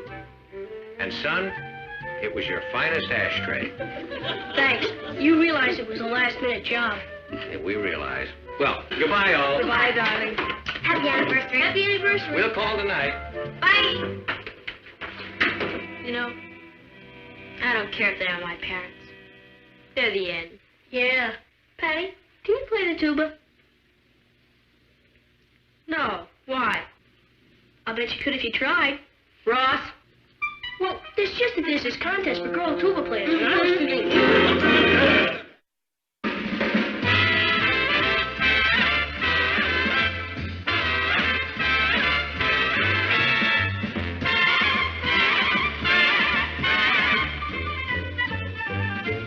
Here's Cathy, who's lived most everywhere, from Zanzibar to Berkeley Square. But Patty's only seen the sights a girl can see from Brooklyn Heights.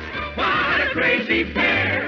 But they're cousins, identical cousins, and you'll find they laugh alike, they walk alike, at times they even talk alike. You can lose your mind when cousins are two of a kind.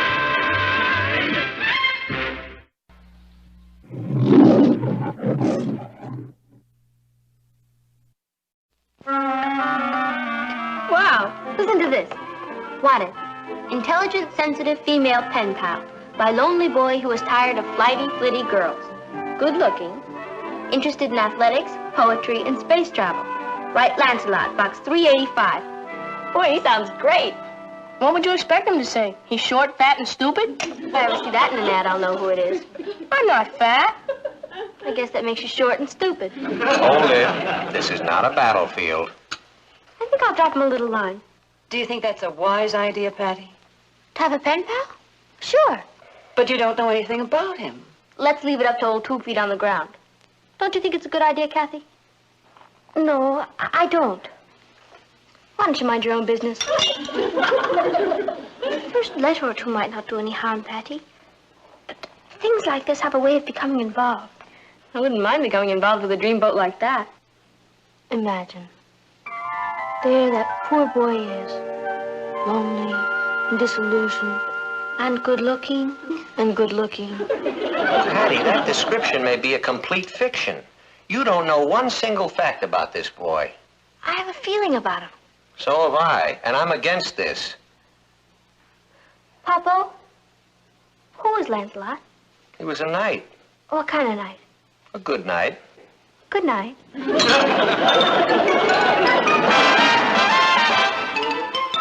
Meet Cathy, who's lived most everywhere, from Zanzibar to Berkeley Square. But Patty's only seen the sights a girl can see from Brooklyn Heights. What a crazy pair, but they're cousins, identical cousins all the way. One pair of matching bookends, different as night and day.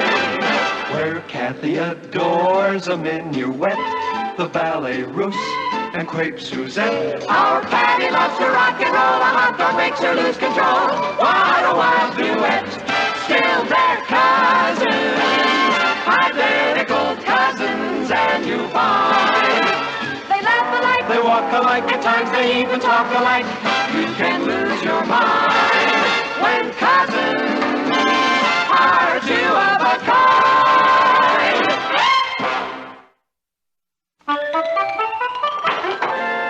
Oh, it's you. Well, who are you expecting? I thought it might be the mailman. I've seen the mailman. You're better off with me.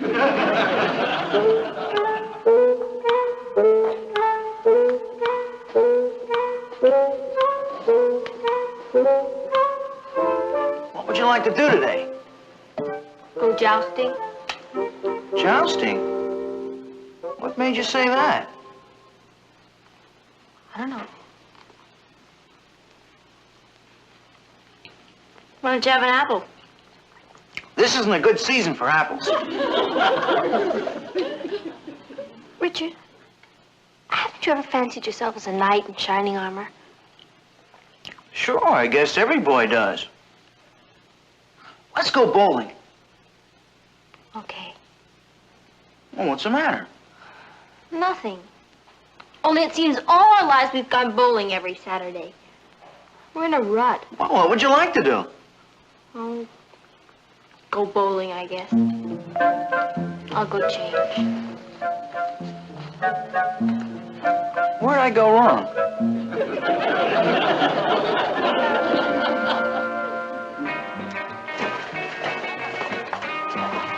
You sound like the answer to all my dreams, Guinevere. Guinevere? That's my code name. It is obvious from your letter that you are a warm, sensitive human being. A rare, free spirit. Oh, boy, what did you write to him? I just revealed the real me. In a world of strangers, it is such joy to find a kindred soul. Another being who understands and cares. Please let me hear from you soon. Always,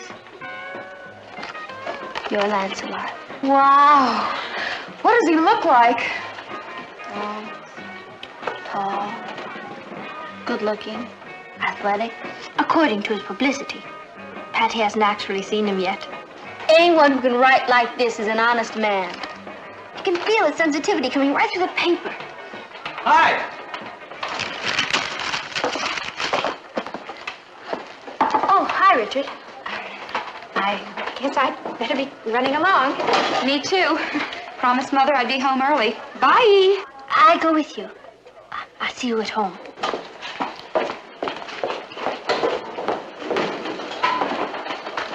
I thought we were going to meet at the library.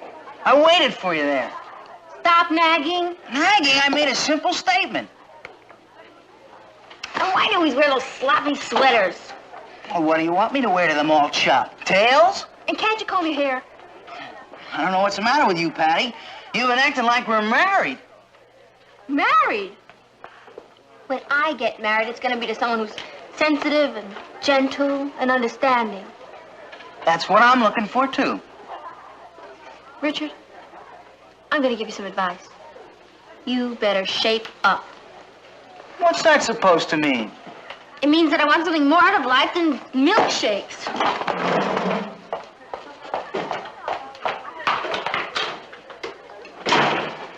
That girl's gonna lose me if she's not careful.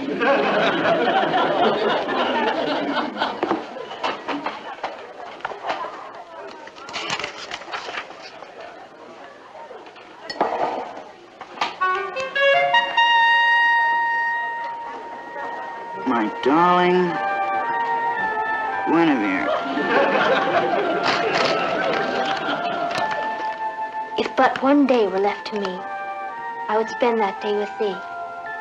At but an hour before I died, I would spend it at your side.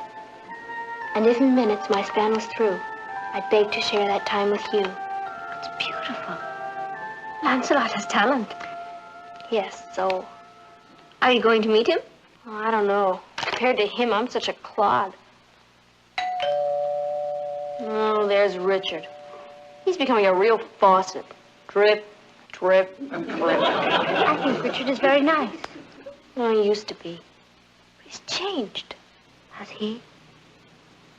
Or have you? I guess I'm outgrowing him. Girls mature faster than boys. I let him in.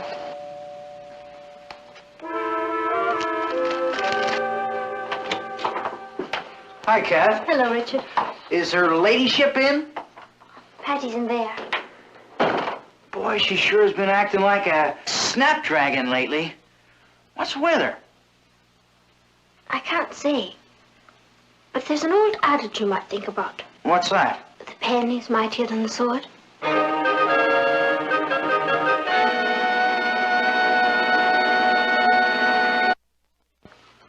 Like, hi there. Hello, Richard. Do you mind? Is that all you ever do? Eat? Doesn't everybody? Oh, sure. But there are other things in life. Like what? Like poetry. Don't you ever think about poetry? What made you ask that? I don't know. I know lots of poems. The boy stood on the burning deck, eating peanuts by the peck. The deck grew hotter. His feet got toasted, but he kept on eating. He liked them roasted. That's what I thought. What's the matter, Patty? Everything I do is wrong lately. I've been thinking, Richard. Maybe we've been seeing too much of each other. I think we should stop dating. Now, don't go getting your feelings hurt. One day you'll thank me for this.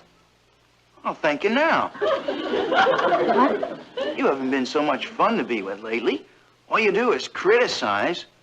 Why do you wear that old sweater? Why don't you comb your hair? Why are you eating an apple? Just trying to be helpful. I can get that kind of help from my enemies. If I want to be nagged, I can always go home to my parents. Well, guess this is goodbye. I guess it is. I don't know what happened to us. I'm just looking for something more in life. We all are, I guess. Well, Patty, I hope you find it. I think I already have. You mean there's some other guy? In a way. Or maybe I have some other girl. I hope so, Richard. Good luck. Thanks. Good luck to you.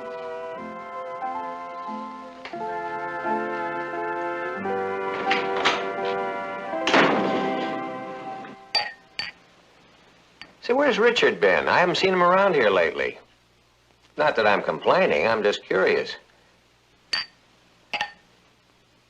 Richard won't be coming around anymore, Papa. Did you have a quarrel? No. We just decided not to see each other anymore. Doesn't sound like a quarrel, it sounds like a war. Are you, Seeing someone else? Not exactly. Well, it's none of my business. I certainly don't want to pry. Who are you seeing?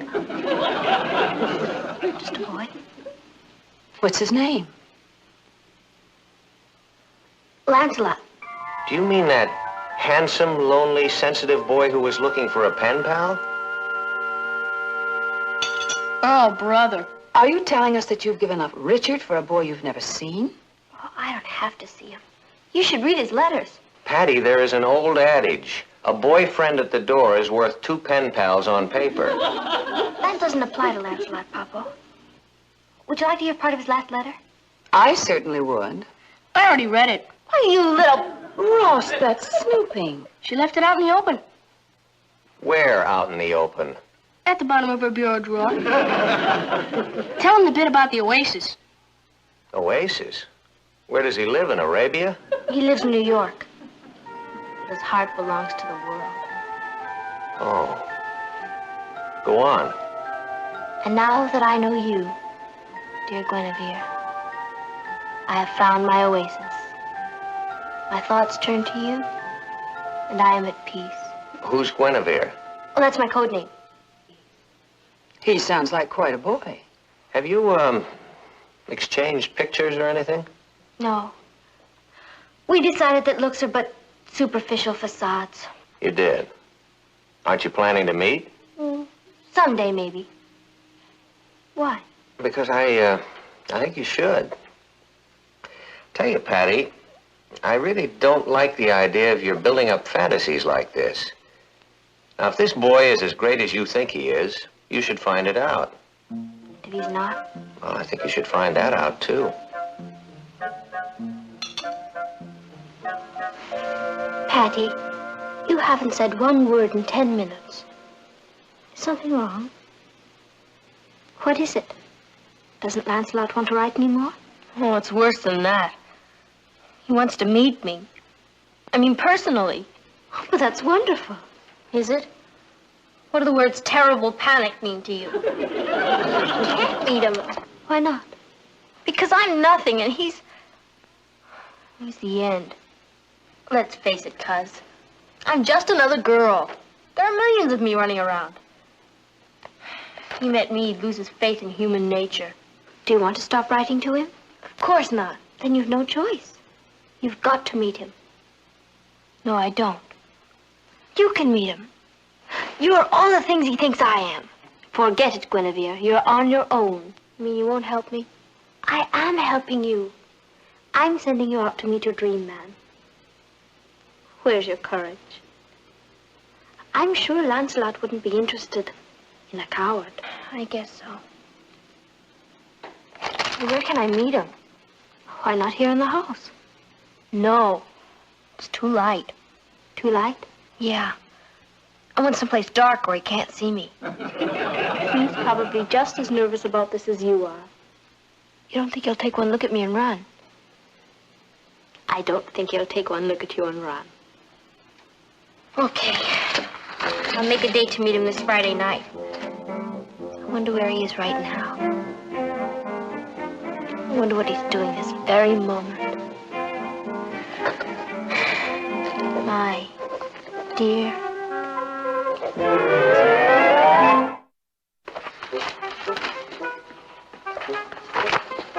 Isn't Patty ready yet? She's been dressing all afternoon. She had a difficult time deciding what to wear. Say, what if that boy doesn't show up? He'll show he's smart. I'm sure he'll show up. He really sounds quite wonderful. Where are they meeting? At the malt shop. That proves he's smart. If he doesn't like Patty, at least he gets a malt out of the deal. Do I look all right? You look beautiful, Patty. What if he doesn't like this outfit? Let him buy you another one. He may expect me to look older. In fact, now that I think of it, I'm sure he does. I'll be right back. But...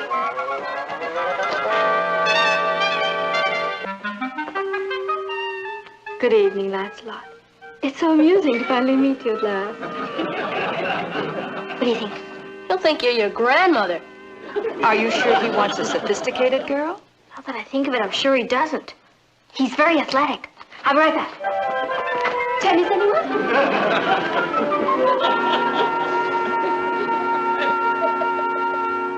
Good evening, Lancelot. I'm Guinevere. I'm sitting here to meet. What do you think? Why don't you really fool him and go as yourself? It's myself. I couldn't. Patty, do you remember what you said? It's what's inside that counts. Honey, once you've met him, you'll feel better. How did I ever get myself involved in this? Okay. I'll go meet him. Good luck, Patty. Gee, I wish I was prettier and smarter. Honey, you're everything you need to be. You just remember that. And if he doesn't appreciate you the way you are, well, you come back here and we'll buy you a malt. Thanks, Papa. What's the book? Oh, sonnets from the Portuguese. You're gonna read on your first date? No, it's our identification. Each of us is carrying a copy. Why don't you wear a rose in your teeth? Bye, everybody. I love you all. Call us as soon as you can. Good luck, sis. It'll be fine. I feel like I'm going to my execution.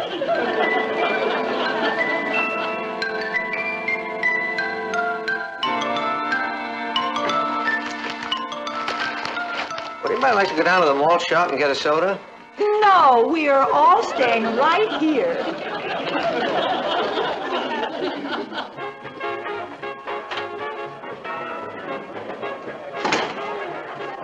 Hi, Patty. Hi, Mary.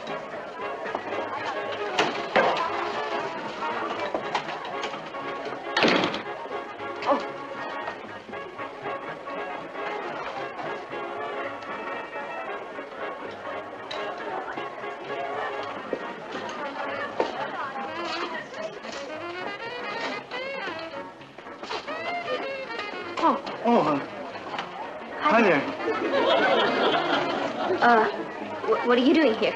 Where? Oh, having a soda. You mind? No, of course not. Sorry, I can't ask you to join me. I have a date. Oh, that's all right. I'm meeting someone, too. How you been? Just fine, thanks. How have you been? Oh, great. Never better. Good. That's very good. Well, I'll see you. Yeah, see ya.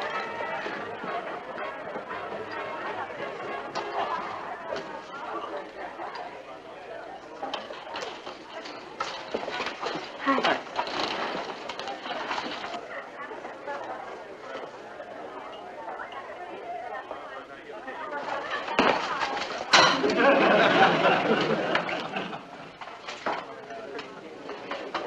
Sonnets from the Portuguese.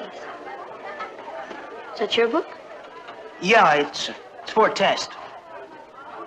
Oh, I see. Where's your date? Oh, she'll be along. She's pretty crazy about me, you know. She must be. Well, where's your date? I changed my mind. If you see him, tell him not to wait for me because I won't be here. I don't know who he is. Patty!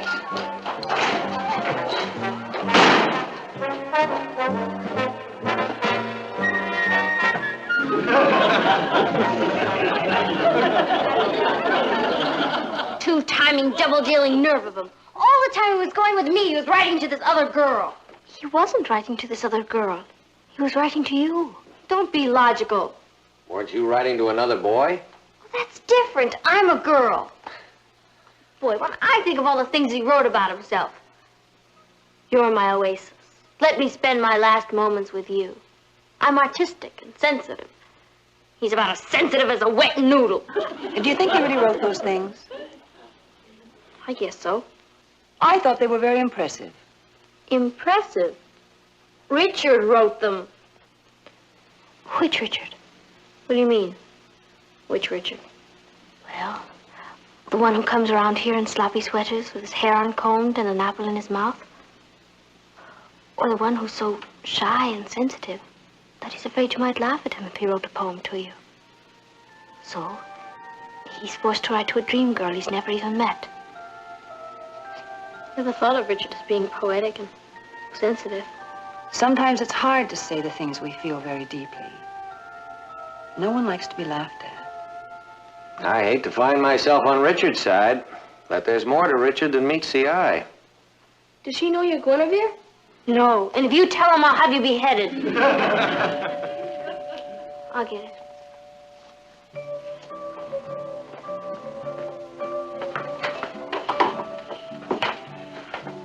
Hi, excuse me for butting in. Can I see you a minute, Patty? Sure. Come on in. I thought you had a date. Oh, well, I canceled it. You know how it is. Sure. I know how it is. Come on in. Hello, Richard. How are you? Hello, my boy. Good to see you. Good to see you, Mr. Lane. I haven't seen you in a long time. What have you been doing? Ross, why don't you and I go into the kitchen and I'll fix you a sandwich? Great.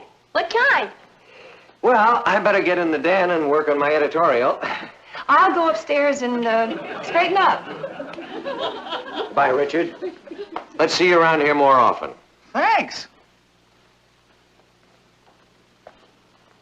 I really stopped by to apologize. What for? Oh, I don't know. Being such a slob. Don't say that. You're sensitive and intelligent and wonderful. Me? Yeah. You.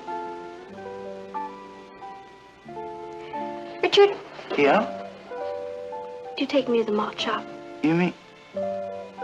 I sure would, and I'll treat. There's something I better tell you first. What I said about canceling my date tonight wasn't exactly true.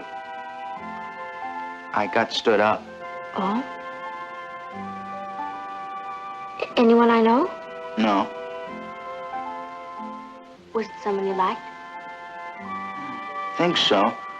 I never actually met her. She was kind of a blind date. We'd been writing to one another. That's kid stuff. Yeah, I guess so. Anyway, she sure made a fool of me. She never even showed up. Was she anything like me? No.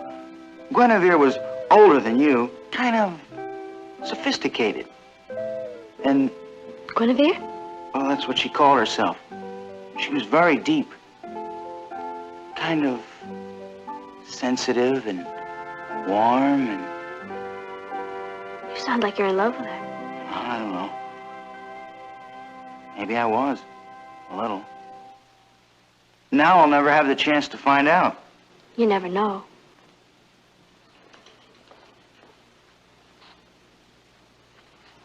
Let's go.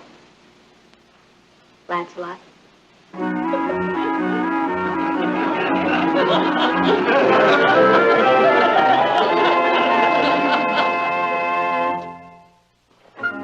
Hi, folks. Hello, Richard. All right. No more bananas? The apples are getting good. Aren't you dressed yet? I have an alley reserved for 8 o'clock. Are we going bowling again? Sure, what's wrong? Is that all you ever do? Eat?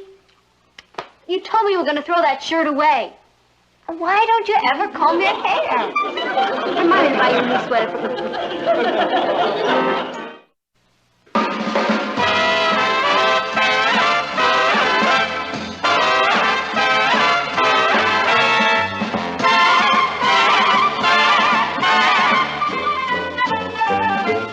Here's Cathy, who's lived most everywhere, from Zanzibar to Berkeley Square. But Patty's only seen the sights a girl can see from Brooklyn Heights. What a crazy pair!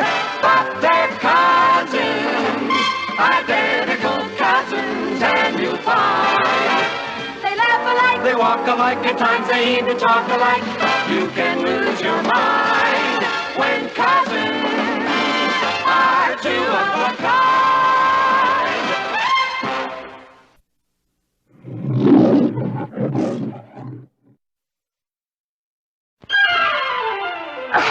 Bless you. Thank you. You're out of your head, Cathy. You can't possibly. You're wrong, Patty.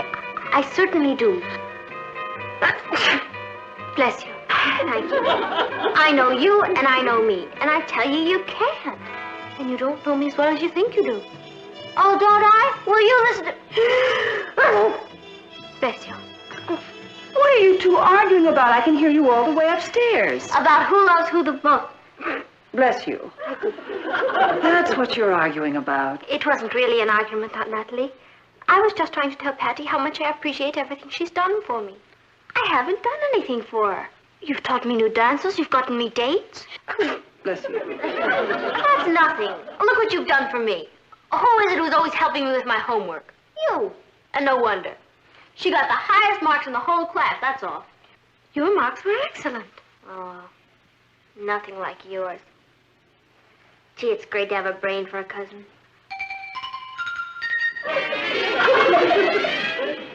That's why Mama and Papa gave you that beautiful pin. It's really boss. We'll get you one if you'd like, Patty. Oh, I didn't earn it. Cathy deserves it. Oh, isn't your allergy any better, darling? No. The only thing that keeps me from going crazy is having Cathy around to console me. I'm sure Dr. Fair will find out what's causing it soon. He better. I wonder if anybody's ever sneezed to death. Bless you. Thank you. He must have given me 10,000 allergy tests. I've given up sweaters, dogs, apples, and automobiles. They can practically land a man on the moon. If they could stop me from sneezing. Bless you. Thank you. I'll get it. I'll never be able to see another movie. It was mean of them to throw you out of the theater last night. Yeah, but when they did, who went with me? You did. Dr. Fayer's here, dear. Cathy, Patty, Hi, Doctor. Good morning, Dr. Fair. how are you feeling this morning? Oh, she's been going on like that night and day. She hasn't had any sleep in a week. Isn't there something that can be done? A new drug or... Oh, that won't be necessary. What do you mean? I've just finished completing a very thorough investigation of your allergy. And frankly, Patty, we were all baffled. Every test we made was negative. Do you remember last week when I asked you to give me an hour-by-hour report of everything you did, everyone you saw, every place you went, when you sneezed most, when you sneezed least? Yeah, I wasted half a day writing that thing. Oh, that time wasn't wasted. You solved the whole problem for us. You mean you know what's causing her allergy? That's right. That's wonderful, Dr. Fair. What am I allergic to? I'm sorry to tell you this, Patty. You're allergic to your cousin, Cathy.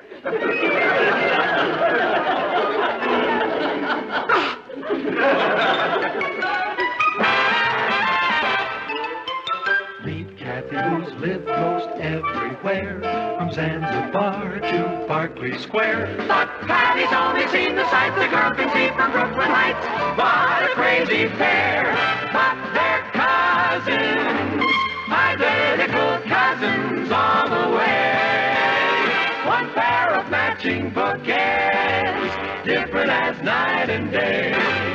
Where Cathy adores a minuet, the ballet russe, and crepe Suzette. Our Patty loves to rock and roll, a hot dog makes her lose control. What a wild duet, still they're cousins, identical cousins, and you find they laugh alike, They walk alike, at times they even talk alike.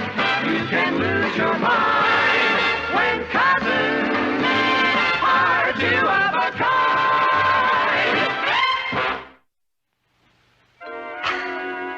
I can't be allergic to Cathy, Doctor. She's my best friend in the whole world. That has nothing to do with it. This is entirely a physical thing. Couldn't you have made a mistake? Absolutely none. Why, here's a chart we had made up. Now, Patty went to this class alone. She didn't sneeze. She shared this class with Cathy. She sneezed. During the day, when she's away from Cathy, she's fine. At night, when she shares a room with Cathy, she sneezes. No, there's no doubt about it, Mrs. Lane. Being around Cathy causes Patty to sneeze. I've never heard of people being allergic to people. Oh, it's much more common than you suspect. There was a case recently where a wife was allergic to her husband. They had to get a divorce. Now, we have a lot more to learn about allergies, but I'll tell you how to cure this one. Don't you get too close to Cathy, and you won't sneeze anymore. What about the room we share? Well, you might try moving your beds farther apart. How far apart? when the sneezing stops. That's it. Well, I've got to be running along. Good day. I'll see you to the door. I feel like Typhoid Annie. You don't believe what he said, do you, Cathy? Me allergic to you? That's ridiculous. He seemed quite sure. Well, so am I, and I tell you, it isn't true. I hope not. I'll prove it to you. Stay right there. Now what? Okay, now we take a step toward each other. Another one. Another one. You see, I took... You're allergic to me.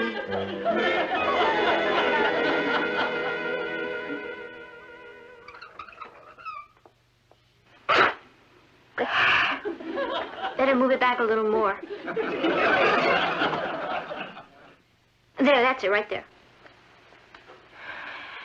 Are you sure that's far enough? Oh, sure. Maybe I should move into another room. Gee, Cathy, you're not taking this personally, are you? I'm trying not to, Patty. I just feel as though I'm a leper or something. That's ridiculous. You can't help it if there's something about you that makes me sneeze. Sometimes allergies can be psychosomatic. What does that mean? Well, if you resent someone or dislike them, it can come out in a rash or hives or sneezes. Oh, Cathy, that's crazy. I love you.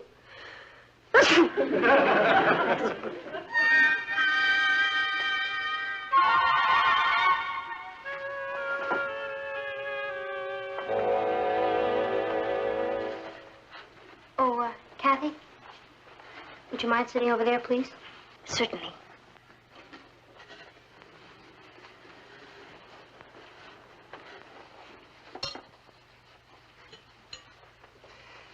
Kath, now I don't want you to worry about Dr. Fair's report.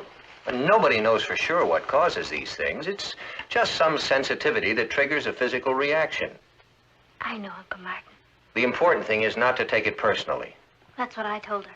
Yeah, I'm sure it's only temporary. It'll probably go away soon. I hope it goes away soon.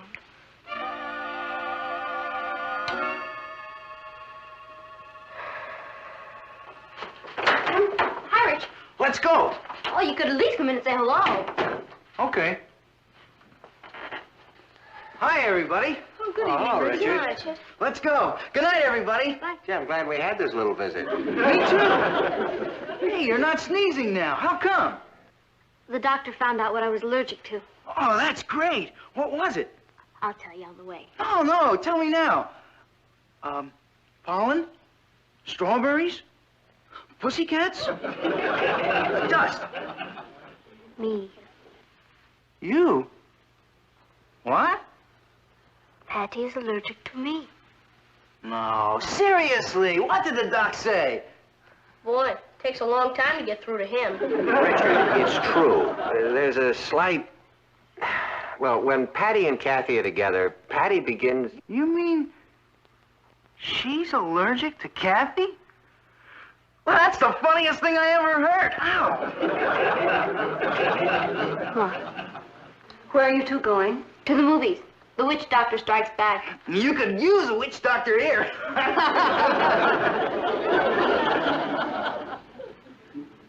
Now, can we go?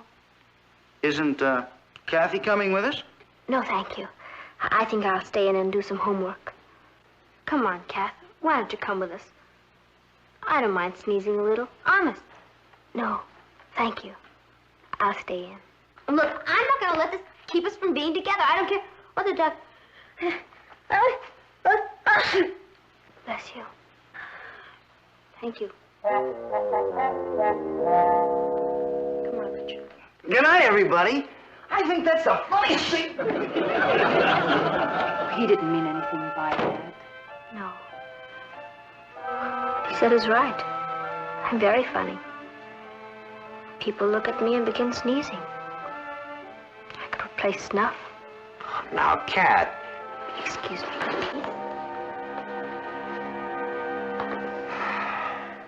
Martin, what are we going to do about this? I don't know. I'm no doctor.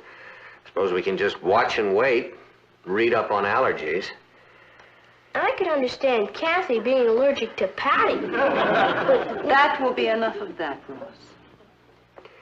You know, I'm developing a whole new philosophy. When life is going along peacefully and everything looks great, watch out. Checkmate.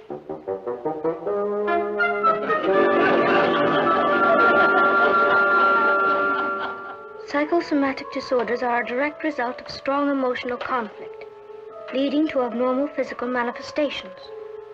When the body behaves abnormally, it is invariably because of strong basic emotions, such as fear, hatred, or jealousy. I knew it. Patty hates me. Hi there. Whoops. I almost forgot. You know I didn't sneeze once all night? Congratulations. Isn't that great? Hey, too bad you missed the movie. Boy, is it creepy. It was about this space monster who comes down from outer space, and his machine cracks up and he lands in the jungle. He keeps boom, spinning around, spinning around, knocking down trees. Suddenly, a witch doctor jumps out with a huge poison spear. And he keeps jabbing him and jabbing him and jabbing him and jabbing him, trying to kill him. But it doesn't even faze the monster, it just keeps boom.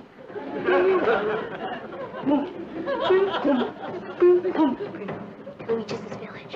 Everybody screams in terror. And then the witch doctor casts a spell on the monster. Hoover, doover, over. And you know what happens? 6 more space monsters jump up. I love this wild picture of everybody cast spells and everything. What'd you do all night? Uber, doober, uber. Bless you.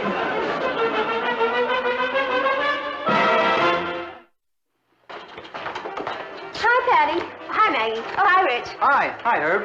You coming over tonight? Sure. Oh, what time? Oh, about 8 o'clock. Give the old folks a chance to cool it. See you then. Bye. Hi, Patty. Hi, Eddie. How many? 3. Okay. Right over here. Eddie, we need 2 tables. You need 2 tables and there's 3 of you? Yeah, Cathy needs a table. Oh. Okay, take this one and that one.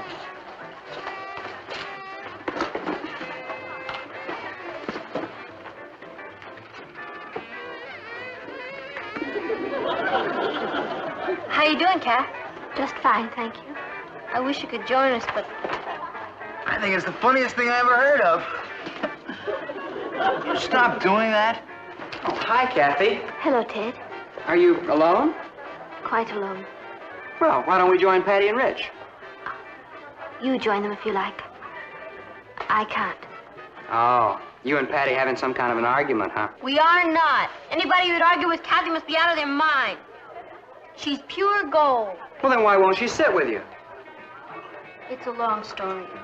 But it sure is funny. All right, what do we have? I'll have a double tulip flip with a scoop of vanilla, strawberry, and tutti frutti ice cream, a little hot fudge, some walnuts, and a few cherries. And easy on the whipped cream. I'm on a diet. I'll have a chocolate soda. Black and white soda, please. A banana milkshake.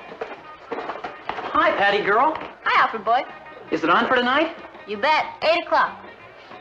Cathy, I thought you were in quarantine like Typhoid Mary. Achoo! Why don't you leave her alone, Alfred? I can't help it. I just look at her and I sneeze. Achoo! Choo!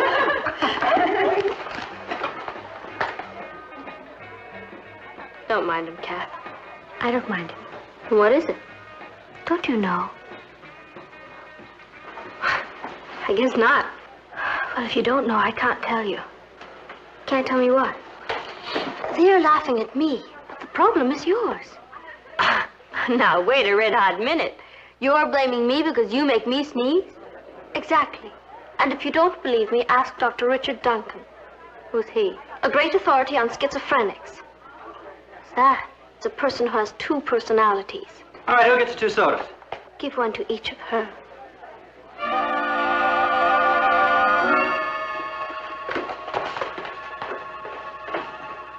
I'm home. Hello, darling. Have a good day? Fine. I gave a speech today at the Newspaper Guild luncheon. Were you a smash? Well, I got a few laughs. What'd you talk about? Teenagers. That is no laughing matter. You're telling me. You should hear some of the stories the other fathers have to tell about their teenagers.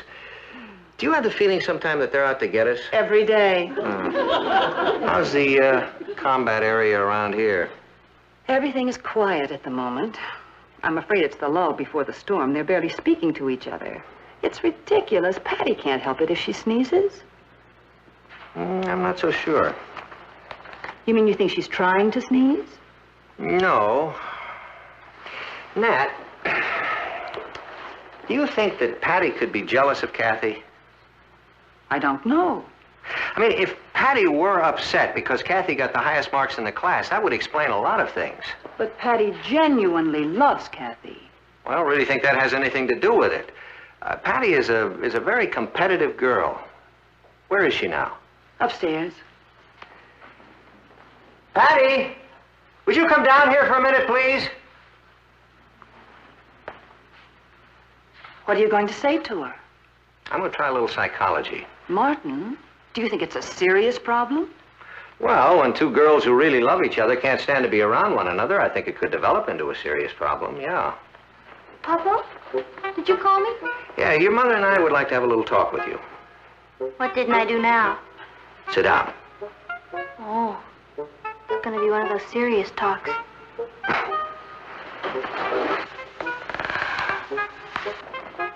Would you like to begin, Nat? Oh, no, thank you. I'm a listener. Well, there's no point in beating around the bush. Patty, jealousy is a very unattractive quality. I know. I can't help it if Cathy's jealous of me. Cathy's jealous of you? Isn't that what you just said? No, it isn't what I just said. Patty, what was your reaction when Mr. Brewster announced that Cathy had gotten the highest marks in the entire class? I said, yippee.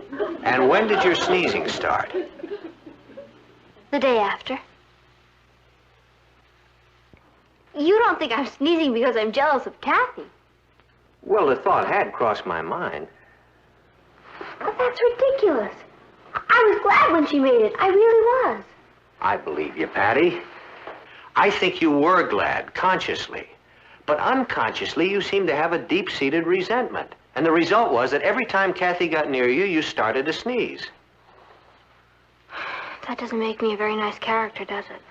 Patty, there's nothing wrong with good, healthy competition. It's only when it's carried to an extreme that it becomes a problem. Honestly, I didn't know I was jealous of her. My conscience thought my subconscious was really pleased. What do I do about it? Now that you know the reason why you sneeze when Cathy comes near you, I think you can cure it. How? I want to try a little experiment. Now, I want you to say to yourself, and really mean it, I'm not jealous of you, Cathy. I'm not jealous of you, Cathy. Okay? Okay. I'm not jealous of you, Cathy. I'm not jealous of you, Cathy. Good. You see, if you really mean that, then that message is going to sift down to your subconscious. And then your subconscious won't have any reason to sneeze anymore. I'm returning your dictionary, Uncle Martin. Kath, Patty has something that she wants to say to you. Yeah. I'm not jealous of you, Cathy. I'm not jealous of you, Cathy. You see?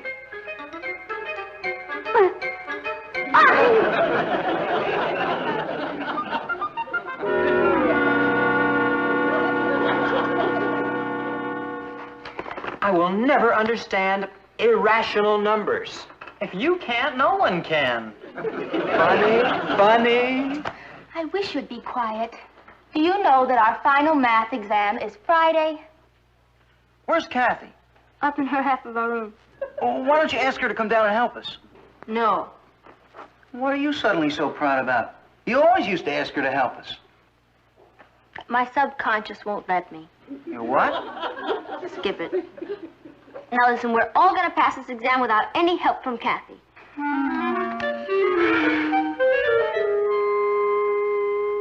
How do you multiply complex of fractions? Well, you take the last 3 digits in the first column and then... You take the first 3 digits in the last column. I don't get it. We're down here cracking our brains, and the genius is upstairs breezing through all this. Pass me some pie.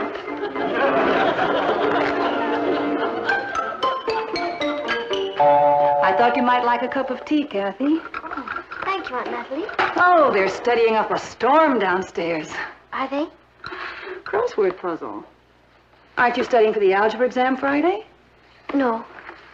It must be a wonderful feeling to be such a good student.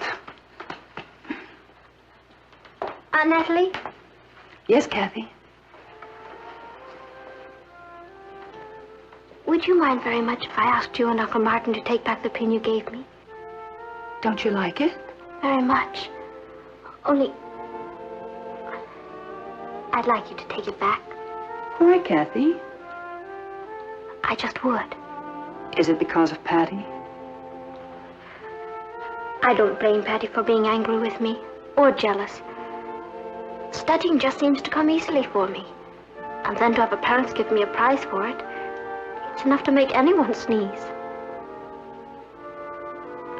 You know something? I love you. I love you, too. Will you take it back? If you want me to. Thank you.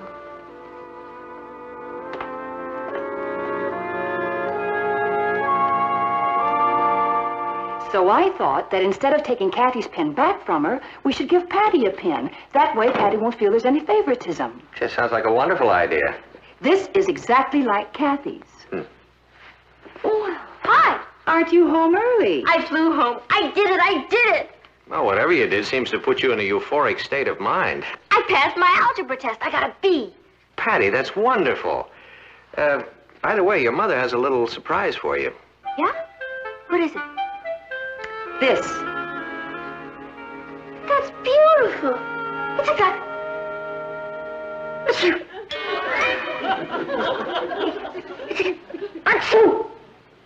Are you thinking what I'm thinking? Am I? That must be what's causing it. There's something in this that Patty's allergic to.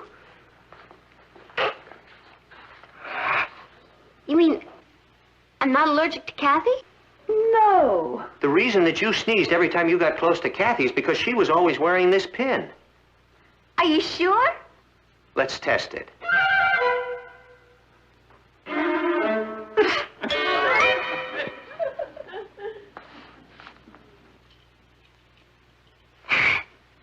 You see? Nothing. I'm not jealous of Cathy. And I owe you and your subconscious a big fat apology. Hi, Kath. I have the most wonderful news for you. I have some wonderful news for you. Mr. Brewster called me to give me the results of my algebra test. The principal of the school called you into his office? Gee, that's marvelous. Isn't it? And I didn't even study. And you still got 100? 100? No. I failed. Now Patty doesn't have to be jealous of me anymore.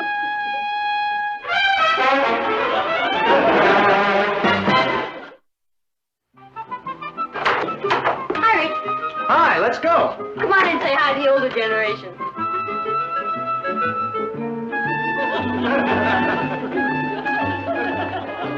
Hi, Mom. Hi, Dad. What? I just said it to scare you. Well, you succeeded. Where's Cathy? Oh, she'll be right in. She's just finishing up in the kitchen. How'd she do on that makeup test? She got 100. That's how she did. You know something? I'm jealous. I'm ready. Let's buzz. Long adioso. Long adioso? What language is that? It means so long. Not to me, it doesn't. Patty, you sneezed. It's all right. I'm catching a cold. That's wonderful. Bye. Long adioso. Long adioso.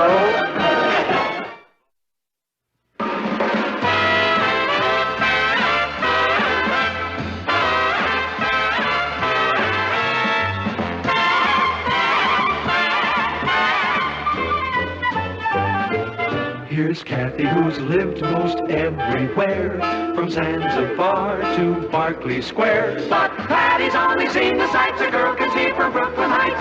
What a crazy pair, but they're cousins, identical cousins, and you'll find they laugh alike, They walk alike, at times they even talk alike.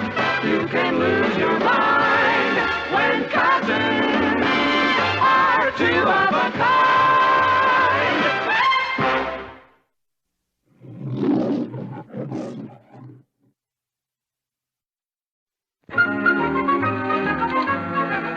Hi, Mom. Papa, aren't you going to congratulate me? Congratulations. What have you done? I've just been voted the best-dressed girl at the school dance next Friday night. You've just been voted the best-dressed girl at the school dance next Friday night? That's right. And you know why? Because of the beautiful new dress you're going to buy me. I see. Does Patty really need a new dress? Oh, I'm afraid it's a necessity. How much is this necessity going to cost me?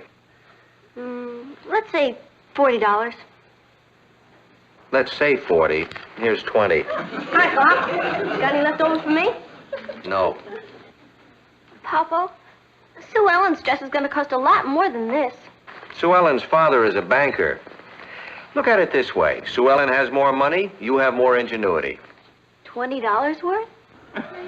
Honey, you'll outdo her. Don't worry. Well, Cathy, you want to come with me while I get my dress for Friday night? Oh, I'd love to, Patty, but I promised Frances Gordon I'd accompany her to Music Hall this evening. I'd better practice. Would you like me to come with you, Patty?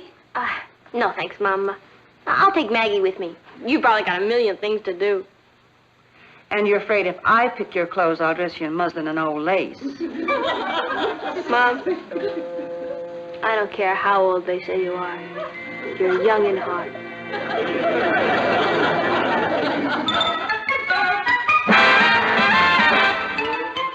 Meet Cathy, who's lived most everywhere, from Zanzibar to Berkeley Square. But Patty's only seen the sights the girl can see from Brooklyn Heights.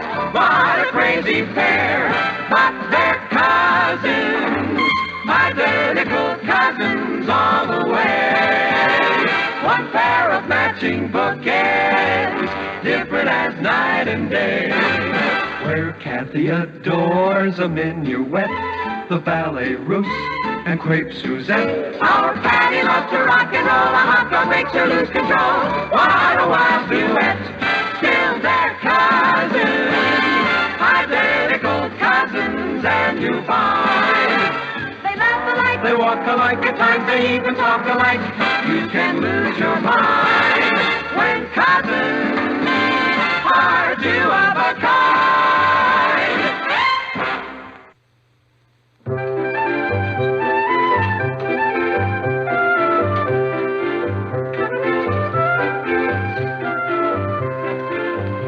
May I help you?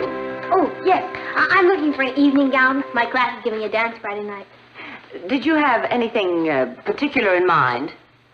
Well, yes. It has to be imported material, special design, hand-sewn, one of a kind, and sell for no more than $19.95. $19.95. That's all her father thinks she's worth. That is not. He's already given me so much, I couldn't take any more from him. Oh, look, my birthday present, a solid gold bracelet. Let me see what I can find. Thank you.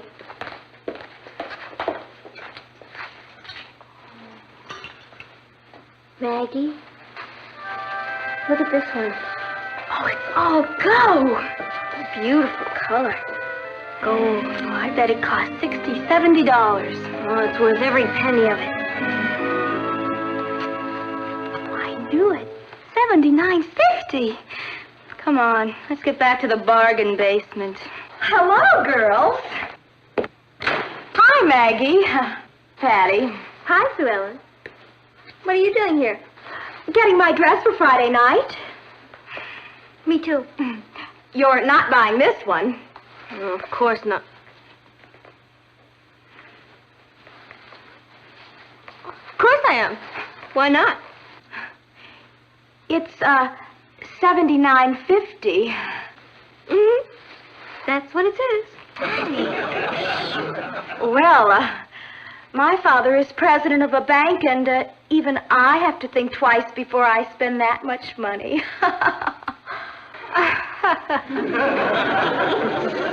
My father's editor of a newspaper, and I don't think at all. I'll say. I think you'll like this one. Isn't it lovely? And only $16. Isn't this the one you wanted? Yeah, I'd take it in a minute, but it's not my size. You're making me nervous. What size are you? I'm a 5. That's at least a 12. It's a 5. Oh, it's a 5. We don't have a charge count here. I'll be happy to open one for you.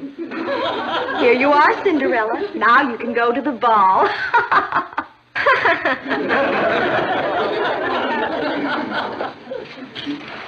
much is this one? $95. I'll take it. Good. I'll just get my order book.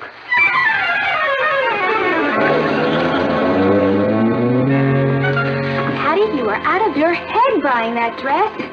Wait till your father finds out. Will you relax? I'm not going to keep it. I'm going to return it. I just have to show up that show-off. Don't tell me you're thinking of spending $79.50 for a dress. My father's president of a bank, and I have to think twice.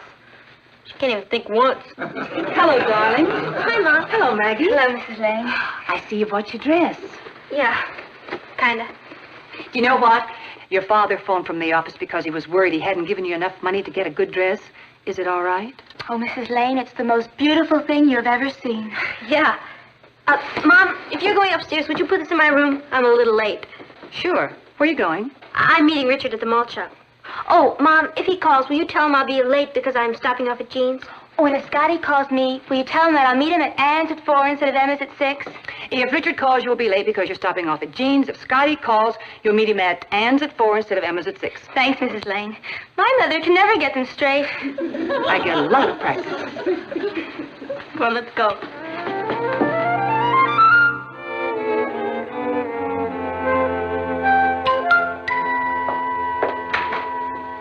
Aunt Natalie?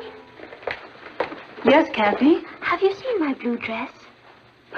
Oh, dear, I forgot to pick it up at the cleaners. I'm sorry, Cathy. Oh, that's all right. I was going to wear it to the musicale this evening. I haven't anything to wear. Yes, you do. Wear Patty's dress. Oh, I couldn't. It's her new dress. Oh, she won't mind. She wears your dresses all the time. Besides, it's an emergency.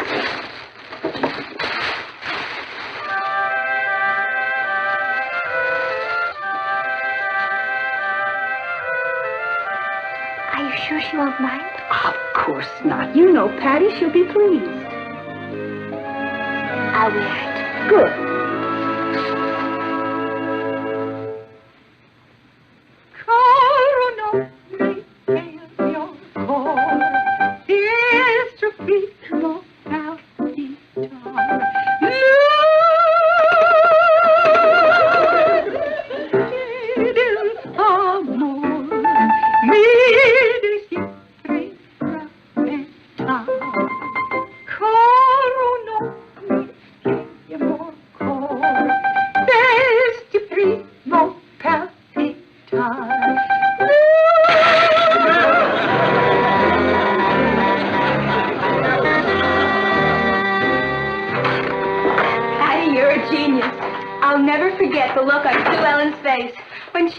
Into the malt shop and saw you? I told you.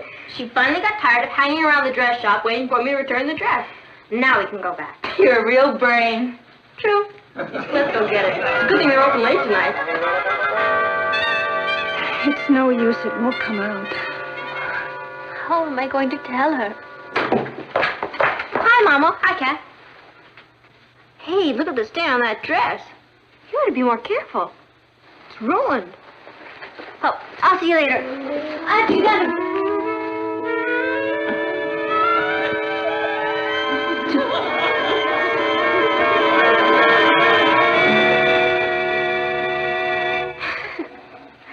You know,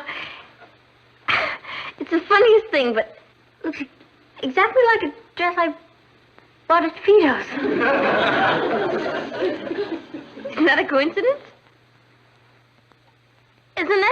It was my fault, Patty. I told Cathy to wear your new dress. I shouldn't have worn it. I'm so sorry, Patty. It was really... Don't worry, darling. I'll give you the $20 you spent for the dress. And you can buy it. Oh, boy. Are you angry with me, Patty? No. You see, I told you. Well, I'd better start dinner. Guess I better be running along. I'll see you in prison. What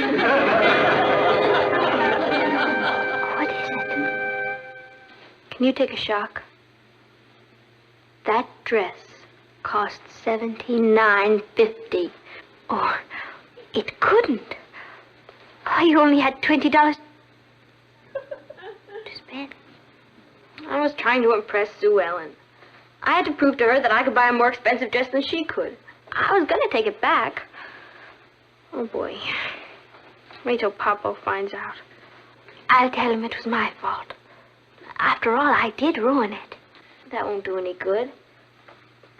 I shouldn't have bought it in the first place.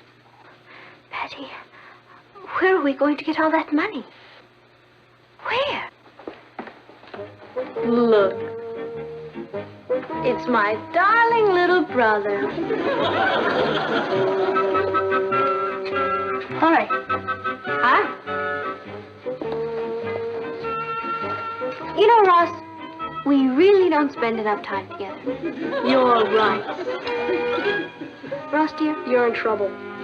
Oh, but you can help me out. She always helps you when you're in trouble. What's your problem? I need $60. FGI. FGI? Forget it. Now what do we do? It's very simple. We panic. Hello? Is this the Third Avenue second-hand shop? Do you buy used dresses? Splendid. My dear, we're two society girls, and of course they're magnificent things. We have an exclusive creation that we could be talked into parting with. Describe it? Well, it's a gold dress with sort of a blackberry punch two-tone front. Hello? Hello?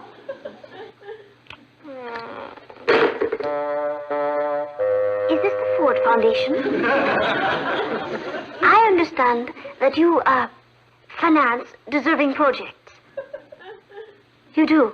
Get in there and pitch. Well, we have a very deserving project that concerns the future of two young girls who are victims of circumstances and... An application. 6 months to process.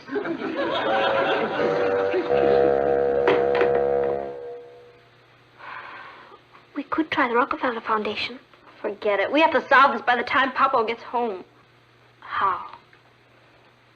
We're going back to the scene of the crime. And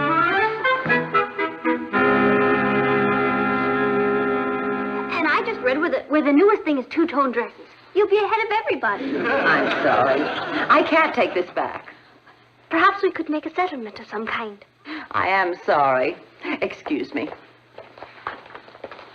Yes, madam. May I help you? How much is this necklace? $4.50. It looks remarkably real. I'll take it. You can't tell the difference between this and the real thing. I'll just get my order book and meet you in the front of the store. Oh, good.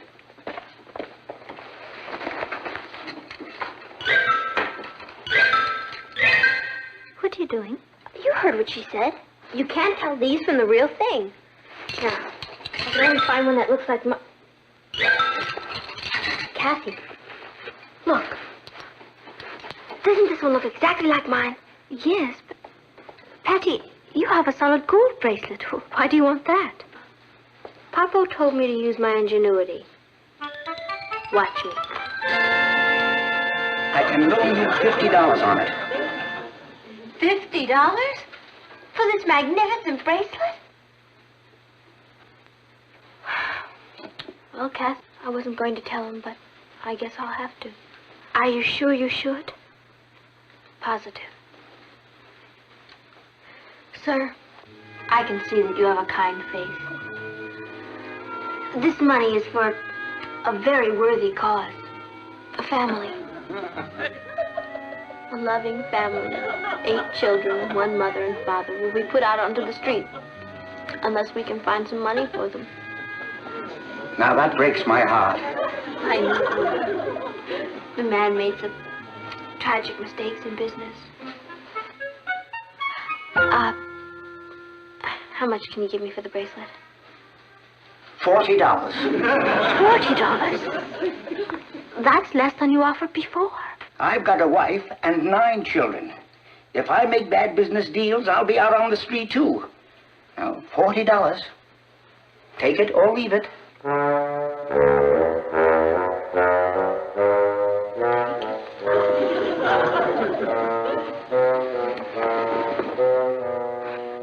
Well, cuz, we made it.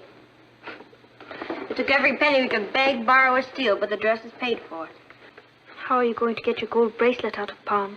We'll worry about that tomorrow. At least the pressure's off. No wonder this thing only cost $2.50. It's turning my wrist green. We better go. I promised Richard I'd help him with his history. You promised Richard we'd help him with his history. Be a pal. What do I know about history? All right, let's go. Hello, darling. You're home early. I know.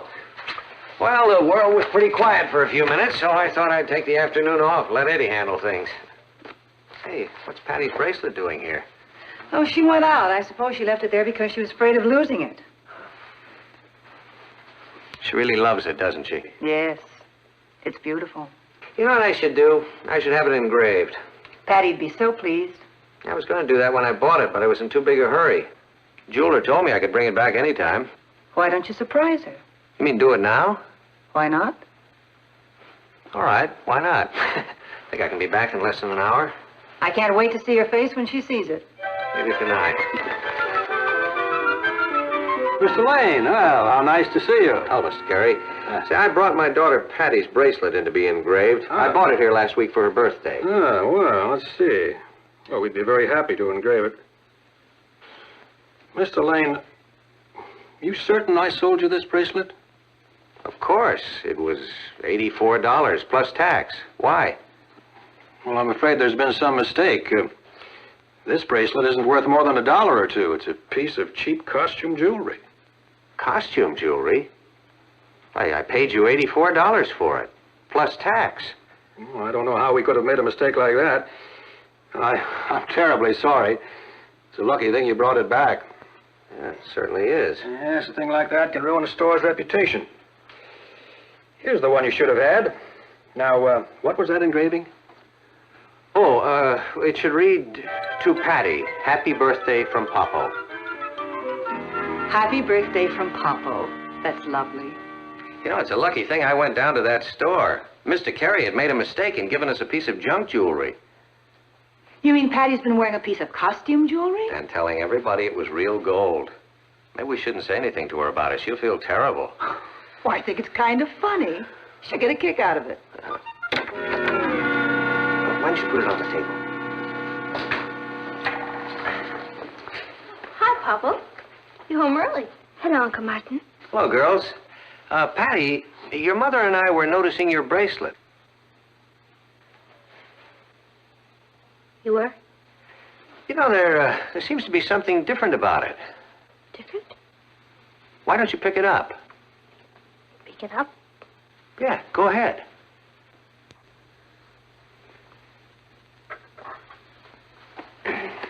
Read what it says inside.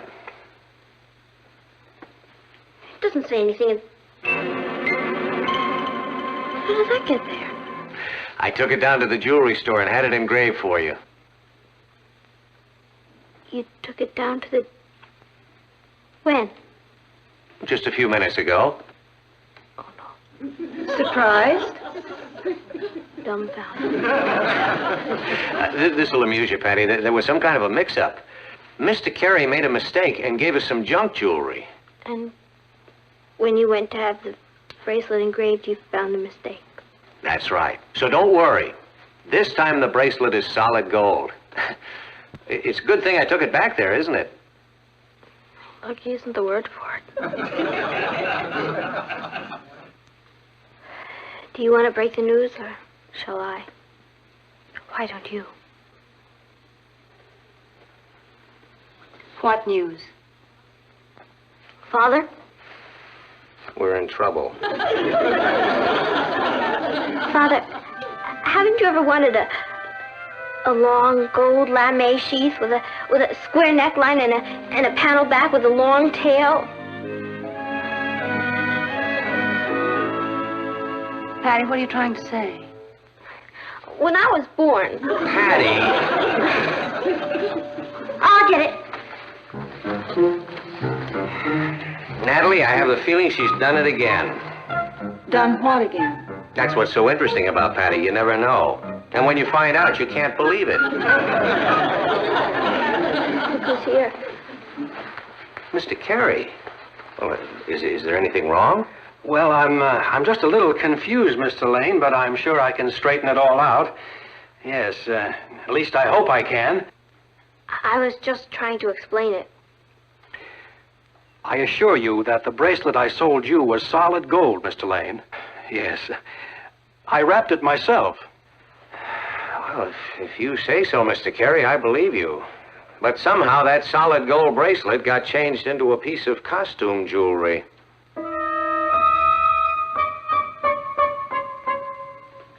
It's hard to know where to begin. Honey, why don't you skip the part about when you were born and start with more recent events? Say this week. It really wasn't our fault. It was the fickle finger of fate. You see, I went down to buy a dress with the loot you gave me, and Sue Ellen was there giving me the ice cube. So I did the quick peacock bit until swap time, and the Cinderella here went to the ball, and the canary hit a clinker, and instant blackberry juice. They wouldn't take the dream job back. Then we got turned down by the Ford Foundation, and Cathy's tot tending pot fell through. Then we bought the carver and took the McCoy to the pawnbroker with 9 children, and that's how we got the loot to get off the racket beat up.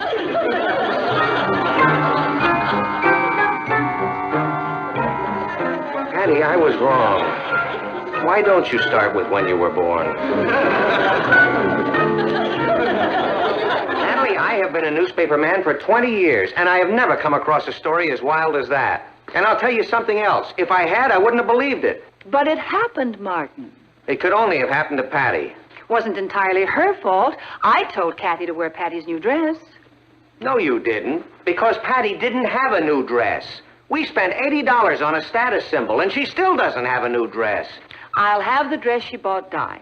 And now she's got 2 gold bracelets, one of them in pawn. Won't Mr. Carey take it back? Oh, sure. He'll be happy to take it back to the store and hold it there until someone comes in and says, I'd like a gold bracelet engraved to Patty from Popo. I meant, won't he take back the one in pawn? Well, he's already agreed to do that. Well, you've already straightened it out. It's like straightening out World War II. She doesn't get it from my side of the family. You don't want her, I'll take her. No, you won't. And I'll tell you something. I can hardly wait to find out what she's going to do next. Papa? Father, you're still in trouble. Father, I want to apologize. None of this would have happened if I wasn't trying to impress Sue Ellen. If you'll give me some time, I'd like to pay for it out of my allowance. It wasn't her fault, Uncle Martin. I ruined the dress. I want to pay for it. You can both pay for it. And you can take as much time as you want. But please, no more status symbols, huh? I won't ever care what anybody else wears again. Thanks, Father. Popo.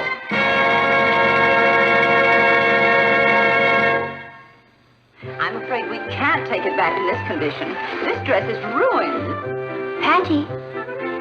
Oh, but you've got to take it back. Oh, hi there, Sue Ellen. What happened to your pretty dress? You'll never believe it.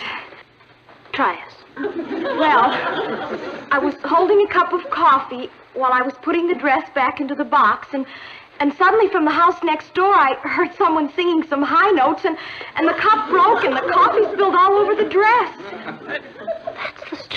thing I've ever heard. That's pretty wild, all right. Where am I going to get the money? I have to pay for the dress. I'll give you a hint. Don't try the Ford Foundation.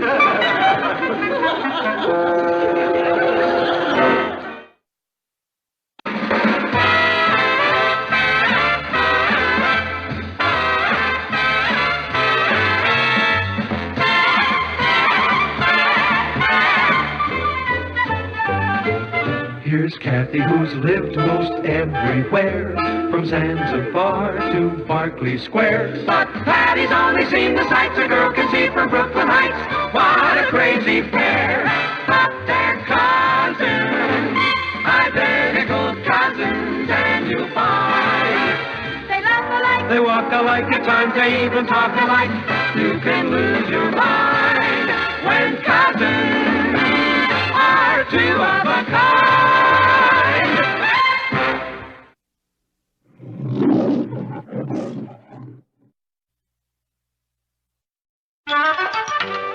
Now, when Korea was divided, where was the dividing point fixed? Cathy? The dividing point was on the 38th parallel. Is Cathy correct, Patty? Well, if Cathy says so, you can bet on it. I want you to think for yourself, Patty. Oh, I do, Mrs. Johnson. I think that if Cathy says so, you can bet on it.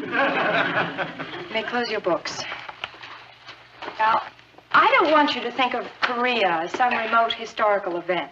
What happened there involved people, ordinary boys and girls like yourselves. Many of those boys and girls are orphans. They have inadequate housing and clothing and food. Now, I think it would be a wonderful project for this class to adopt one of these orphans. This is a picture of Kim Ho-sin. She's cute. Kim lives in a remote village in Korea. He has no relatives. And we can be his foster parents for $10 a month. That's enough to see that he's properly fed and clothed and sent to school. He'll still go on living in his village, but he'll know that somebody's thinking about him. Now, who would like to contribute? Well, I'm proud of you. We'll need one student to collect the money, forward it, and correspond with him. Someone to act as a foster mother or father on behalf of the class. Who would like to volunteer for that? I would, Mrs. Johnson. Please. Very well, Patty. Kim is your responsibility.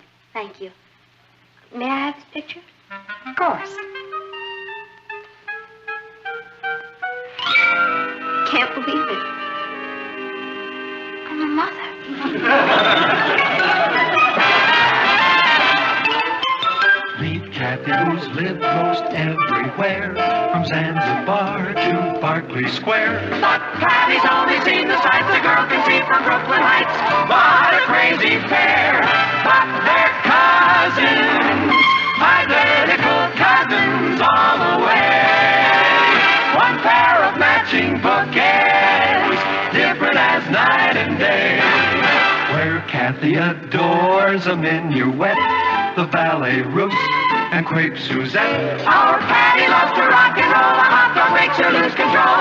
What a wild duet, still they're cousins, identical cousins, and you find they laugh alike, They walk alike, at times they even talk alike. You can lose your mind when cousins are two of a kind.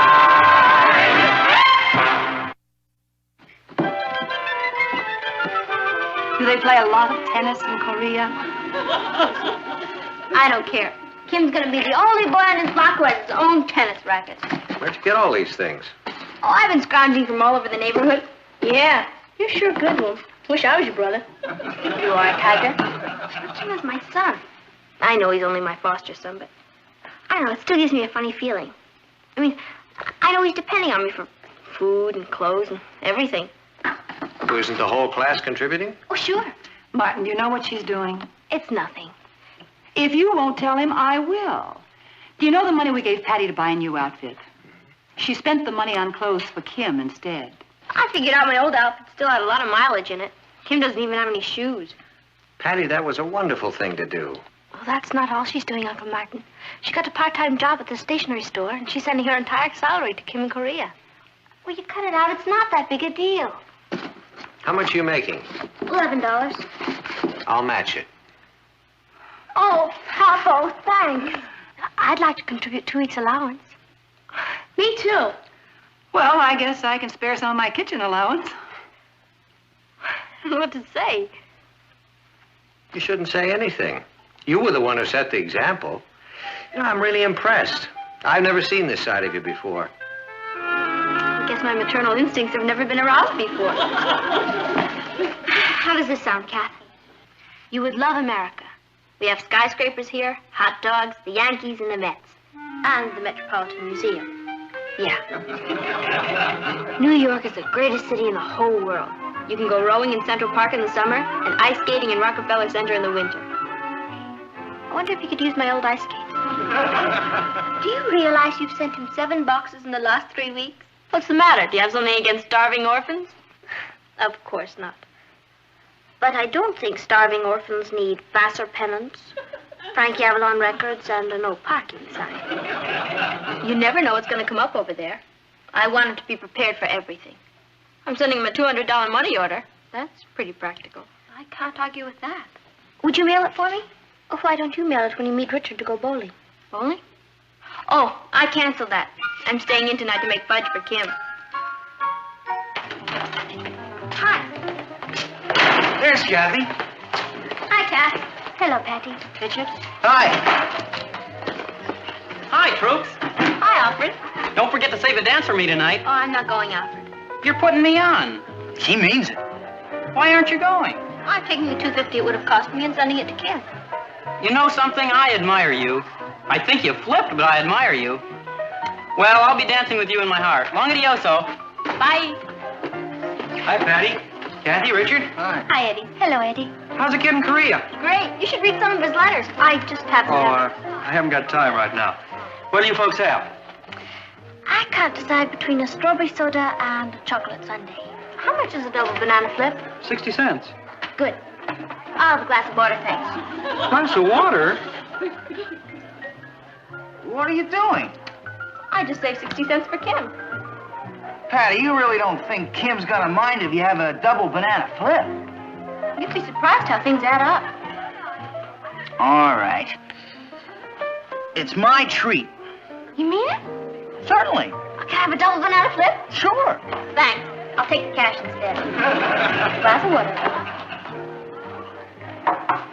Have you decided what you want? Glass of water, please. You're all hard. Make that 3. 3 glasses of water? Now, wait a minute. I gotta eat too, you know. Can you answer me a question? Sure. How do I get to Korea? Here's a $1. Send it to the kid.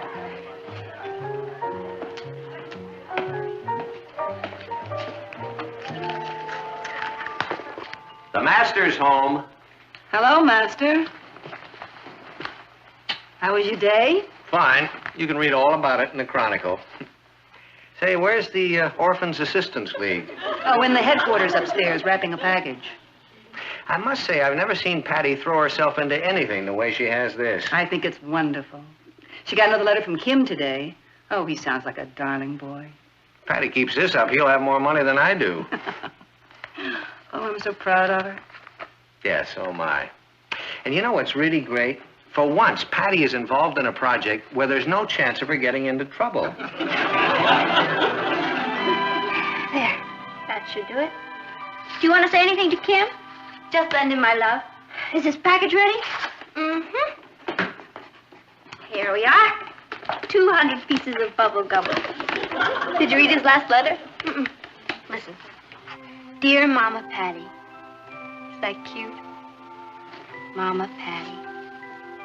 Listen to the last paragraph. Your letters and many gifts choke me with happiness.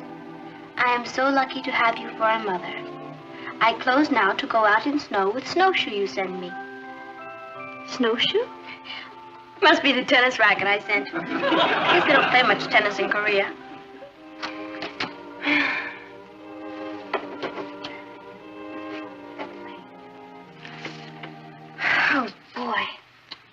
sure is a lot of red tape when you try to help someone. I must have signed 1,000,000 forms.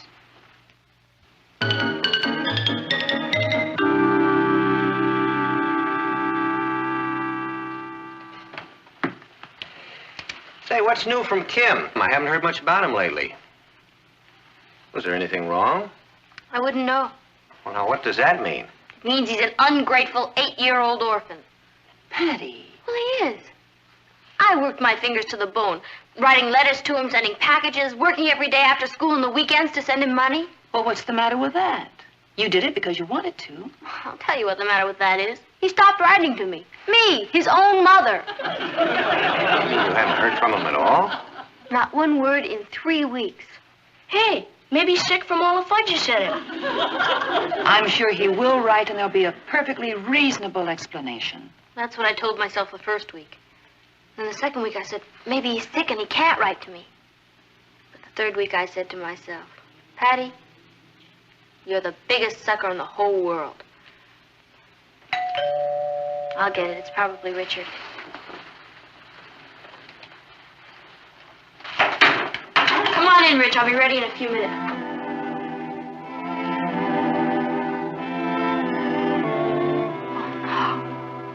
Mama?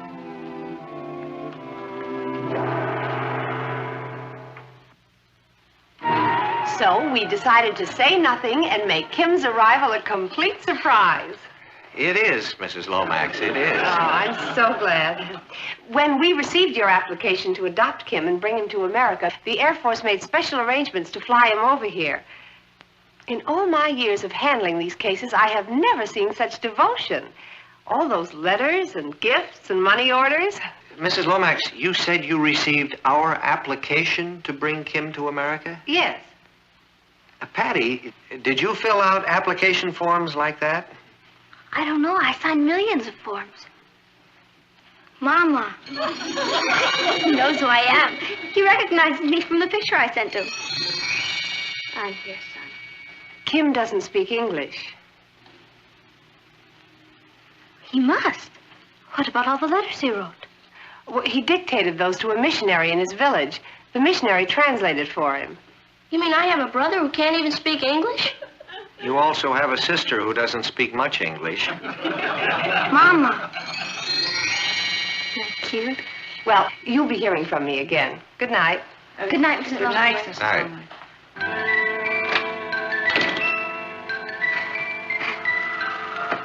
Well, here we are. Patty, do you realize what you've done? Yes, sir. I goofed. I didn't mean to. I just wanted to cheer up a poor little orphan. I didn't know he was going to pop up on our doorstep. He didn't just pop up. You sent for him. Oh, boy. We are completely responsible for him. Here he is, 9,000 miles from home, and he has no one in the world but us. Oh, boy. We don't know about his customs or his language. He probably needs special foods. We have to make arrangements for school. Oh, boy. I'm sorry, Kim. Please don't hate me. You're going to have to go back home. Who said anything about his going back home? You mean he can stay with us? Of course he can stay. Oh, Papo! Yippee! Thank you, Uncle Martin. We'll take wonderful care of him. I'll treat him like my own brother. Then he's in trouble. Welcome home, Kim. Well, come on, we better go out and find somebody who can speak Korean. I'll get my jacket. Are you sure you'll be all right here, Patty? Oh, sure. Kim and I'll get acquainted. Hi. You, Kim, me, Patty. Mama. As an old hand at the mother bit, I suggest you find out if he's hungry. Oh, that's a great idea. He's probably starved. And I thought Patty was finally in a situation where she couldn't possibly get into trouble. You want to know something? There is no such situation. Let's go. See you later, kids. Okay, bye. Are you hungry? You hungry? Hungry?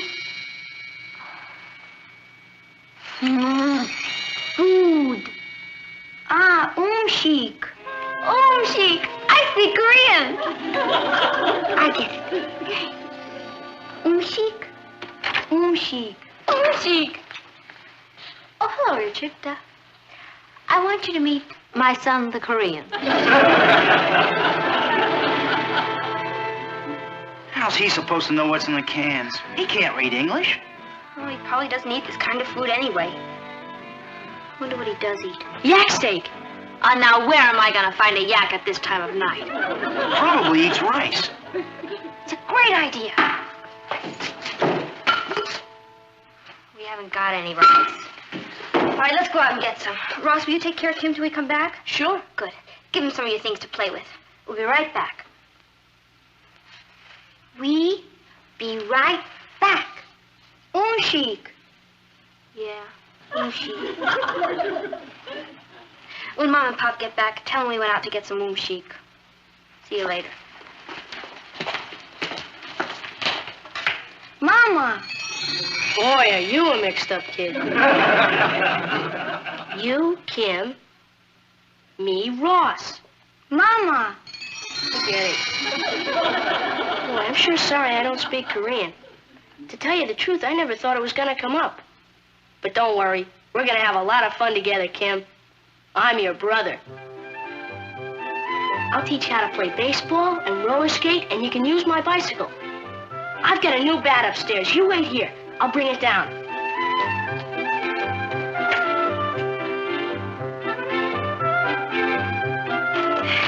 We have enough rice in here to start our own patty. I smell smoke.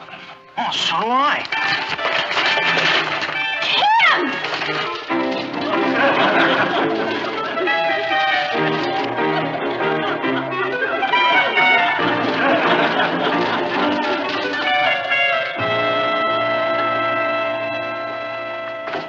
Hi, son. How's everything here? All right.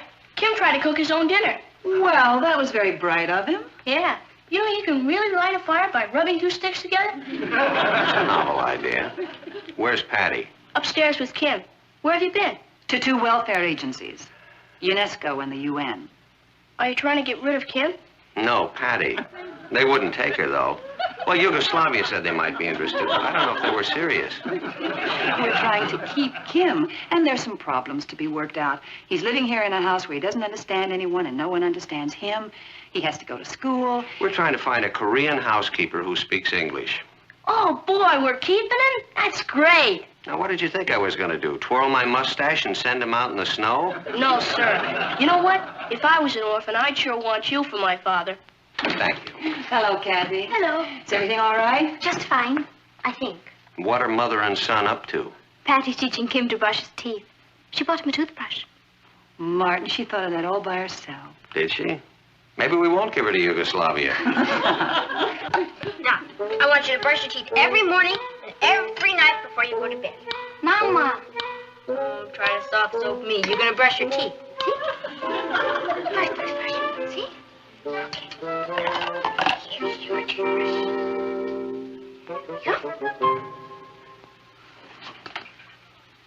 No, not my teeth.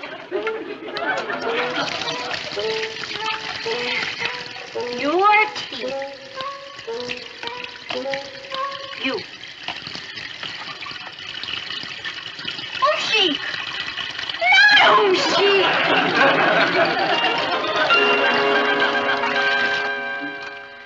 Well, how's my brother? He's going to sleep. You don't mind him using your bed, do you, Ross? Nah, I can sleep here on the couch. Thanks. Boy, he's sure a handful. I know. The mother bit isn't easy, is it? Is it? You should try it in Korean sometime.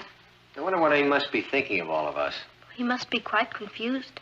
They put him on a plane and fly him thousands of miles to a strange country.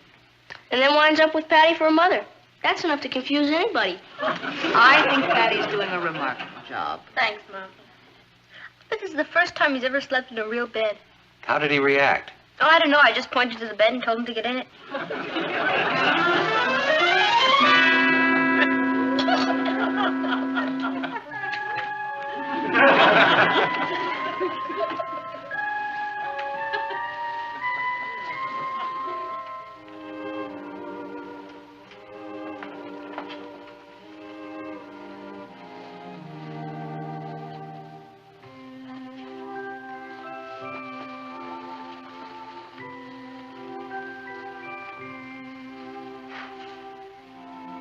You know something? I feel like a grandfather.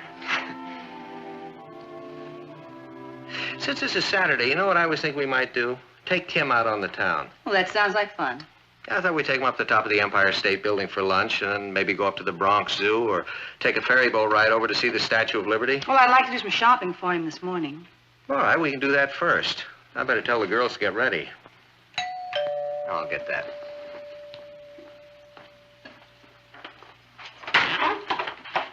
Well, good morning, Mrs. Lomax. Won't you come in? Good morning, Mr. Lane. I suppose you've come to see Kim. Right this way. Good morning, Mrs. Lomax. I'll bet you're just bursting to know how Kim is. Well, he's coming along just fine. Well, that isn't why I came. It isn't? I came to take Kim away. I don't understand. Well, there's been a terrible mix-up. Kim was sent here by mistake. By mistake? Yes, he's already been adopted by an American soldier who brought back a Korean bride. They sent in their application a week before yours, and it was accepted, but somehow it got buried under all the forms and papers and letters that Patty sent, and a new clerk got the applications mixed up and sent Kim here. But you can't take him away from us. I mean, he's like a member of the family. Mr. Lane, I can't tell you how sorry I am about this, but, well, his new parents are waiting for him. It wouldn't be fair to them if we left Kim here. Hey, I just got a great idea. Hi, Mrs. Lomax. I bet you've come to see Kimbo, huh? Oh, you don't have to worry about him. He's great. Well, he woke up once last night, but I put him back to sleep singing rock and roll songs. He loved them. Papa, today's Saturday. Why don't we take Kim out on the town? The works. I thought we'd have lunch at the top of the Empire State Building, then maybe take him to the Bronx Zoo and rowing in Central Park, and maybe a ferry boat ride to the Statue of Liberty. Oh, you think it's too much in one day, huh? Well, maybe you're right. We can save some of it for next week. Patty, Mrs. Lomax has something to tell you. I'm afraid Kim can't stay here, Patty. Because of the rock and roll songs? Honey, Kim was already adopted. He was sent here by mistake. Mistake? Papa, they can't take him away from us. Kim needs me. Who is he going to call Mama? Isn't there anything you can do? I'm afraid not. They're waiting for him. I see. Well, maybe it's for the best, honey. I mean, this way, he'll be in a home where they speak his language and understand his customs. Now, let's think of it from Kim's point of view. We want to do what's best for him, don't we?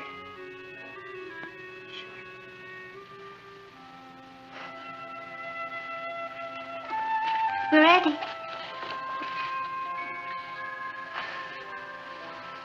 Mrs. Lomax, when do you have to take him? Right now.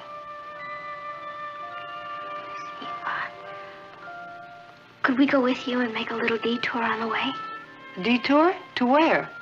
To the top of the Empire State Building. Bronx Zoo, Central Park, and the Statue of Liberty. Well, that would be highly irregular. Of course you can. Thank you. Kim, you're gonna have a day you'll never forget. Where shall we go first? Let's go find a hot dog stand. That's the only way to see America.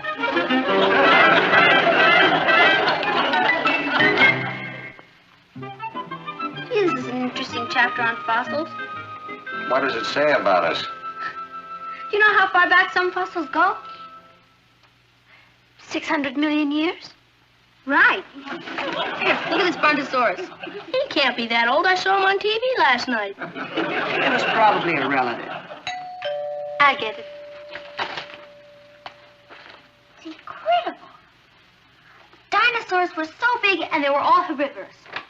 They only ate herbivores? Herbivorous means plant-eating. Why don't they say so? Patty, sure wouldn't want to meet up with one in a dark alley. Patty. Kim! Mama! Mama, he still remembers me. Boy, hello, wonderful. Kim. How long has it been? 6 months. And he still calls me Mama. Bogo super, samnida. Oh, I guess they just speak Korean at his house, huh? You, Kim, me, Patty. Otoko China Shisamnika. Ah, he forgot everything I taught him. Not everything, Mama. Have some bubble gum.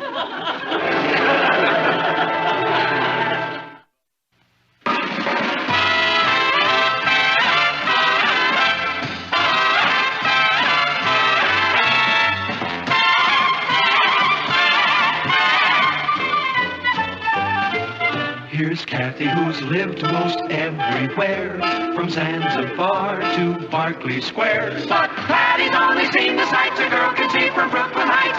What a crazy pair, but they're cousins, identical cousins, and you'll find they laugh alike, they walk alike, at times they even talk alike. You can lose your mind when cousins are two of a kind.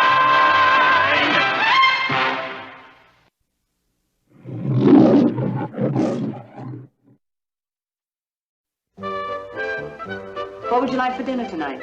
Oh, I'm afraid I can't make dinner, Nat. Really? Yeah, I'm chairman of a new committee they're forming to help dropouts. We may be meeting late. What's a dropout? Now, what do you think it is, son? A parachuter's coming down enemy territory? A dropout is a student who quits school. Oh, boy, how can I get to be one? Just keep up the grades you've been getting. Seriously, that's no laughing matter. Thousands of students are dropping out of high school before they get their diplomas. It's a terrible waste. Cathy, where's Patty? Oh, she's coming out, Natalie. Say, Kath, I just got an idea. How would you and Patty like to serve as student advisors to our anti-dropout committee? I'd love to, Uncle Martin, and I'm sure Patty would. Why don't you ask her? Yeah, that's a wonderful idea. Having students on the committee? I think I'll bring it up at the meeting tonight. Two of you could talk to students at their own level. Fine. Patty, we'll be late. I'm ready. Let's buzz, cuz. Patty, how would you like to serve on a committee to help stop school dropouts? Gee, Papa, I'm afraid you picked a bad time to ask me. Why? Because I'm dropping out of school next week.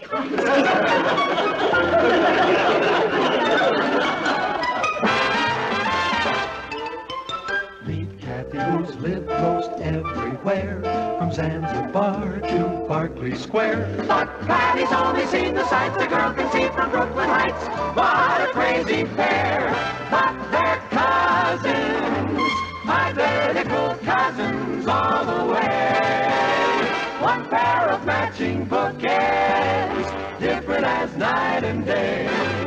Where Cathy adores a minuet, the ballet russe, and crepe Suzette. Our Patty loves to rock and roll, a hot dog makes her lose control. What a wild duet, still they're cousins, identical cousins, and you find they laugh alike, they walk alike, at times they even talk alike.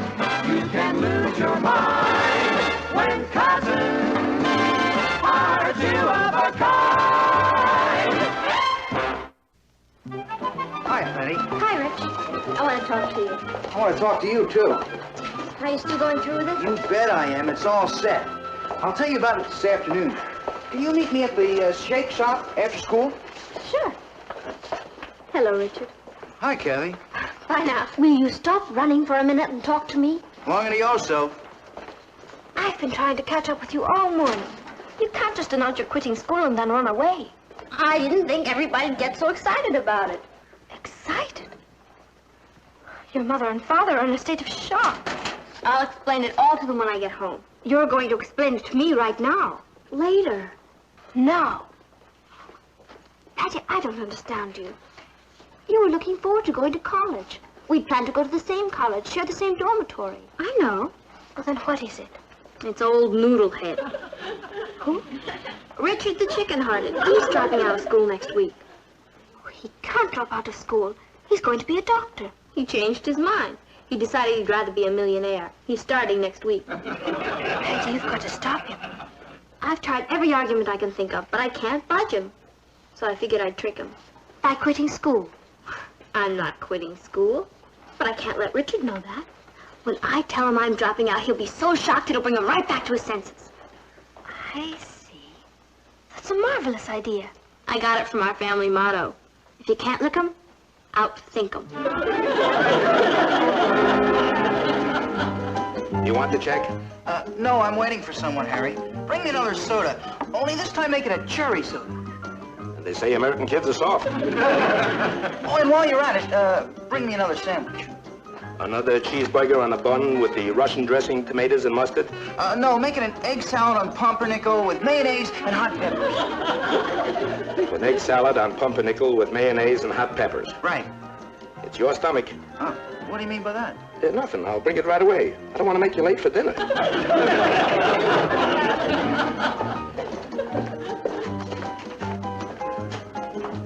Oh, hi, Marcia. See you later, Marcia. Oh, hi, Patty. How'd you do in the physics exam? Who wants to be a physicist? I didn't do so well either. Richard's over there waiting for you. Old faithful. Long adios. Hi, Rich. Oh, where have you been? I'm on my third soda. Oh, I got tied up. I'm sorry. Oh, what's going on? It's all set. I'm going out Monday and look for a job. Doing what? Oh, anything. Just so I start near the top. That's where the money is. Have you told your father yet? Not yet.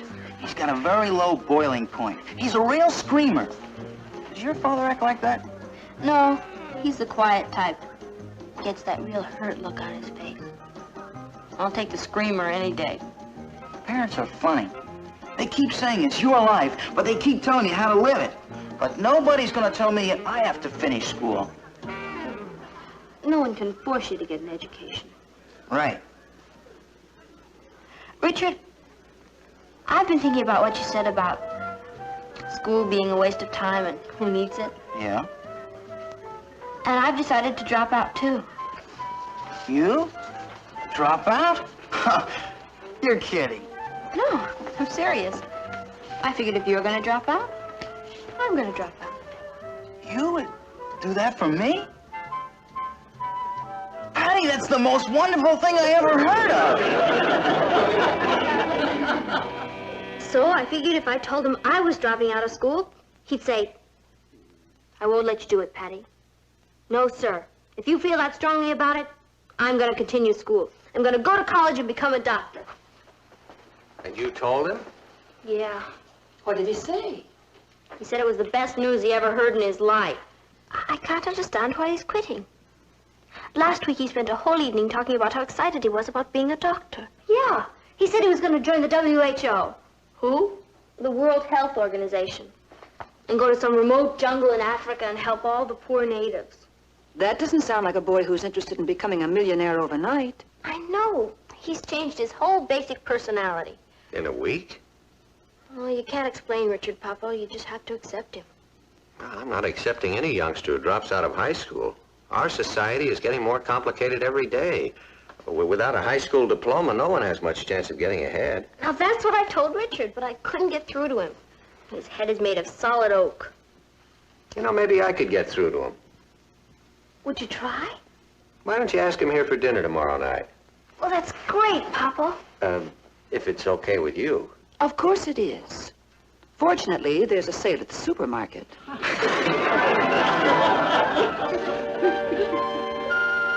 May I have another piece of cake? While you're at it. Oh, certainly, Richard. That makes 4. But who's counting? Papa, guess who I ran into today? Dr. Thayer. Oh? Yeah, he's receiving some kind of a medal for a Doctor of the Year. That's wonderful. His family must be terribly proud when you think of all the people he's helped and lives he's saved.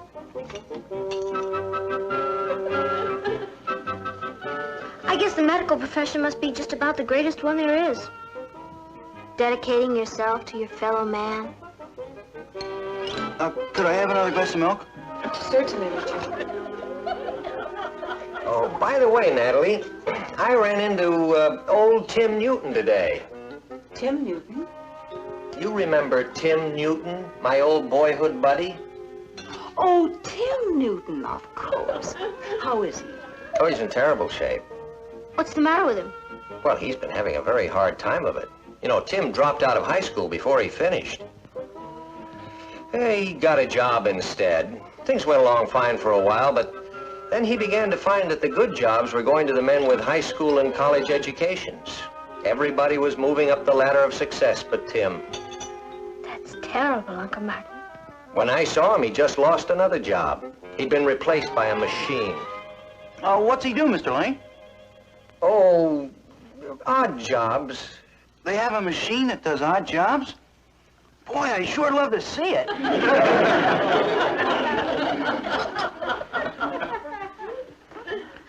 I guess it must be pretty rough getting anywhere without a high school education.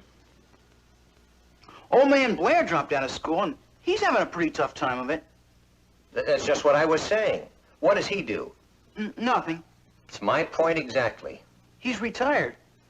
He made about $20 million, bought a house in Florida, and now he doesn't know what to do with himself all day.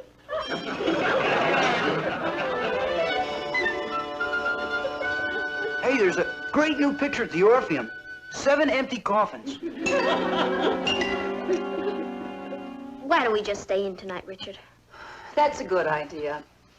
You all go on into the living room. I'll clear the table. Okay. Ross, you can help me. I didn't eat that much. Why don't I give you the money instead? Ross.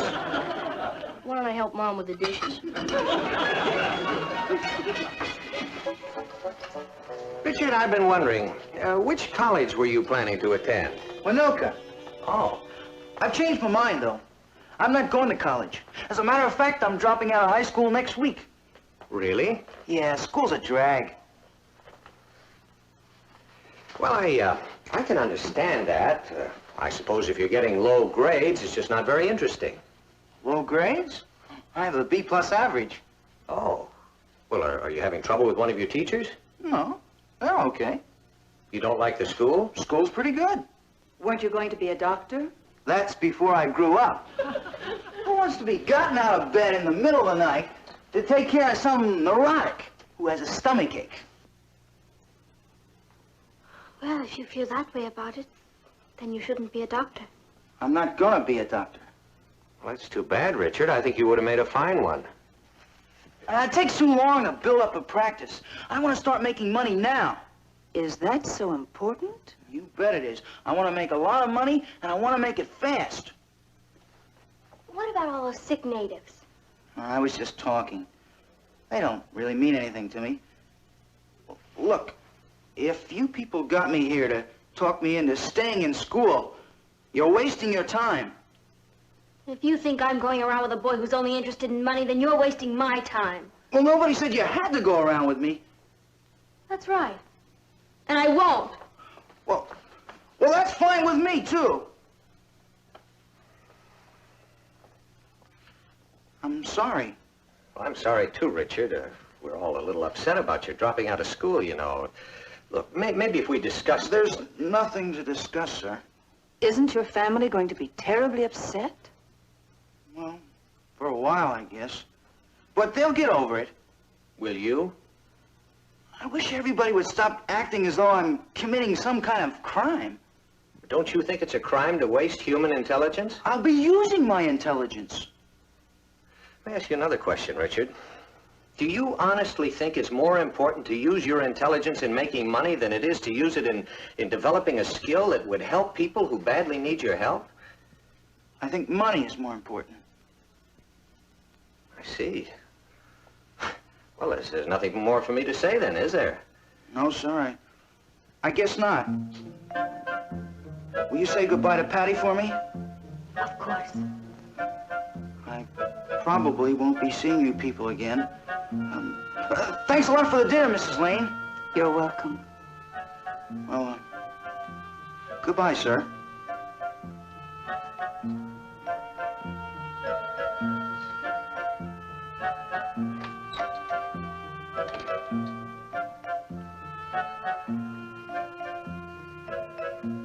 Richard said to... I was listening. How could I have been so wrong about him? I was actually planning to go into the jungles and help him with the sick natives. Do you know who's sick? Me. I should have my fuzzy head examined. Patty, do you think that Richard could have some special reason for needing money that we don't know about? Sure. Greed. Let's just forget it. Richard's father owns a big construction company. There's no excuse for this. I'm just going to see how fast I can forget about Richard.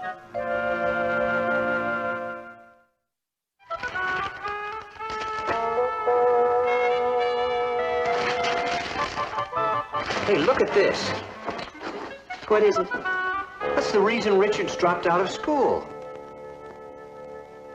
$2 million. Martin, his father's gone broke and he didn't want anyone to know. Patty! Imagine him going to work to help his family. And all the terrible things that were said. What's wrong? Nothing's wrong. I have wonderful news. Richard's father has lost all his money.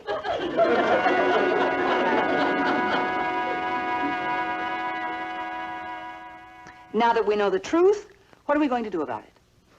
I know what I'm going to do. I'm going over to Richard's house on my hands and knees. Can I watch? The time he needed me most, I walked out on him. You didn't know, Patty? All that talk about how he was interested in money and didn't care about helping people. He's the most generous boy I've ever known. It must be killing him to give up medicine. They must be desperate if they're allowing Richard to quit school and go to work. Isn't there anything we can do, Uncle Martin?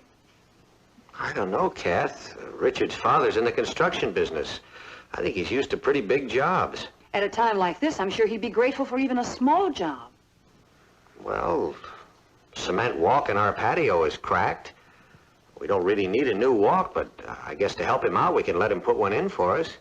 Let's. And weren't Harriet and Marvin talking about putting a wall around their garden? And Sam and Celia said their driveway was full of holes. Call him, Papa, please. All right. What's his name again? Jonathan? I want to finish this stretch from here to Flagstaff by the 15th so we can move the crew up to Utah and get started on the project up there. Do you see any problems? We should be able to do it, Mr. Harrison, now that we're out of that turnpike contract. The suckers that take that over won't get more than $1 million or $2 million profit out of it. The Utah deal is 5 times as big as that. Harrison. Hello, Mr. Harrison. This is Martin Lane. Say, listen, I'm sorry to bother you so late, but I need a favor. That's all right. What can I do for you? Well, I have some cracks in my patio walk.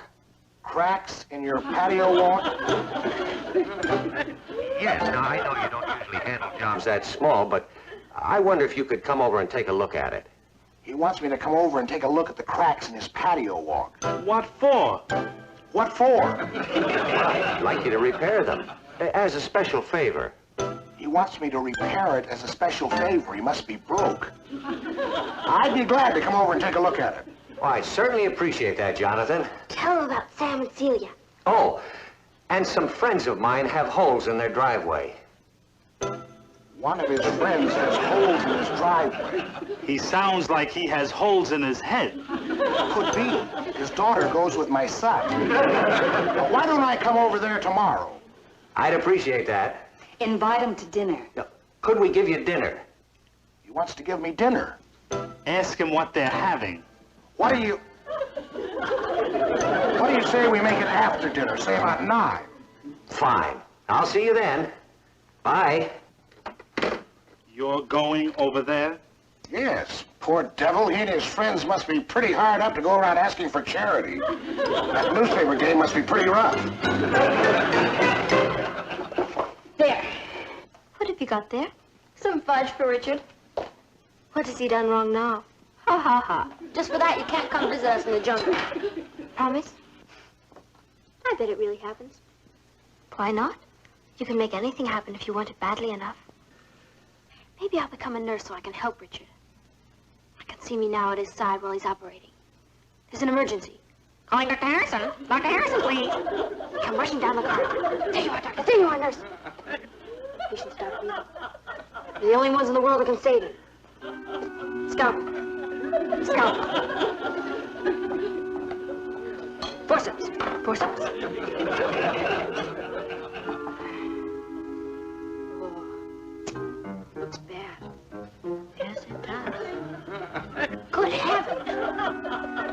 What's wrong with this patient?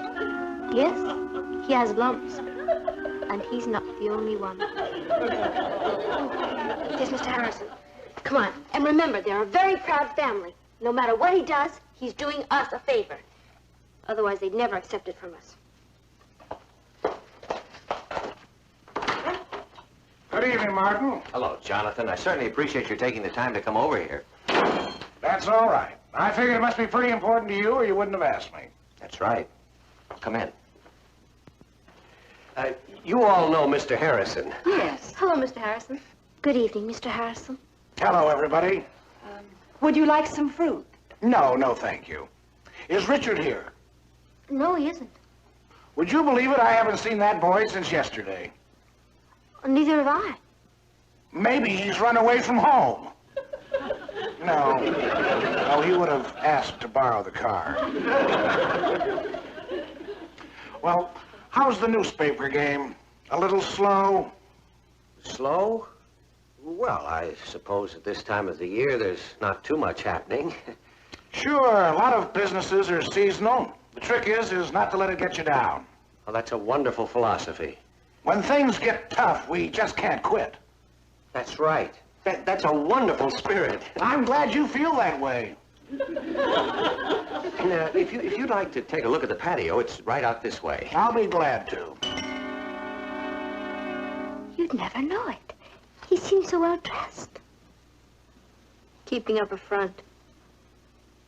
Poor man. You can always tell. I'm glad we're able to help him. So am I.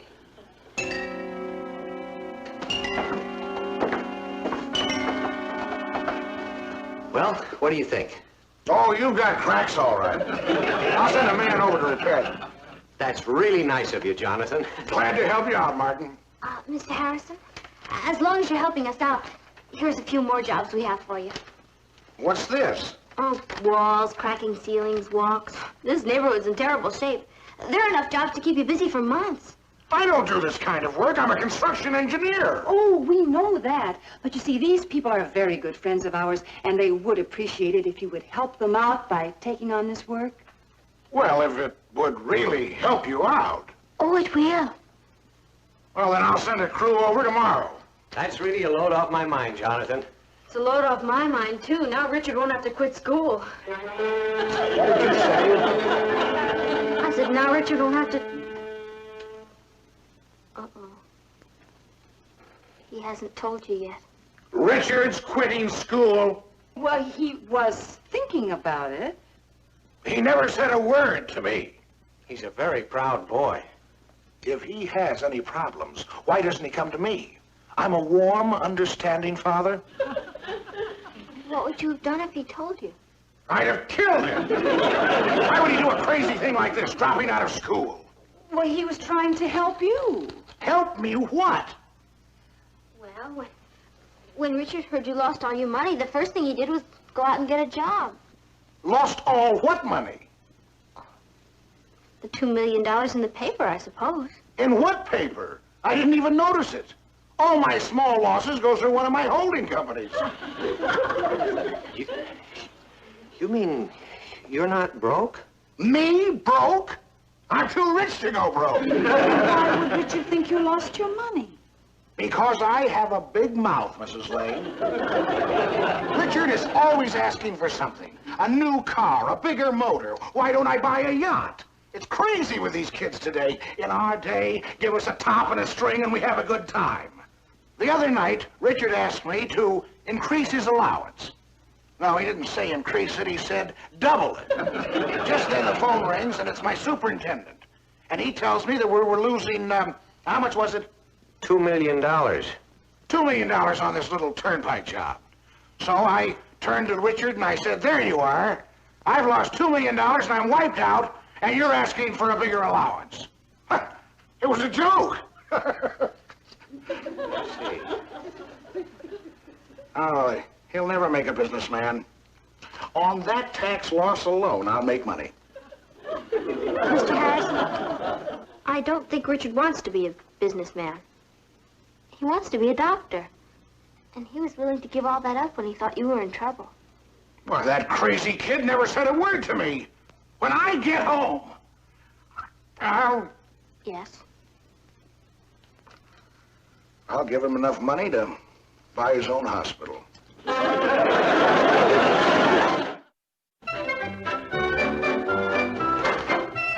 Arthur. Hey, now, you look great.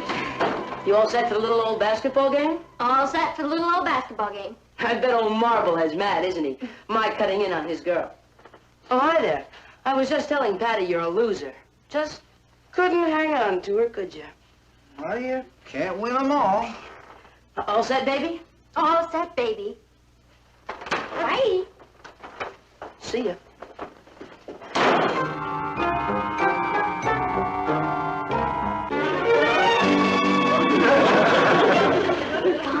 Yeah. Let's get moving. 7 empty coffins goes on in 10 minutes. Okay. Poor Cathy. Remind me to do something extra special nice for her tomorrow.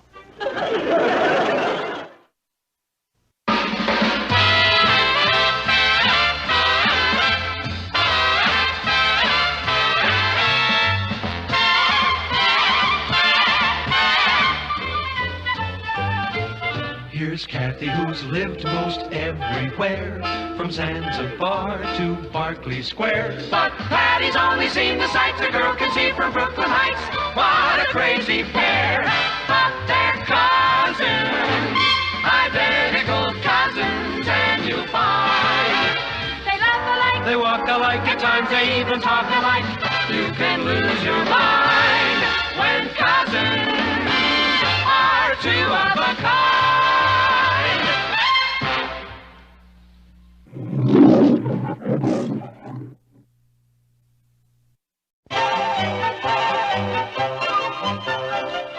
And in conclusion, Mr. President, and fellow members of the committee, I promise that if I am appointed prom chairman, I will arrange the most brilliant affair in this school's history. Here, here. You mean how? The class will dance to the coolest band in town, feast on a dazzling array of delicious refreshments, and enjoy all this in a setting decorated to look like a veritable fairyland. I thank you. Mr. President. Sue Ellen? Let's face it, no matter what Patty promises, the class knows that for their $3 a couple, they'll get their choice of either the Flatbush 5 or stale chopped egg sandwiches in the school gym. Now, wait a minute. Nevertheless, if I'm appointed chairman, I promise that everyone will positively be at the prom. Why should they? Because my father is president of a bank, and he knows a lot of celebrities. I guarantee that one of them will appear as our guest. Patty, what have you got to say to that? Well, I didn't hear you, Patty. She said, well, I promise that if I'm appointed prom chairman, my father, Martin Lane, managing editor of the New York Chronicle, will guarantee that the guest celebrity will be the biggest single name in show business. Who's that? Who's that? I'm not at liberty to divulge that name right now. Because she's bluffing. All right. You both have until tomorrow at 3 when I name the prom chairman. See you then. Thanks, Walter. Coming? See you later. Know something, darling? I don't think you have anybody. You won't know until tomorrow afternoon, will you, darling? boy, you sure told her off. I sure did. By the way, who'd you get for the prom? How am I supposed to know?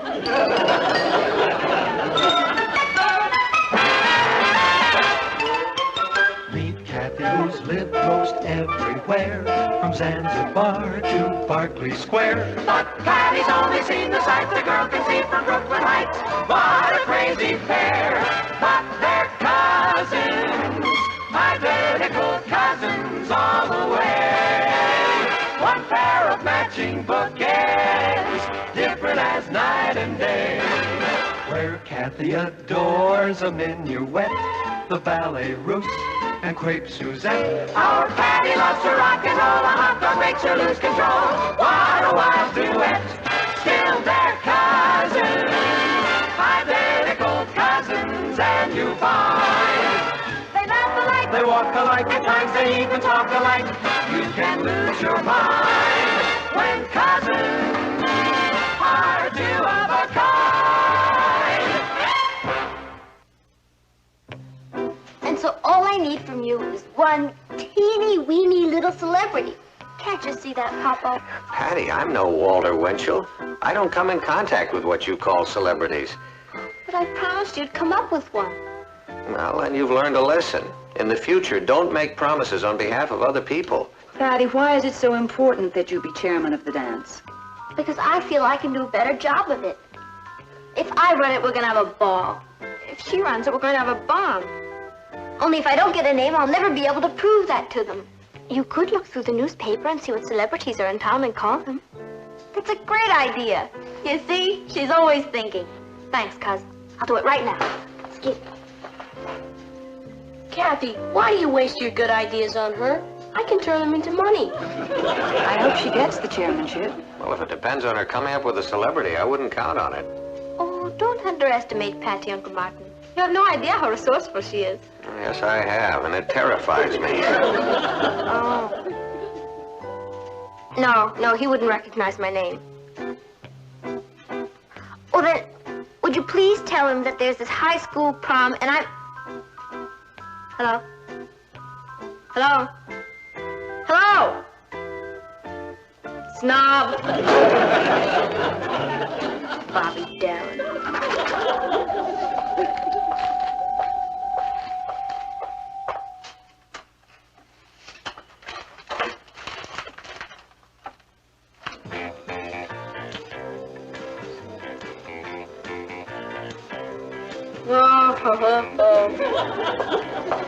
Have you called anyone yet?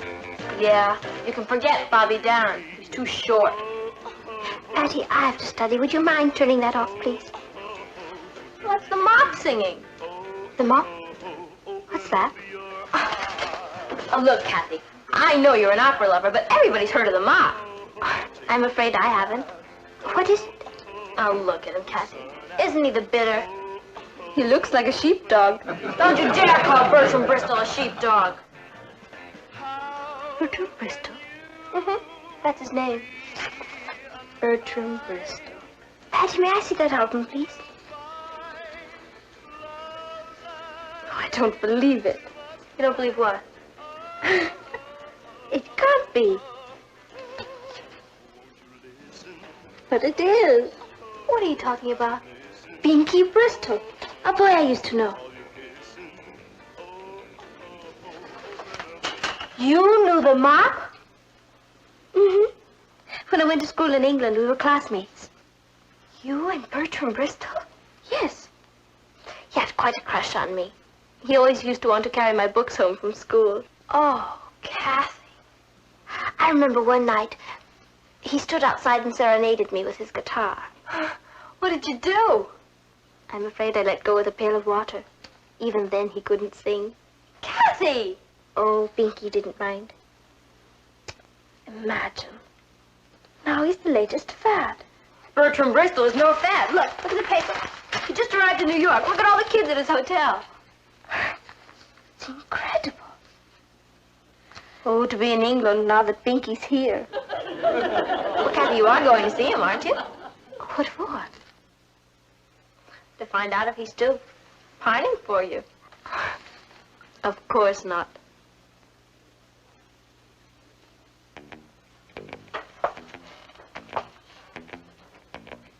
Cathy? I just got the most marvelous idea. You want me to phone Binky at his hotel and ask him to come to the prom and sing a few songs. Right. Wrong. I won't do it. You have to. Patty, Binky probably won't even remember me. And I'm sure he's far too busy. Look, Cathy, we're cousins, aren't we? And best friends. I'd do anything for you. Yes, Patty. If you were on a ship and fell overboard, wouldn't I jump in to save you? Yes, Patty. And if you were in a burning building, wouldn't I rush in to pull you out? Yes, Patty. And if you were starving, wouldn't I offer to share my last crust of bread? Yes, Patty. Then don't you think it's about time you did something for me?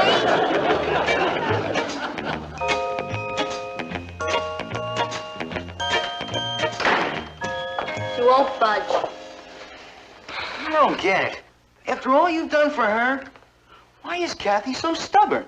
Because she has the soul of a mule. It's such a small favor. Of course it is. Look, if I were Cathy, I'd do it in a minute. Richard?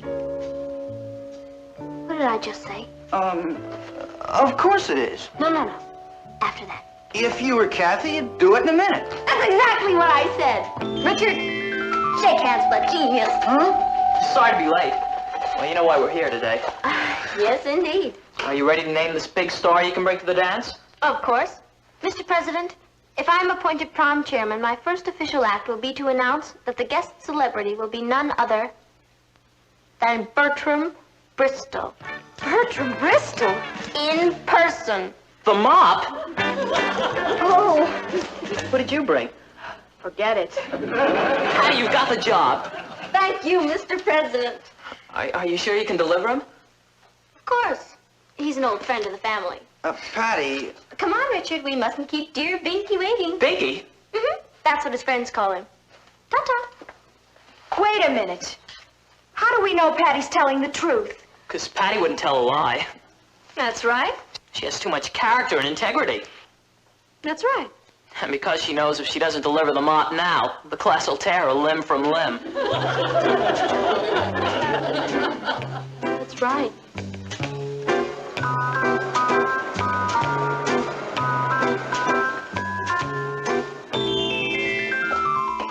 Here it is. 1492. Well, that's the year Columbus discovered America. Maybe that's a good luck omen.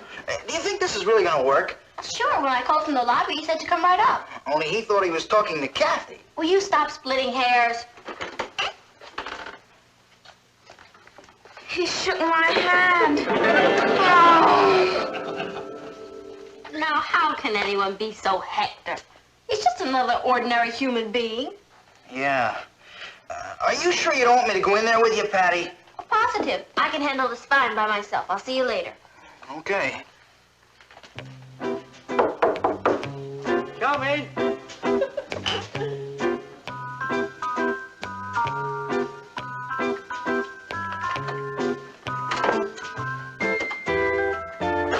Cool, look who's here. Oh, what's wrong, Kath? Nothing. It's nice to see you again, Mr. Bristol. Mr. Bristol, come on, Kath. Look, it's me, the old bingo. Yes, of course. Hello, Binky. That's more like it. Here, let's have a look at you. Oh, you're beautiful. Am I? Yeah. I like your hair, too. I love yours. A bit of a talk, shall we? Come on now. Do you want a drop of tea? No, thank you. Well, no tea? That doesn't sound like my Cathy. Oh, I'd love a cup. Yeah, of course, that's more like it. Here you are, dear. Oops. Little milk. Yeah. Well, it's been a long time, Ducks. Hasn't it, though? Do you ever hear from any of the old gang? Old gang? Yeah, you know, Addie and Pat. Oh, Addie and Pat. Do you remember that night in the hall when I tried to kiss you? Did? Well, how'd you like living here in the States, eh? I love it. I live with my father's brother, Uncle Martin. And I go to school with my cousin, Patty. What a doll. You'd love her. Yeah? Oh, I wish I had time to meet her. I think I could arrange that. Binky, my school is giving a dance, and I was hoping you could drop by. Oh, I'd like that, Kath, honest I would. Then you come? Oh, I just haven't got the time, old girl. Oh, you could just come and say hello and then run. Oh, much too busy, Kath. You see, there's this new album and rehearsing for the telly and... Oh, cool. Blimey, there it goes again. Be back in a jiff. Oh, but...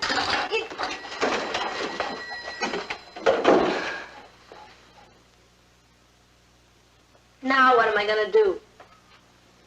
And because she knows if she doesn't deliver the mop now, the class will tear her limb from limb. Walter, honest, I tried. It's not my fault. And let this be a lesson to you. In the future, don't make promises on behalf of other people. Now you tell me. You could look through the newspaper and see what celebrities are in town and call. You and your bright ideas. You're the one who got me into this in the first place. Were you talking to me? Oh, no. I was, humming. Yeah, but you know that was on the phone. George Bassett. Good old George Bassett. How is he? Would you know him then? I never heard of him. Oh. Neither have I. Well, whoever he was, he tried to put the bite on me for £50. He did? Yeah, happens to me all the time now. I'm rich and famous. I hear more hard luck stories. Hard luck stories? Yeah, and you know how soft-hearted I am. I can't never say no. Binky, I didn't want to tell you this before, but you know the dance my school is giving? It's practically a matter of life or death. Life or death? It's being given to raise money for someone who's in terrible trouble. Someone very dear to me. Yeah, not your uncle. He lost his job months ago, replaced by a machine. Oh, poor old blighter. Hasn't he got any money saved? Oh, not a penny. He's a terrible spendthrift. Well, that's a bit dodgy, isn't it? That's why we're having the dance, to raise enough money so that we won't starve. Well, why didn't you tell me this before, Kath? I was too embarrassed. What, to tell your troubles to the old binker? Binky, if I announced that you'll be at the dance, everyone in school will buy tickets. And Uncle Martin will be saved. Kath, you try and keep me away. I mean, thanks ever so. You're the bitter. Oh, here's the address of my school. Now, you come there a week from Saturday at 9 o'clock. All right, 9 o'clock it is then. Thank you, Binky. You're wonderful. So are you, Kath. You're all art.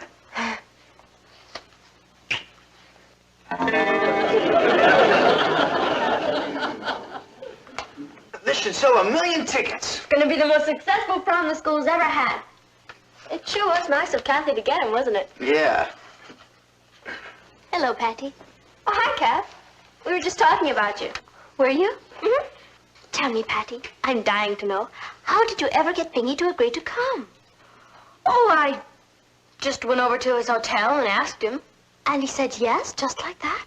Mm-hmm. Well, you know, all actors are hams. Patty's pretty persuasive. Did you tell him we're cousins? Yeah, I think I did mention it. I think I'll call him. No! I don't think you should do that. Why not? Well, Cathy, he didn't remember you. He didn't. No. Oh, I'm surprised. We were rather close. Well, you know how it is. He's met millions of people. He's a celebrity. Everyone's after him. Well, I'm not. And I'm certainly not going to phone him. That's a good idea. But when I see him at the dance, I'm going to tell him exactly what I think of him. What did the man say? Oh, what a tangled web we weave. He was right. You know, Richard, I think I've done it again. If Pinky Bristol shows up at the dance, Cathy's gonna hate me. And if he doesn't show up, limb from limb.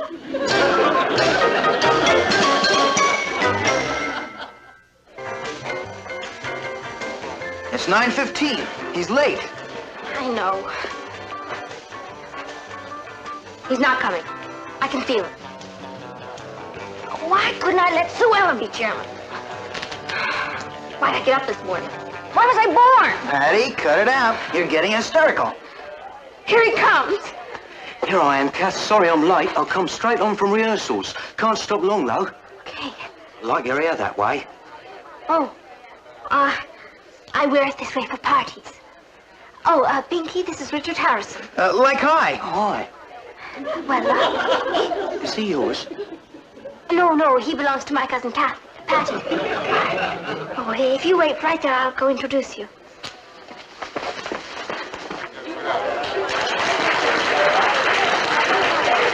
Fellow students, fasten your seatbelts. He's here, the one and only Bertram Bristow!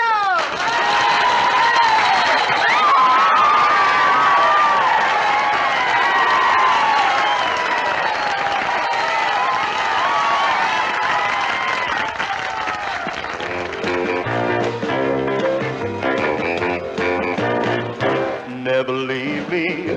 Oh, oh, oh, don't deceive me.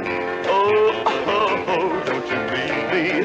Oh, oh, oh, open up your heart. Don't you run out. Oh, oh, oh, take the fun out. Oh, oh, oh, put the sun out. Oh, oh, oh, open up your heart. How can you be unkind? You will find love's a game that two must play. Oh, oh, oh, oh, oh. Have a listen. Oh, oh, oh, all you kissing.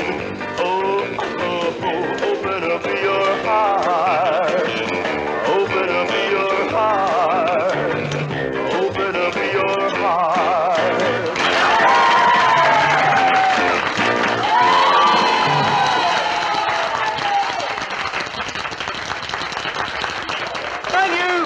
Thank you, music lovers. I would like to say one thing, and that is that I wouldn't have been here at all tonight if it wasn't for my dear old friend, Cathy Lane. So thanks a lot, you've been a lovely audience. Ta-ta!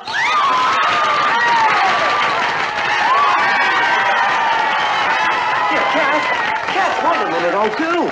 Lovely bunch of kids out there. Yes, I certainly do appreciate your coming, Pinky, but I know you must run along now, so goodbye, Pinky. Cool, blimey, it's a blooming mirage. You didn't tell me your cousin Patty was your spitting image. I'm Cathy. And the reason I didn't tell you about my cousin Patty is because I haven't seen you until just now. You mean... I lost my head. Patty, how could you do a thing like this? I'm sorry, Kath. I apologize, Mr. Bristow. You see, when Cathy wouldn't go to see you, I couldn't figure out any other way to get to you. So I posed as Cathy. So it was you who come to my suite. And you mean to tell me you weren't going to call on your old friend Binky? Well, Binky, I thought that... You got a lot to thank your cousin for. Cool, I'm late. Come on, we can talk over old times at rehearsals.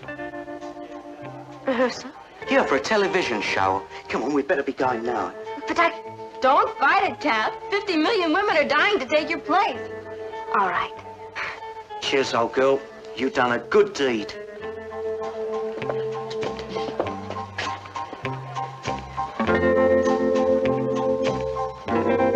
He shook my hand. It was the best evening of my whole life. You sure were a smash. Imagine being made permanent prom chairman. Gee, who are you going to get next year? Maybe the president.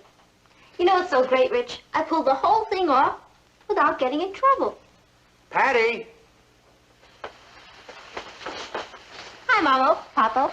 Hi. How was the dance? A blast. Martian green. Well, that's nice. Patty, I just got this note. Now, it says, keep your chin up, Governor. And there was a check for $100 enclosed. Can you explain that?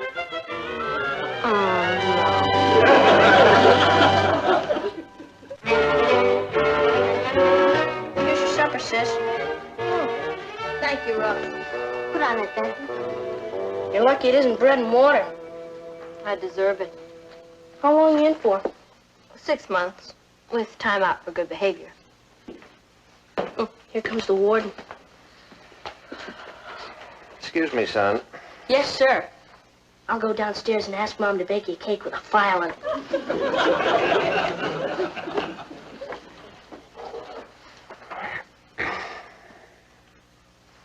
Can the prisoner make a statement?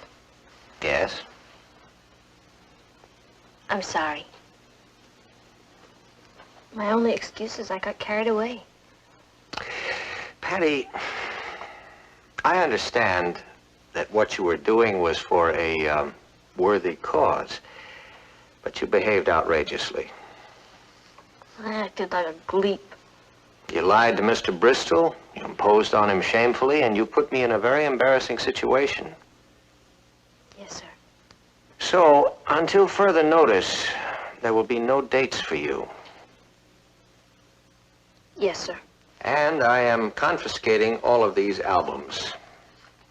This household has heard the last flat note from that British nightingale.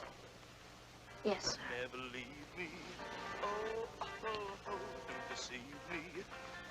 Who the devil put that on? I don't know.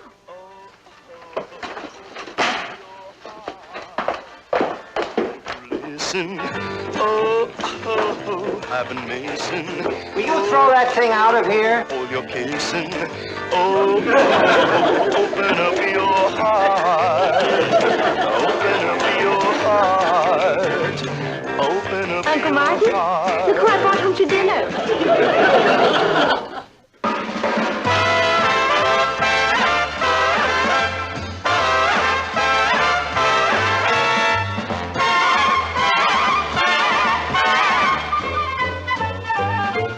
Here's Cathy, who's lived most everywhere, from Zanzibar to Berkeley Square. But Patty's only seen the sights a girl can see from Brooklyn Heights. What a crazy pair, but they're cousins, identical cousins, and you'll find They laugh alike, they walk alike, at times they even talk alike. You can lose your mind when cousins are two of a kind.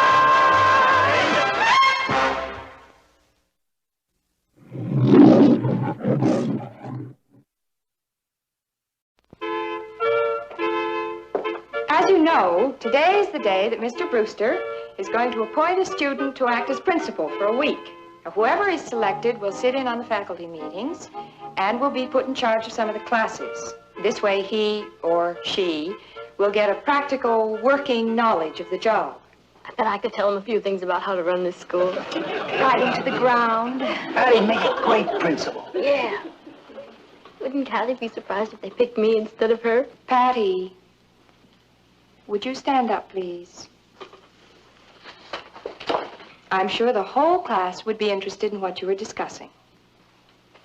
I was just saying that I thought I'd make a good principal. All right, that will do. I'm not sure Brooklyn Heights High is ready for you, Patty. Richard? Richard? Yes, Mrs. Lesser? What are you reading? It's a magic book. If you'd like to try some real magic, let's see you get a passing mark in this course. Mrs. Lesson? Yes, Maggie. Mr. Brewster would like to see Patty Lane. He picked me! Patty, you may go to Mr. Brewster's office. Congratulations! Wait till Cathy hears they picked me instead of her. The first thing I'm going to do is shorten the hours. Quiet! Hi, Miss Holmes. Mr. Brewster wanted to see me. Yes, he's expecting you, Patty. Go right in. Thank you. Hello, Mr. Brewster. Hello, Patty. I suppose you know why I've sent for you. I have an idea. As a matter of fact, I've kind of been expecting it. I might as well tell you the name of our student principal for the week. Yes? Your cousin, Cathy.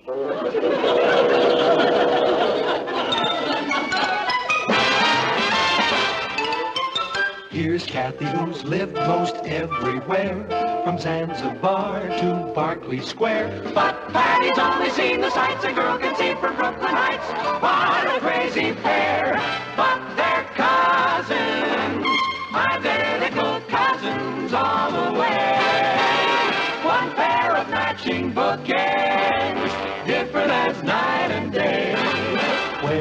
The Adores, a minuet, the ballet russe, and crepe Suzette. Our Patty loves her rock and roll, a hot dog makes her lose control. What a wild duet, still they're cousins, identical cousins, and you'll find they laugh alike, They walk alike, at times they even talk alike. You can lose your mind when cousins are two of a kind. Coming to the basketball game this afternoon, Patty? I wouldn't miss it for anything in the world. What time do you want to meet tonight? Let's make it about 7:35. That'll give me a half hour for dinner and 5 minutes to do my homework. Let's see a movie. All right. What's playing at the Rialto? I don't know.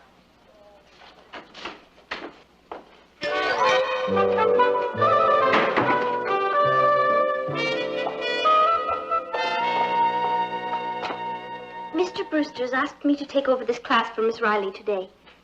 Would you please open your books to page 130? Can I ask a question? Certainly, Patty. What's playing at the Rialto? I don't know. Would you open your book, please? Our homework for last night was on the purification of water. Water that is fit to drink is called what? Lemonade.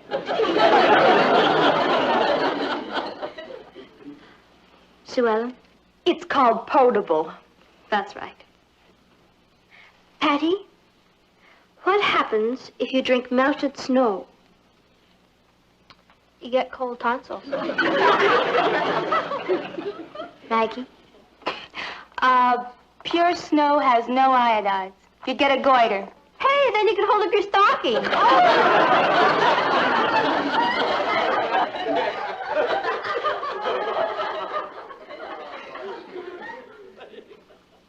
Patty, may we go on with the lesson? Sure. Teacher. Thank you. What happens if you put charcoal in water? You get wet charcoal. Patty, dirty water? All right.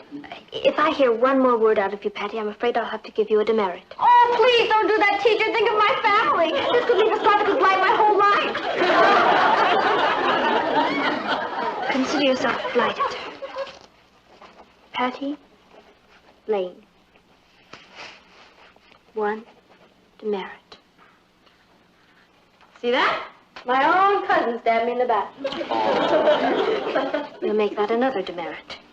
Don't lose your head, Patty. She's serious. Richard? Oh, don't give him a demerit. Just put it on my check. I'll do that. Be my guest. Now, may we go on with the lesson? The lesson is never trust a relative. You all realize that we're having a chemistry test tomorrow. Gee willikers, I broke my test tube. All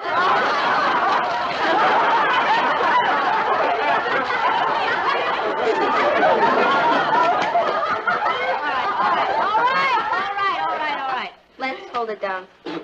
Cathy's just trying to do her job. Let's try and help. Thank you, Patty. As for the demerits,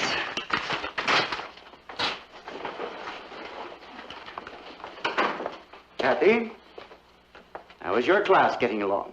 just fine, Mr. Brewster. Is that a demerit list? No, not really. Patty Lane, 1 demerit. 1 demerit.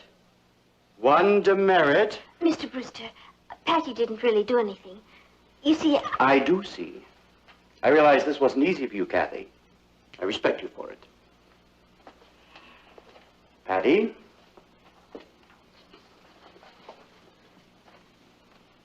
I want to see you in my office after school. You can plan on spending the rest of the afternoon there. Oh, but there's a big basketball game this afternoon. You can read about it in the Bugle. Keep up the good work, Cathy.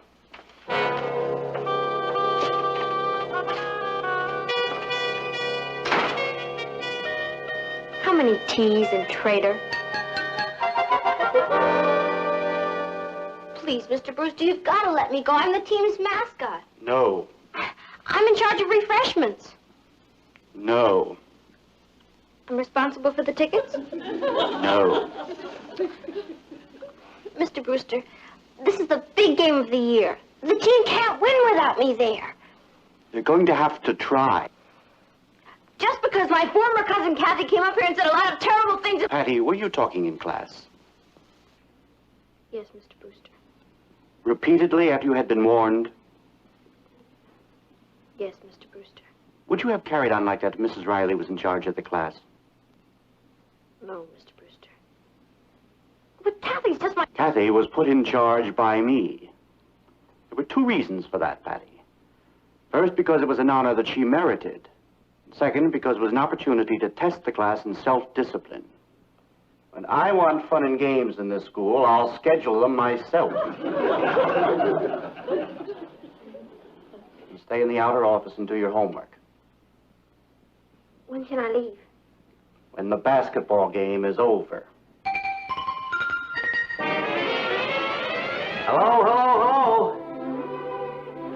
Hello, darling. Gee, I'm sorry I couldn't get home for dinner. That editorial meeting went on longer than I expected. Interesting? Dull. Things have not been dull around here. Oh? Where are the kids?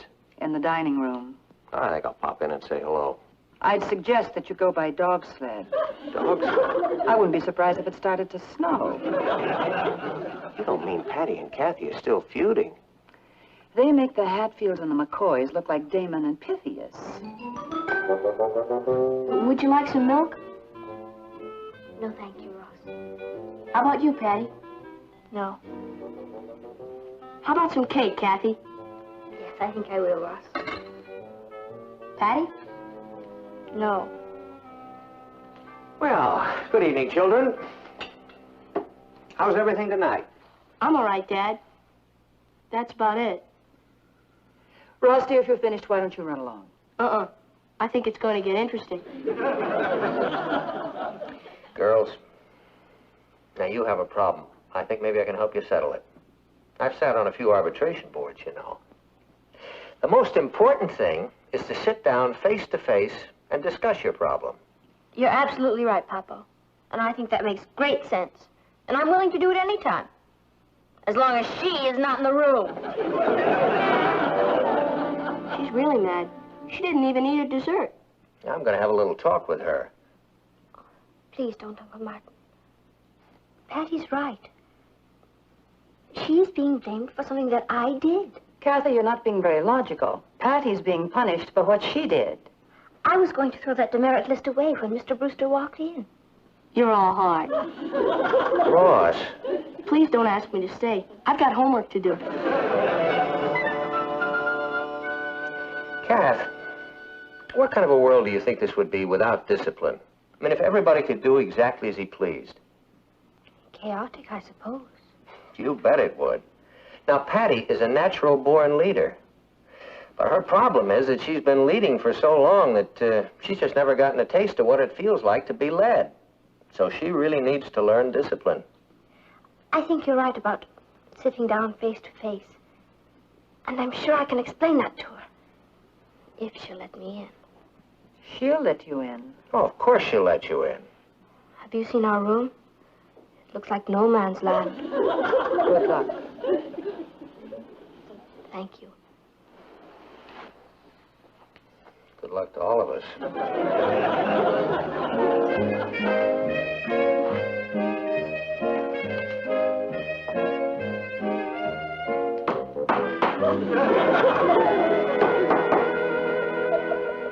Expecting World War III?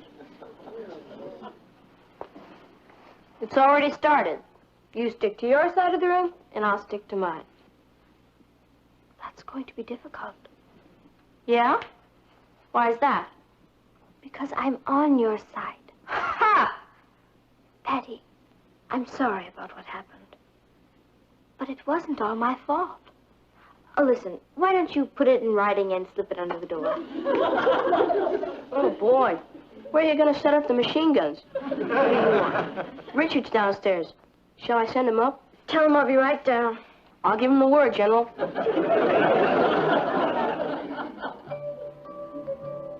Patty, let's have a truce. If that's what you want. It's what we both want. Good. I couldn't stay mad at you anyway. Friends. Friend. Come on to the movies with us. I was going to stay in it. As soon as I get dressed, I'll meet you downstairs. Checkity check. I'm glad we made up. I feel a lot better. So do I.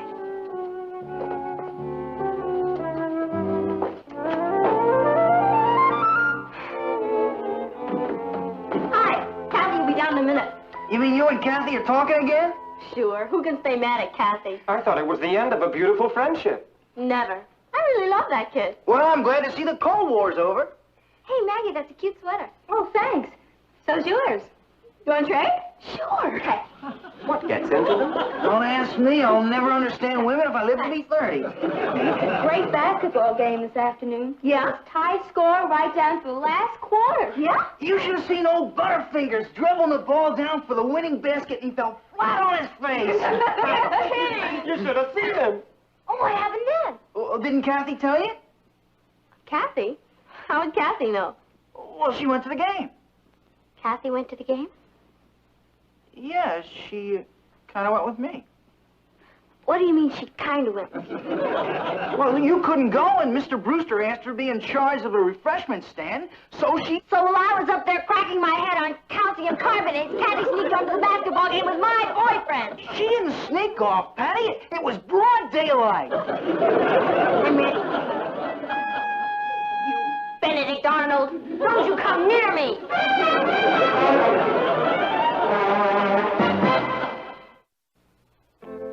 Patty? Are you asleep?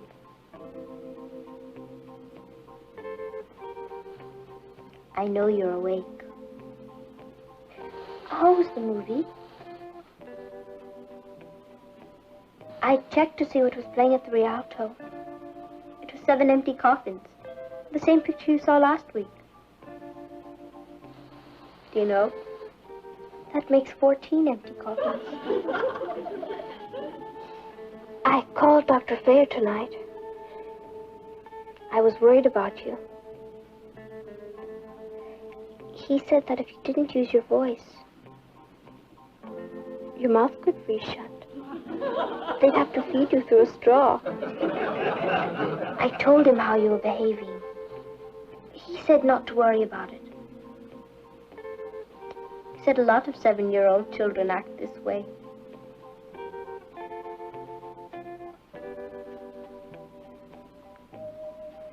Patty, it wasn't my idea to go to the game.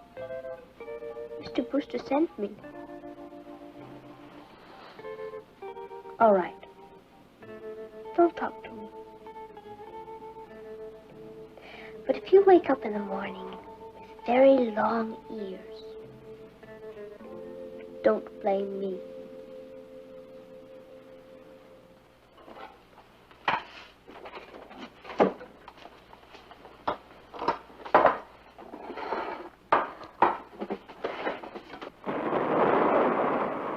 You hear that? It was thunder. Oh, I thought maybe it was cannon fire from the girls' bedroom. What happened? I thought that they were all made up. Patty claims that Cathy broke the truce, retroactively. We may have to refer this to the United Nations. Mustard on your sandwich? Yeah, thanks.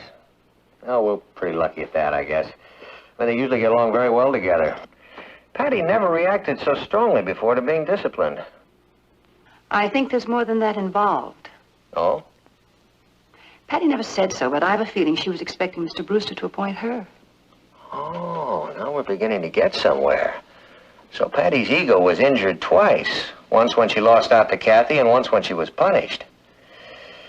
Well, No, I know we're going to have to refer this to the UN. Isn't there something we can do, Martin? It's killing both of them to fight with each other, but Patty's too stubborn to admit it. She gets that from your side of the family. She has a lot of pride. She gets that from my side of the family. Martin, why is it that everything good Patty does comes from your side of the family, and everything bad she does comes from mine?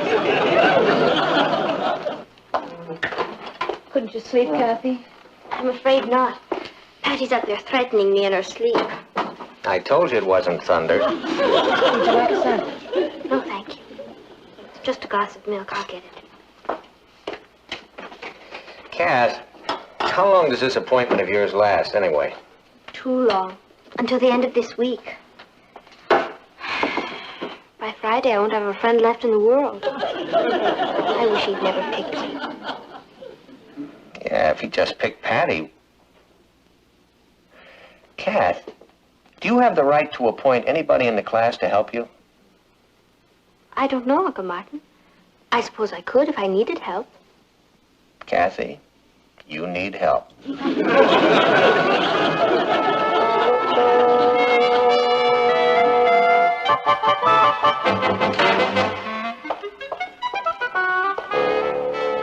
Okay, everybody, hold on to your hats. Guess who's teaching this class? Me! I guess Cathy bit off a little more than she could chew, so she asked Mr. Brewster if I could help her out. Poor kid. Well, the old master's here, so everybody, let's get to work. My motto is, everyone gets an A. I guess this is the hour for history, so let's crack our books at page 273. The war with Spain. Si, senorita. Okay. You all be on the Spanish side, and I'll be on the English side. Now, this beef wasn't just with Spain and England. There were a lot of other countries stewing around in it. Portugal and France. It's kind of a beef stew. Beef stew? Well, now that we know it's cooking. Who knows why England went to war with Spain? I know, Teach. The tamales were too hot. I'll give you a hint. Turkey was involved. There wasn't enough dressing. All right, fellas, look, I like a joke as well as the next guy. But we have 15 pages of history to get through today. Okay. Who was Ferdinand? He was a bull. Oh. Okay, if you don't want to do it here, I'll just assign it for homework. Homework? That's right. Okay. I want you to identify for me Charles V, Henry IV, Philip... I know who Philip is. Who? He's my cousin. He has a little meat market. That'll be enough out of you, Alfred. She thinks she's Mr. Brewster. All right, Alfred. That's one demerit. Excuse me. Don't worry about it, folks. I'll take care of it. You've heard of the great Houdini? Well, I'm Horrible Harrison and his magical bag of tricks. A little wave of the handkerchief. All right, the show's over. Let's get back to the war with Spain. Another magical effect with a handkerchief.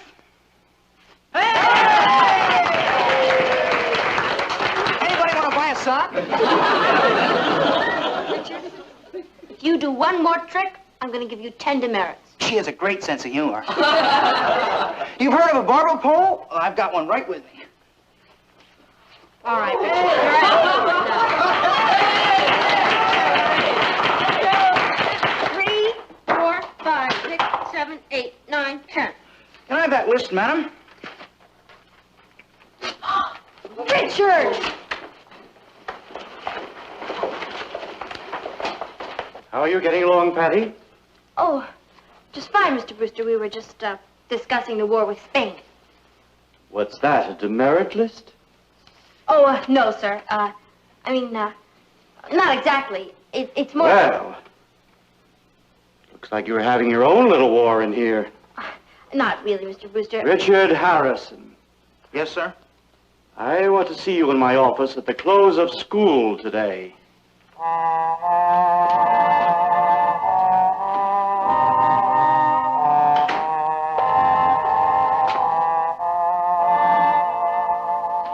As one of our great presidents once said, if you can't stand the heat, stay out of the kitchen.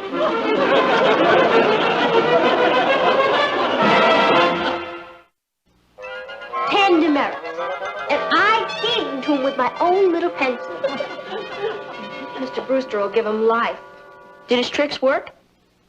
That's beside the point, Ross. He shouldn't have been doing them in the class. He'll never speak to me again.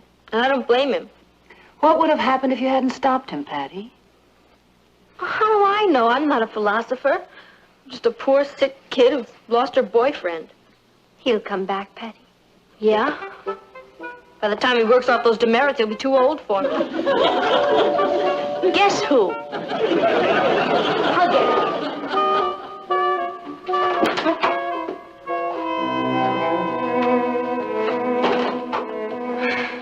Go ahead. Hit me.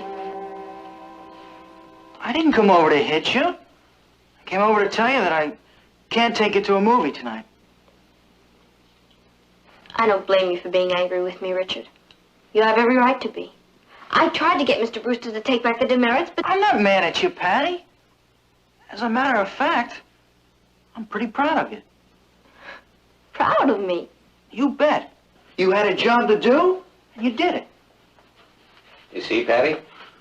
I can't take you to the movies because I've got about 6 hours of homework to do. Oh, Richard. I'm sorry. I'll tell you what. I'll come and sit with you while you do it.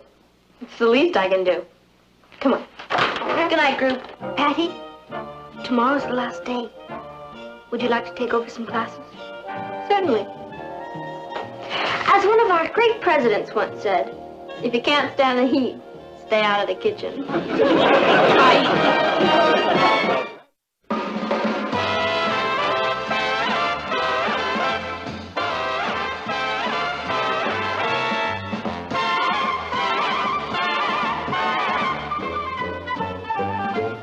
Here's Cathy, who's lived most everywhere, from Zanzibar to Berkeley Square. But Patty's only seen the sights a girl can see from Brooklyn Heights. What a crazy pair! But they're cousins, identical cousins, and you'll find they laugh alike, they walk alike, at times they even talk alike. You can lose your mind when cousins are two of a kind.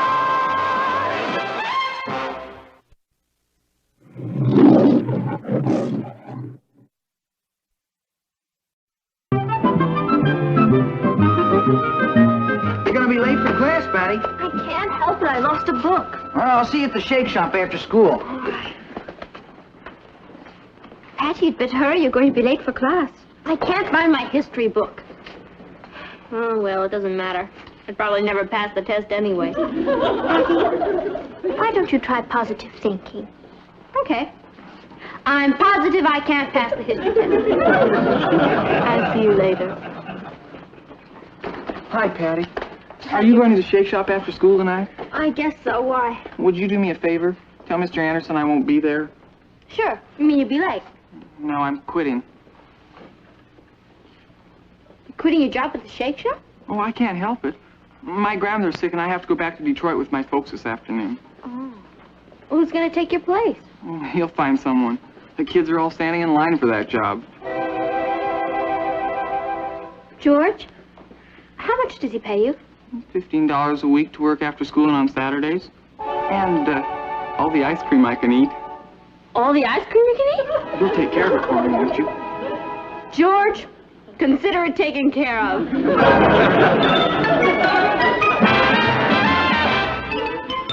Meet Cathy, who's lived most everywhere, from Zanzibar to Berkeley Square. But Patty's only seen the sights a girl can see from Brooklyn Heights. What a crazy pair! But they're cousins, identical cousins all the way. One pair of matching bookends, different as night and day. Where Cathy The adores a minuet, the ballet russe, and crepe Suzette. Our Patty loves to rock and roll. A hot dog makes her lose control. What a wild duet. Still they're cousins, identical cousins, and you find they laugh alike, they walk alike, at times they even talk alike. You can lose your mind when cousins are two of a kind. Hi, Mr. Anderson. Hello, Patty. What would you like? A job. Oh, I don't need any extra help. I have George. Not anymore, you don't. His grandmother's sick and he had to go to Detroit. Oh, I'm sorry. Well, I'll have to get someone else. That's what I was just telling you. Oh, I need someone with experience. You've never worked behind a fountain. Mr. Anderson, I spend more time in this place than I do at home. I was thinking about a boy. Think about a girl. Look, I'm a leader, right? Right. I'll lead my flock right in here. This place will be so jammed they won't be able to get in the doors. Why, look, it's Donald Donut. I'm terribly sorry, Mr. Donut. There's a 3-hour wait. Oh, and Clara Cupcake. Oh, you want Patty's table? I'm terribly sorry, Miss Cupcake. You'll have to stand in line like the rest of them. You've been here since noon? I am sorry. Yes, I know. She does make the best sodas and sundaes in town. Oh, I believe you're next, miss. Oh, no, it won't always be like this. We're moving to larger quarters next month. What do you say, Mr. Anderson? Please? It gets pretty busy in here, Patty. You'll have to take care of the fountain, wait on tables, check the receipts. Will you give me a chance? Well, all right. We'll try you out. $15 a week. And? And all the ice cream you can eat. Mr. Anderson, I'll kill myself for you. Oh, I don't think that would be necessary. What do you want me to do first? You'd better check your ice cream.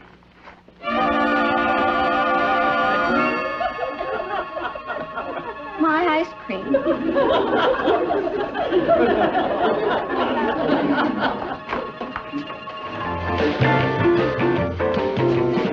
Patty, can we have some service, please? Sure, in a second.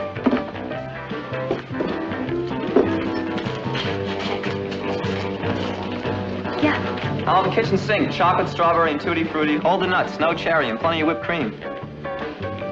One kitchen sink, chocolate, strawberry, tutti frutti, hold the nuts, no cherry, and plenty of whipped cream. I'll have a flaming desire with a peach instead of a banana, rocky road and orange ice, and hold the syrup. One flaming desire, peach instead of banana, rocky road and orange ice, and hold the syrup.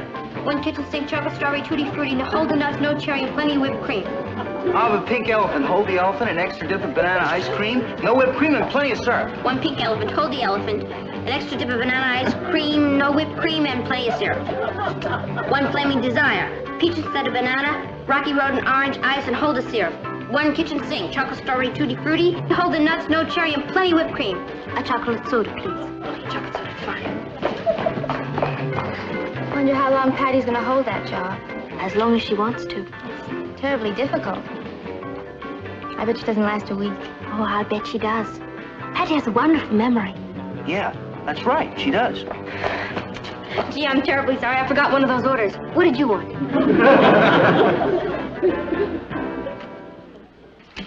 40, 41, 42, 43, 44, 45, 45, 50. 50, 50.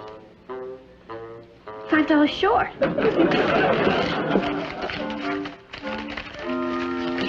20, 30, 40, 1, 2, 3, 4, 5.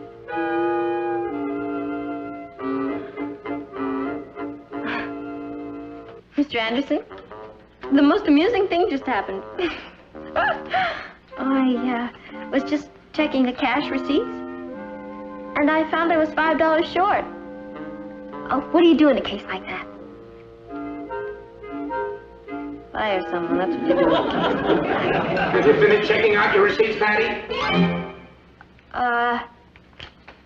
Yes, Mr. Anderson. Did it check out all right?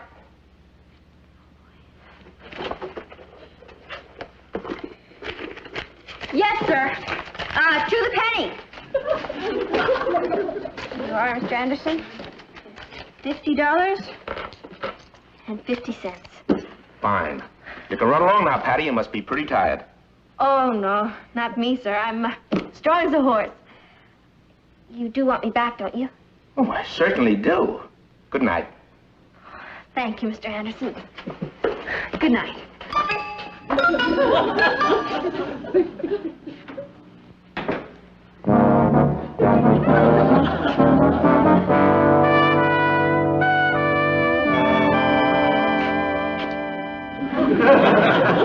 Hello, Patty. Hi, Papa. What happened to you? I got a job. You didn't. I told you you'd be shocked. I'm working every day after school and all day Saturday. I think that's wonderful. Where are you working? At the shake shop. How'd all this come about? I heard about a vacancy. I applied for it. I got it. Bene, vide, vici. I came. I saw. I conquered. Thanks. How much do you get paid? $15 a week. And all the blisters I can raise. She gets to eat all the ice cream she wants. Boy, I'd work for nothing. Papa, speaking of working for nothing, could I have a little loan from you? Well, now that you're part of this country's labor force, I guess you're a pretty good financial risk. How much would you like? $5. Thanks, Papa. I'll give it back to you on payday. Oh, and, since I'm practically earning my own living now, I won't be needing my allowance anymore. Can I have her allowance? May I have her allowance? May I have her allowance? No. Well, if I wasn't going to get it anyway, why did I have to get grammatical? Hello, darling. Well, what do you think of our working girl? I think it's wonderful. How are your feet?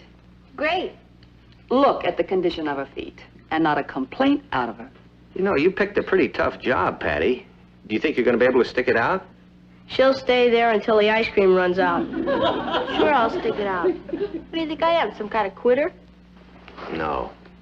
I think you're some kind of wonderful girl. I'm very proud you're my daughter. Thanks, Papa. If I had the choice of all the sisters in the world, I'd only want you. Thank you, Ross. Now can I come in tomorrow and have a free soda? N-O.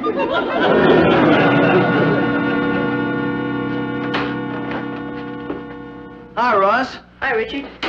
Is the queen of the ice cream parlor home? She's home. You know, she refused to give me a free soda. My own sister. Oh, you can afford to buy one. It isn't the same thing. There's something about a free soda. Like, hi, everybody. Oh, good evening, Richard. Hello, Richard. You all set for the strike and spare bit? I assume that means you're going bowling. Bowling. What's the matter with you? Nothing. Let's go bowling. She all right? Patty's had a very hard day, Richard. You mean she's knocked out from those few hours she worked in the shake shop? Are we going bowling or not? Right away. She's gonna be the life of the party. Richard, I think it would be better if Patty didn't go. I'm sure she'll feel fine tomorrow. Tomorrow? Come on, Patty. I'll help you.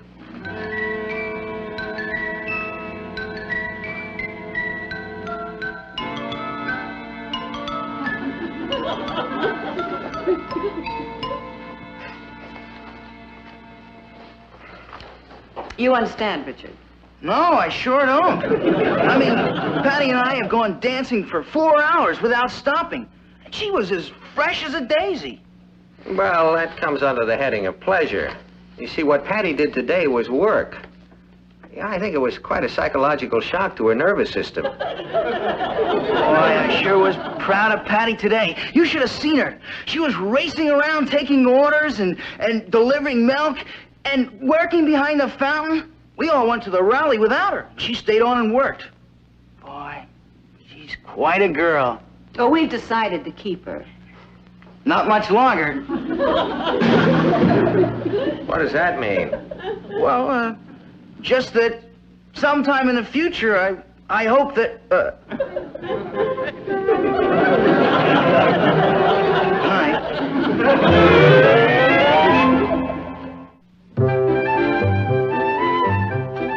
to milk. Boy, I'd like to get my hands on whoever invented cows. Morning. Morning. Where are the girls? Cathy's already had her breakfast. Patty's still asleep. At this hour? Isn't she feeling well? She's just tired. She's been carrying trays in her sleep all night. I have to get accustomed to the idea of Patty's being a working girl. Don't get too used to it. She won't last that long. Cathy may surprise you. She's already surprised me. She isn't going to give me a free soda. I bragged to all the kids at school that my sister's working at the shake shop. I'm a laughingstock among the younger generation. You'll get over it. A thing like this could give me a traumatic experience. Whatever that means. That means you've been watching too many doctor movies on The Late Show. If I watch just one more, I'll bet I could be a brain surgeon. Scalpel. Suture. Natalie. Don't look at me. He knows he's not supposed to watch the show. Then why do you watch them, Ross?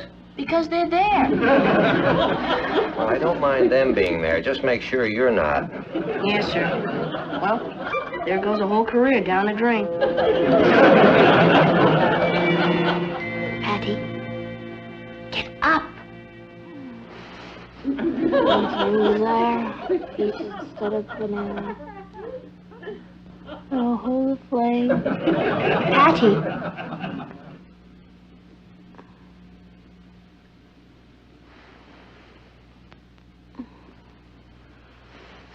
What time is it?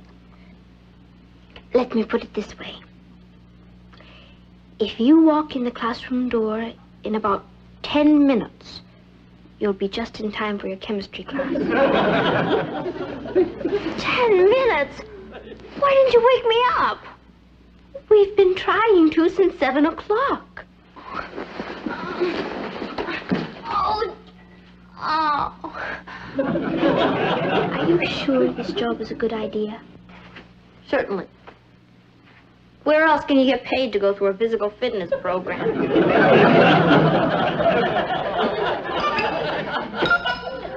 Hi, I'm sorry it took so long. Come on, 3 more. Okay.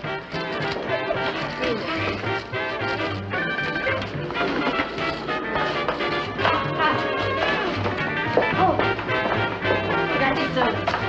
Yours.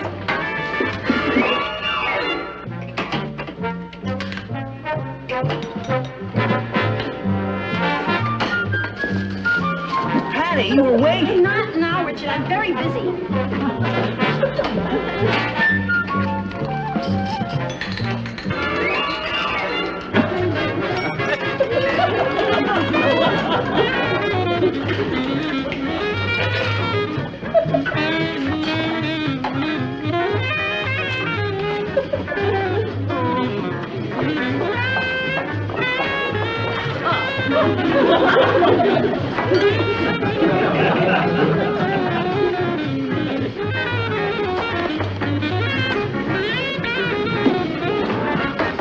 Patty!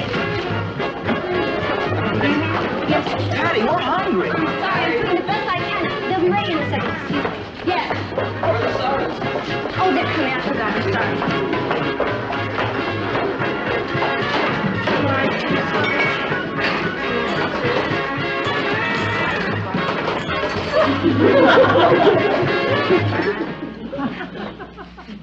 $5, 36, 37 and a quarter. 39 and a quarter. I'm $2 short again. Boy.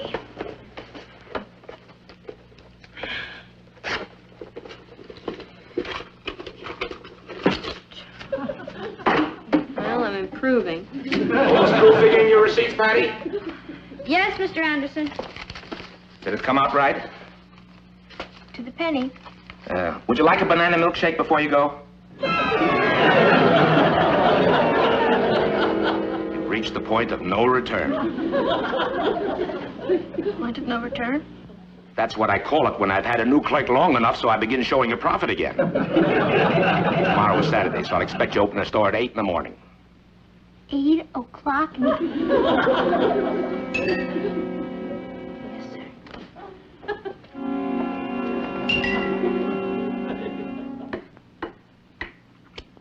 It's good.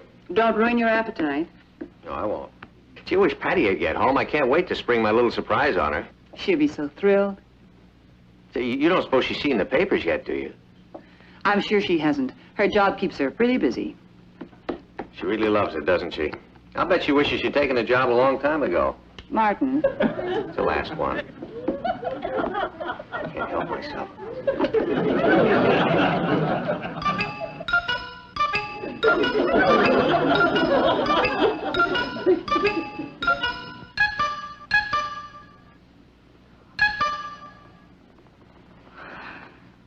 Patty, you look terrible. I feel like the inside of a milkshake. I can't keep it up any longer. Then don't. Don't worry. I won't. Do you know where I'm going to be at 8 o'clock tomorrow morning? Asleep. And I'm going to sleep right through till summer. Boy, no wonder they call them soda jerks. I just handed in my resignation. Hello, darling. Hi. Well, home is the hunter, home from the hill, and the sailor home from the sea. How's our little working girl? I want to talk to you about that. Yeah. I've got something I want to read to you first. This is my editorial in today's Chronicle. In an age when teenagers are too often thought of as a group of juvenile delinquents, perhaps it's time that someone pointed out the other side of the coin. Time some tribute was paid to the hundreds of thousands of decent youngsters who are our junior citizens. Because of a few loud-mouthed, ill-mannered hooligans, we tend to forget that the great majority of teenagers are courteous, respectful young men and women, determinedly training themselves for places as leaders of tomorrow's America. This writer is as guilty as other parents, intending to underestimate our children. We have a teenage daughter in our house. We watched her begin a job a few days ago, and we confess with shame that we thought it would be a passing fancy, losing out to more important things in life, such as movies, basketball, and television. We were wrong. This is our apology to her and to the rest of young America. Thank you, Papa. What to say? Oh, you don't have to say anything, honey. Actions speak louder than words. I think I'll go up and have a little rest. Excuse me. I have to be at the shake shop at 8 o'clock in the morning.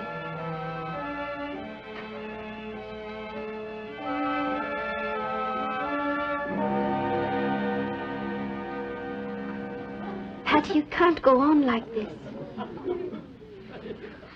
I'm hooked. If I quit, I'll let Papo down. I'm sure if you told your father what this job was doing to you, he'd understand. He'd understand I'm a quitter. I don't know how I got mixed up in this, but I seem to be representing teenage America. You know what he wrote about me? Yes, but it wasn't meant to be your epitaph.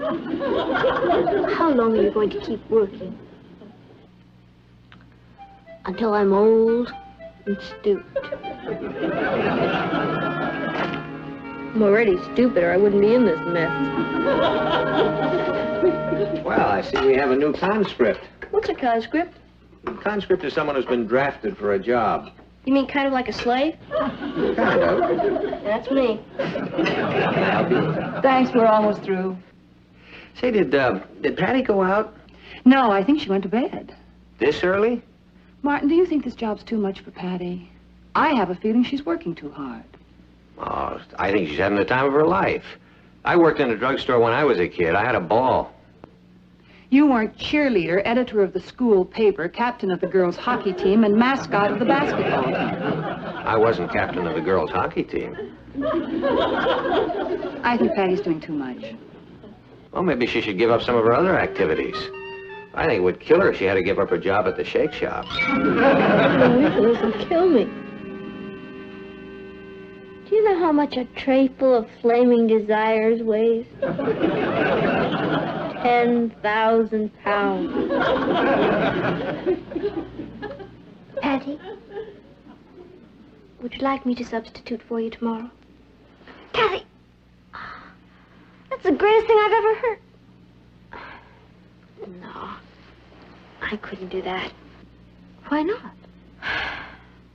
Because it would make a phony out of Papo's editorial. I appreciate it, Kath. But I got myself into this one, and I'll have to get myself out of it.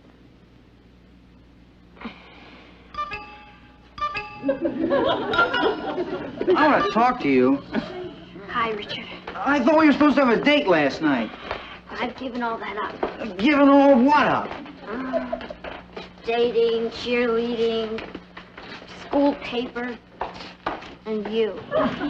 You're kidding. No, I decided to become a drudge. For how long? Until I'm too old to work for Mr. Anderson anymore and he throws me out. You'll have to find someone younger to go with, Richard. Well, why don't you just quit? I can't. I'm an institution. Mom and Pop came into the shake shop yesterday. They just sat there, watching me. You've seen the looks on their faces. No, I'm afraid it's goodbye, Richard. Patty, why don't we... No, Richard, there's no point in discussing it. There's nothing that could... Richard, will you take me dancing tonight? Dancing? Well, you just said that... I've changed my mind. Look who's back. Hi, I'm back. Oh, George. I love you.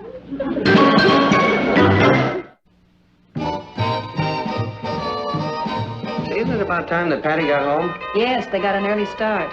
They were going to 2 movies, a newsreel theater, and the bowling alley. Of course, you know, I'm glad that George's grandmother is feeling better, but it's too bad Patty had to give up her job, isn't it? Was she very disappointed about it, Kath? Oh, I'm sure she was, Uncle Martin. But she'll get over it. I won't. There goes my last chance for free ice cream soda. Oh, not necessarily. Hi, group. Hi. Guess who just bowled 240? I did. Spoiled sport. Well, Patty, I was just about to spring my big surprise. You wrote another editorial. No, it's even better than that. On my way home tonight, I stopped off at the shake shop. You did? Yep. I had a little talk with George. With George? Mm-hmm. We need a copy boy on the paper, and George is taking the job. Mr. Anderson said that he'll expect you at the shake shop tomorrow at 3 o'clock.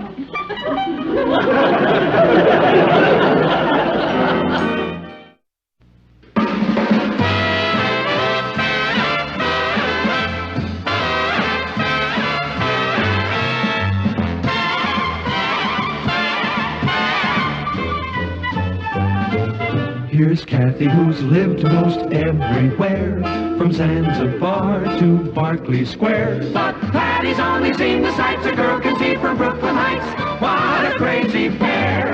But they're cousins, identical cousins, and you'll find they laugh alike, They walk alike, at times they even talk alike.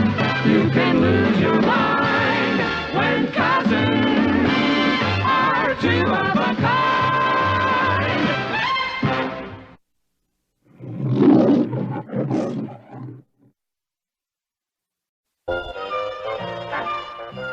This is the only room I've ever seen that needs a spring cleaning every week. So I'm not neat. Hey, I wondered where this picture album was.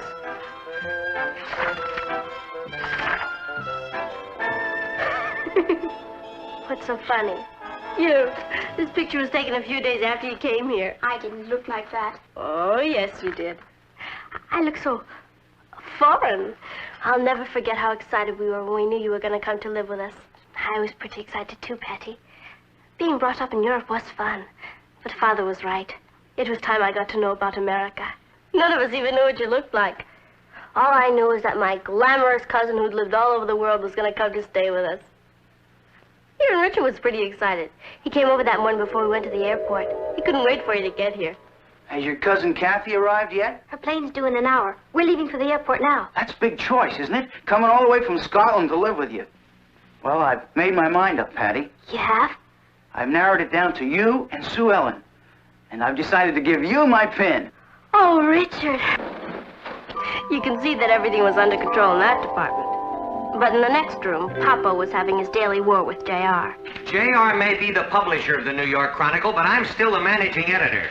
Fed up with his changing my editorials. What? I know he only changed one word, but the word was don't. I don't know when I'm coming in. For 2 cents, I'd hop a jet for Tahiti and never come back. Things are improving. Last time it was Alaska we didn't go to. It's J.R. again. He's driving me out of my mind. If I've told him once, I've told him... It'll be late, Dad. Let's hurry. If we're not at the airport to meet Cathy, she might turn around and go back to Europe. Yeah, we better get going. I wonder what Cathy will be like. I'm nervous. Isn't that silly? Oh, of course it's silly. She'll be wonderful. After all, she's my side of the family. As it turned out, the traffic was terrible, and we missed the plane. When we got to the airport, you'd gone. Naturally, we were worried. But none of us had any idea that in less than an hour, our innocent little visitor was going to destroy the whole Lane family, single-handed. Meet Cathy, who's lived most everywhere, from Zanzibar to Berkeley Square. But Cathy's only seen the sights a girl can see from Brooklyn Heights. What a crazy pair! But they're cousins, identical cousins all the way. One pair of matching bookends, different as night and day. Where Cathy adores a minuet, the ballet russe, and crepe Suzette. Our Patty loves to rock and roll, a hot dog makes her lose control. What a wild duet, still they're cousins, identical cousins, and you find they laugh alike, they walk alike, at times they even talk alike. You can lose your mind when cousins are two of a kind.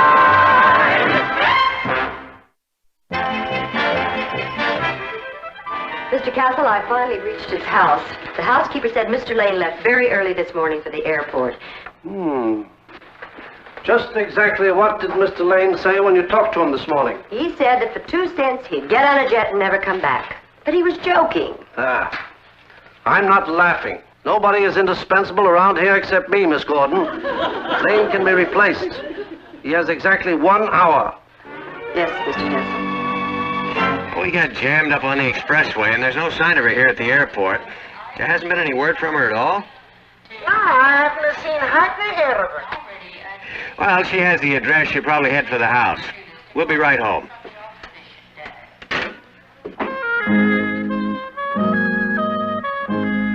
Isn't that Mr. Lane's daughter? It sure is. Mr. Castle's office. Oh, am I glad to see you. Where's your father? My father's in Glasgow. He's done it. Excuse me, but I'm looking for Mr. Martin Lane. Quit? Martin Lane wouldn't quit this paper. He's indispensable and he knows it.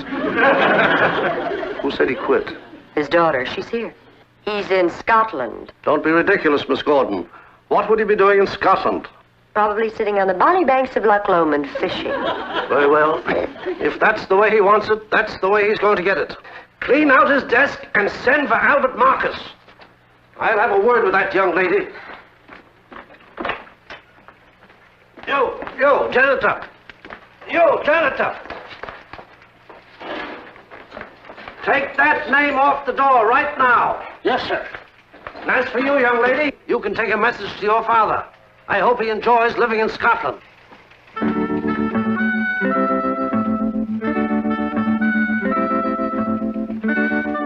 Isn't Mr. Lane employed here anymore? No. Perhaps that's why he couldn't meet me at the airport. I'll try him at home.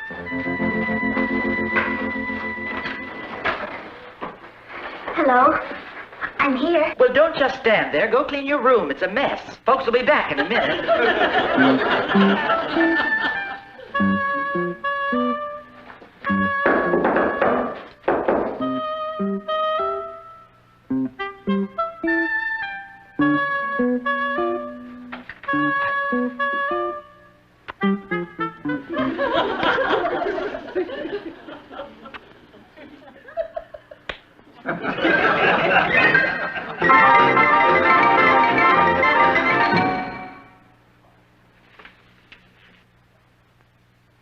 skip a mess. I stepped on 3 pole anchor records just trying to get to the window. Pole anchor?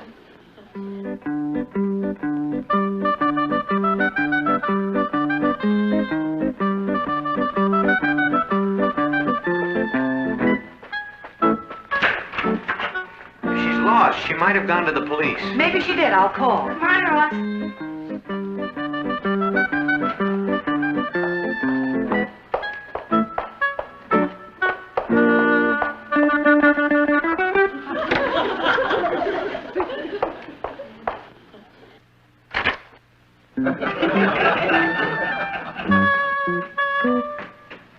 When you're through, I'll call the office. I'll bet they're falling apart down there. JR probably thinks I'm halfway to Tahiti by now. She's here. It's her. It's you. Hi, Richard. Come on in. No, thank you. I just came to give you a message from Sue Ellen. She says to tell you she is crazy about my pin. Sue Ellen? I thought he was going to pin you, dear. He'll come back when he gets hungry.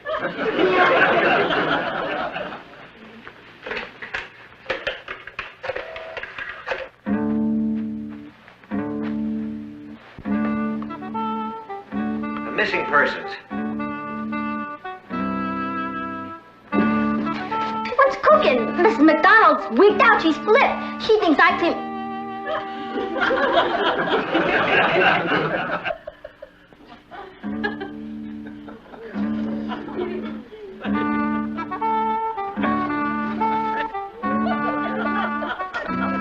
Holy moly! It's me!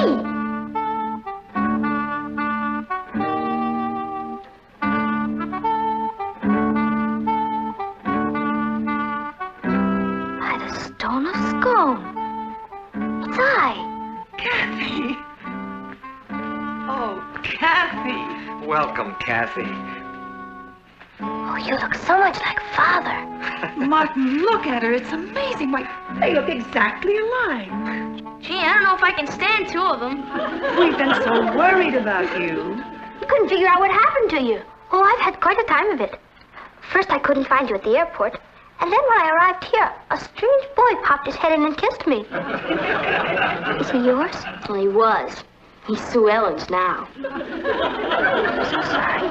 Cathy, we're so glad to have you here. Come and sit down here. You must be tired. Are you hungry? We'll make you something to eat. No, thank you, Uncle Martin. Tomorrow, I think I'll take you downtown to the office and show you around. Oh, I'd like that. What work are you in? Well, I'm managing editor of the New York Daily Chronicle. I mean, what work are you in now? I'm the managing editor of the New York Daily Chronicle. I was up there. They were scraping your name off the door. Don't be ridiculous. They wouldn't.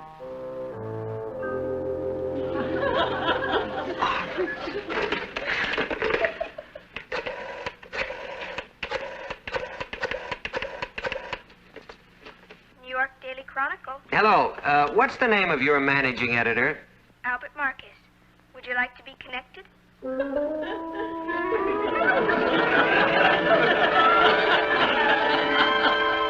Albert Marcus. He couldn't wait to get rid of me.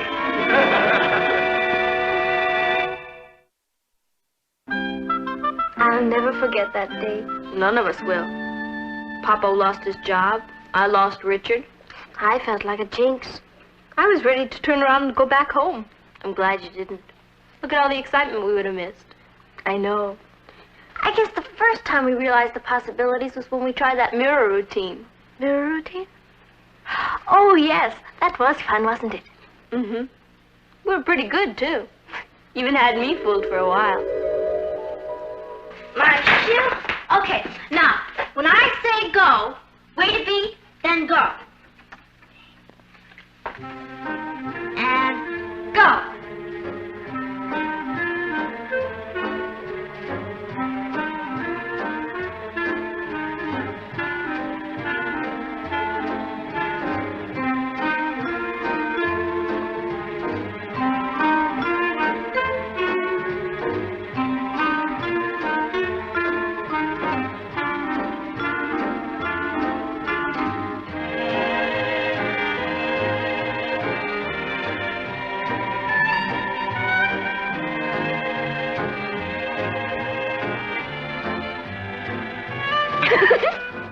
I'm sorry.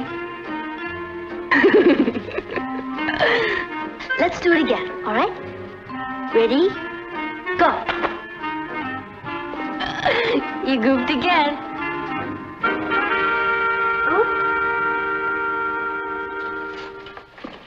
Goofed? Yeah, messed it up.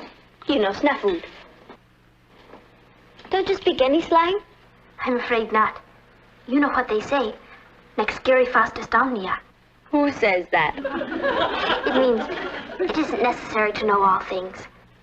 You speak Latin. The only Latin I know is Paul Anka. What else do you do? Do you like to dance? I like music. Father and I went to the opera quite often. As a matter of fact, the night before I left Edinburgh, we went to see Johnny Skeeky. Johnny who? Johnny Skeeky. You know. O mio bambino caro, mi piace bello. Hold it.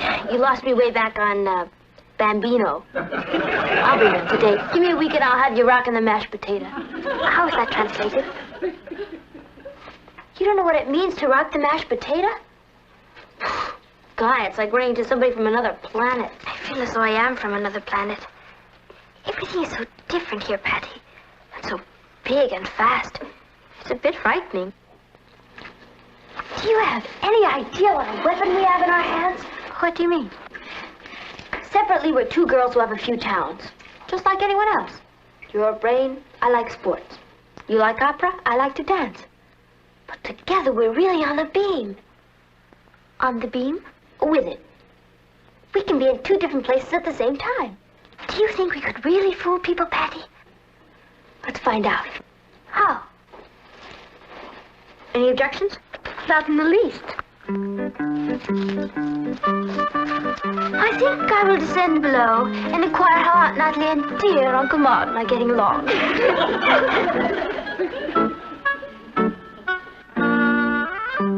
Am I interrupting, Aunt Natalie? Am I interrupting, Aunt Natalie? Of course not, Cathy. We were just saying how wonderful your being here is going to be for Patty. As a matter of fact, she could use a steadying influence. Patty isn't as mature as you, dear. She's a bit flighty. She's a three-wheeled monster. Perhaps my being here is going to be an imposition on everyone. An imposition? We've always wanted another daughter. You have? Yes, and now that we have you, our family's complete. Just don't let Patty rope you into any of her kooky schemes. Is your room comfortable? Yes, very. Because if it isn't, why, we'll get Patty to change with you. Oh, no, I wouldn't think of it. Well, remember, this is your home now. Sometimes Patty can be a little selfish. A little selfish? So if there's anything of hers that you want, you just let us know. Actually, I just came down to tell you how wonderful everything is. Excuse me. I have a feeling they're going to get along just fine.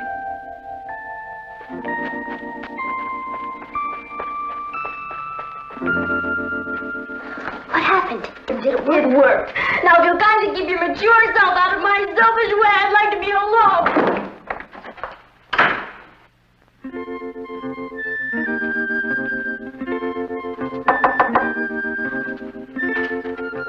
Patty? Patty, did I do something to hurt you?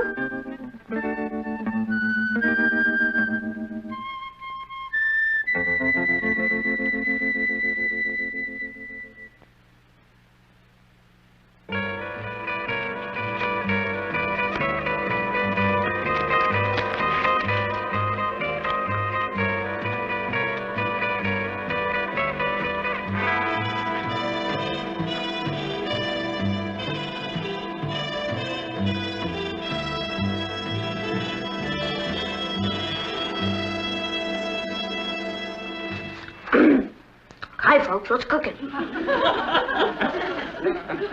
Hi, folks, what's cooking? Must you use that slang, darling? I wish you'd try to talk a little bit more like Cathy. How are you two getting along? Swell. She was just down here. Oh, yeah, we had a nice talk. I think it made an impression. What'd you talk about? You mostly.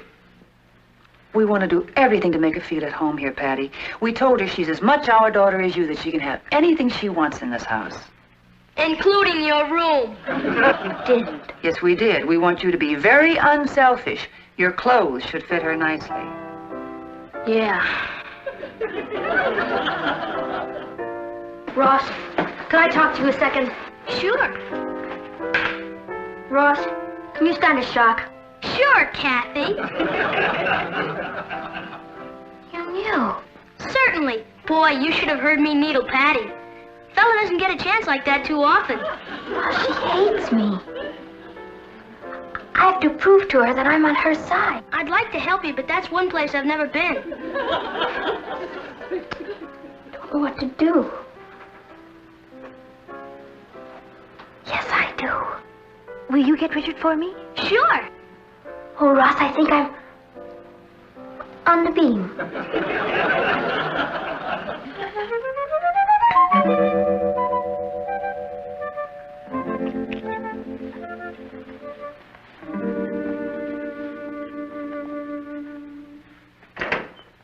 Hi, Richard. I can only stay a second. Before you split, there's something I want to say to you. Sue Ellen's very jealous. What is it? This. I'll get my pin back from Sue Ellen. Why did you clobber me? I'll show you. Yell, Patty. What? Yell, Patty. Patty? Louder. Patty! Richard.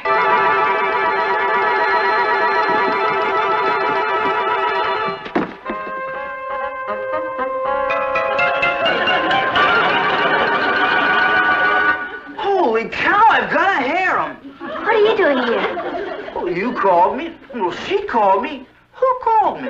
I did. He's going to get his pin back from Sue Ellen. Oh, Cathy. You're Cathy? Catherine Margaret Rowan Lane of Glasgow. Boy, are we gonna have fun. Who's we? How am I gonna know who's who? You'll know.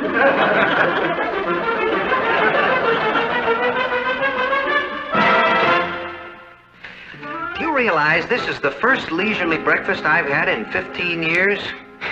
If I were still a slave to that paper, I'd probably be giving myself ulcers over the morning edition. Boy, it's really great not to have to go down to the office. Oh, it is.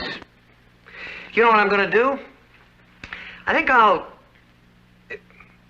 Well, maybe I'll... Have another leisurely breakfast.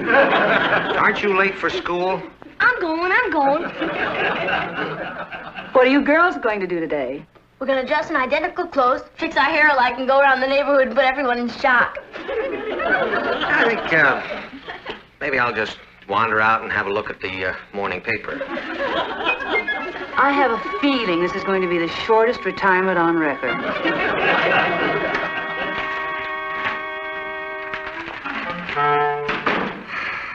No. It's flat. Flat. It's flat. There's no flavor. There's something missing. Martin Lane. That traitor. He's the best managing editor in the country. Who said so? You did. And what's he doing with his talent? Fishing his life away in Scotland. Cable our correspondent in Glasgow right away. Tell him I want Martin Lane tracked down right now. Yes, Mr. Castle.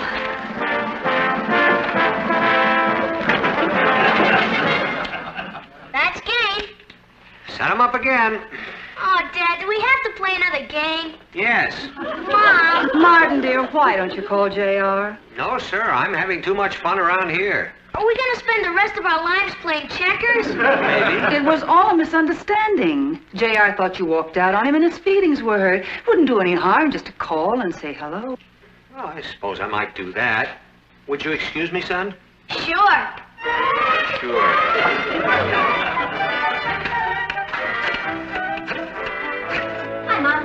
I'll bet you did put the neighborhood in shock, Patty. How do you know I'm Patty? Now, cut that out. We've had enough confusion around here. Don't worry, Dad. I can tell them apart. Can't I, Cathy? He has amazing perception for a child. Boy, when I grow 6 more inches, am I gonna get you? J.R. Castle, please. Martin Lane. Just a minute, Mr. Lane.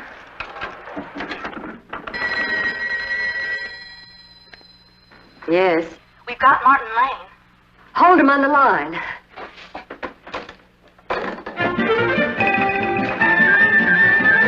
We've got Martin Lane in Scotland. Hello, Martin. Can you hear me? Yes, I can hear you fine. Sorry to disturb you in the middle of the night this way. How are things over there? Like, they couldn't be better. How's everything over there? They're fine over here, too. Just fine. How long a vacation are you planning to take? Vacation? Now, just a minute. What about Albert Marcus?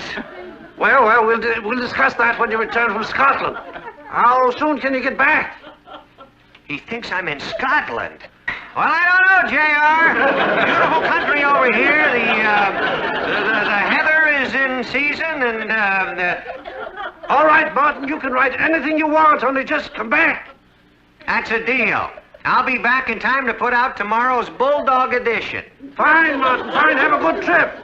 Goodbye, J.R. Terrible overseas connection. He had to yell all the time. Did you hear that? He's going to quit messing with my editorials. Yeah, no more checkers. And it's all because of you, Cathy. You're the most exciting thing that's ever happened to this family. I only told you. So, everything turned out all right after all. Papa got his job back, I got Richard back, and you joined the family. For a while there, I didn't think I was going to make it. Do you know what I love about you, cousin? Yes, Tom Sawyer. While you've been talking, I've been cleaning the room.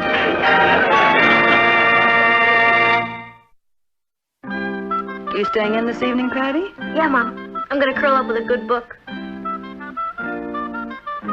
Mom, do you think Cathy's personality has changed since I took her over?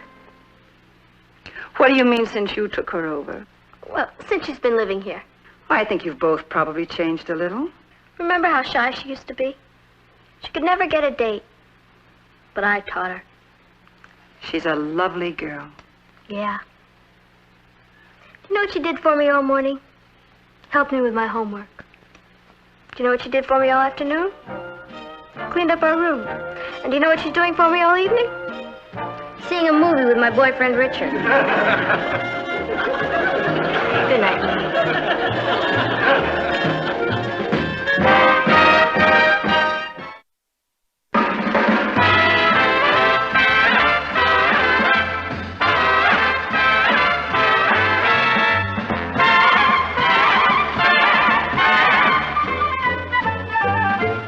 Here's Cathy, who's lived most everywhere, from Zanzibar to Berkeley Square. But Patty's only seen the sights a girl can see from Brooklyn Heights.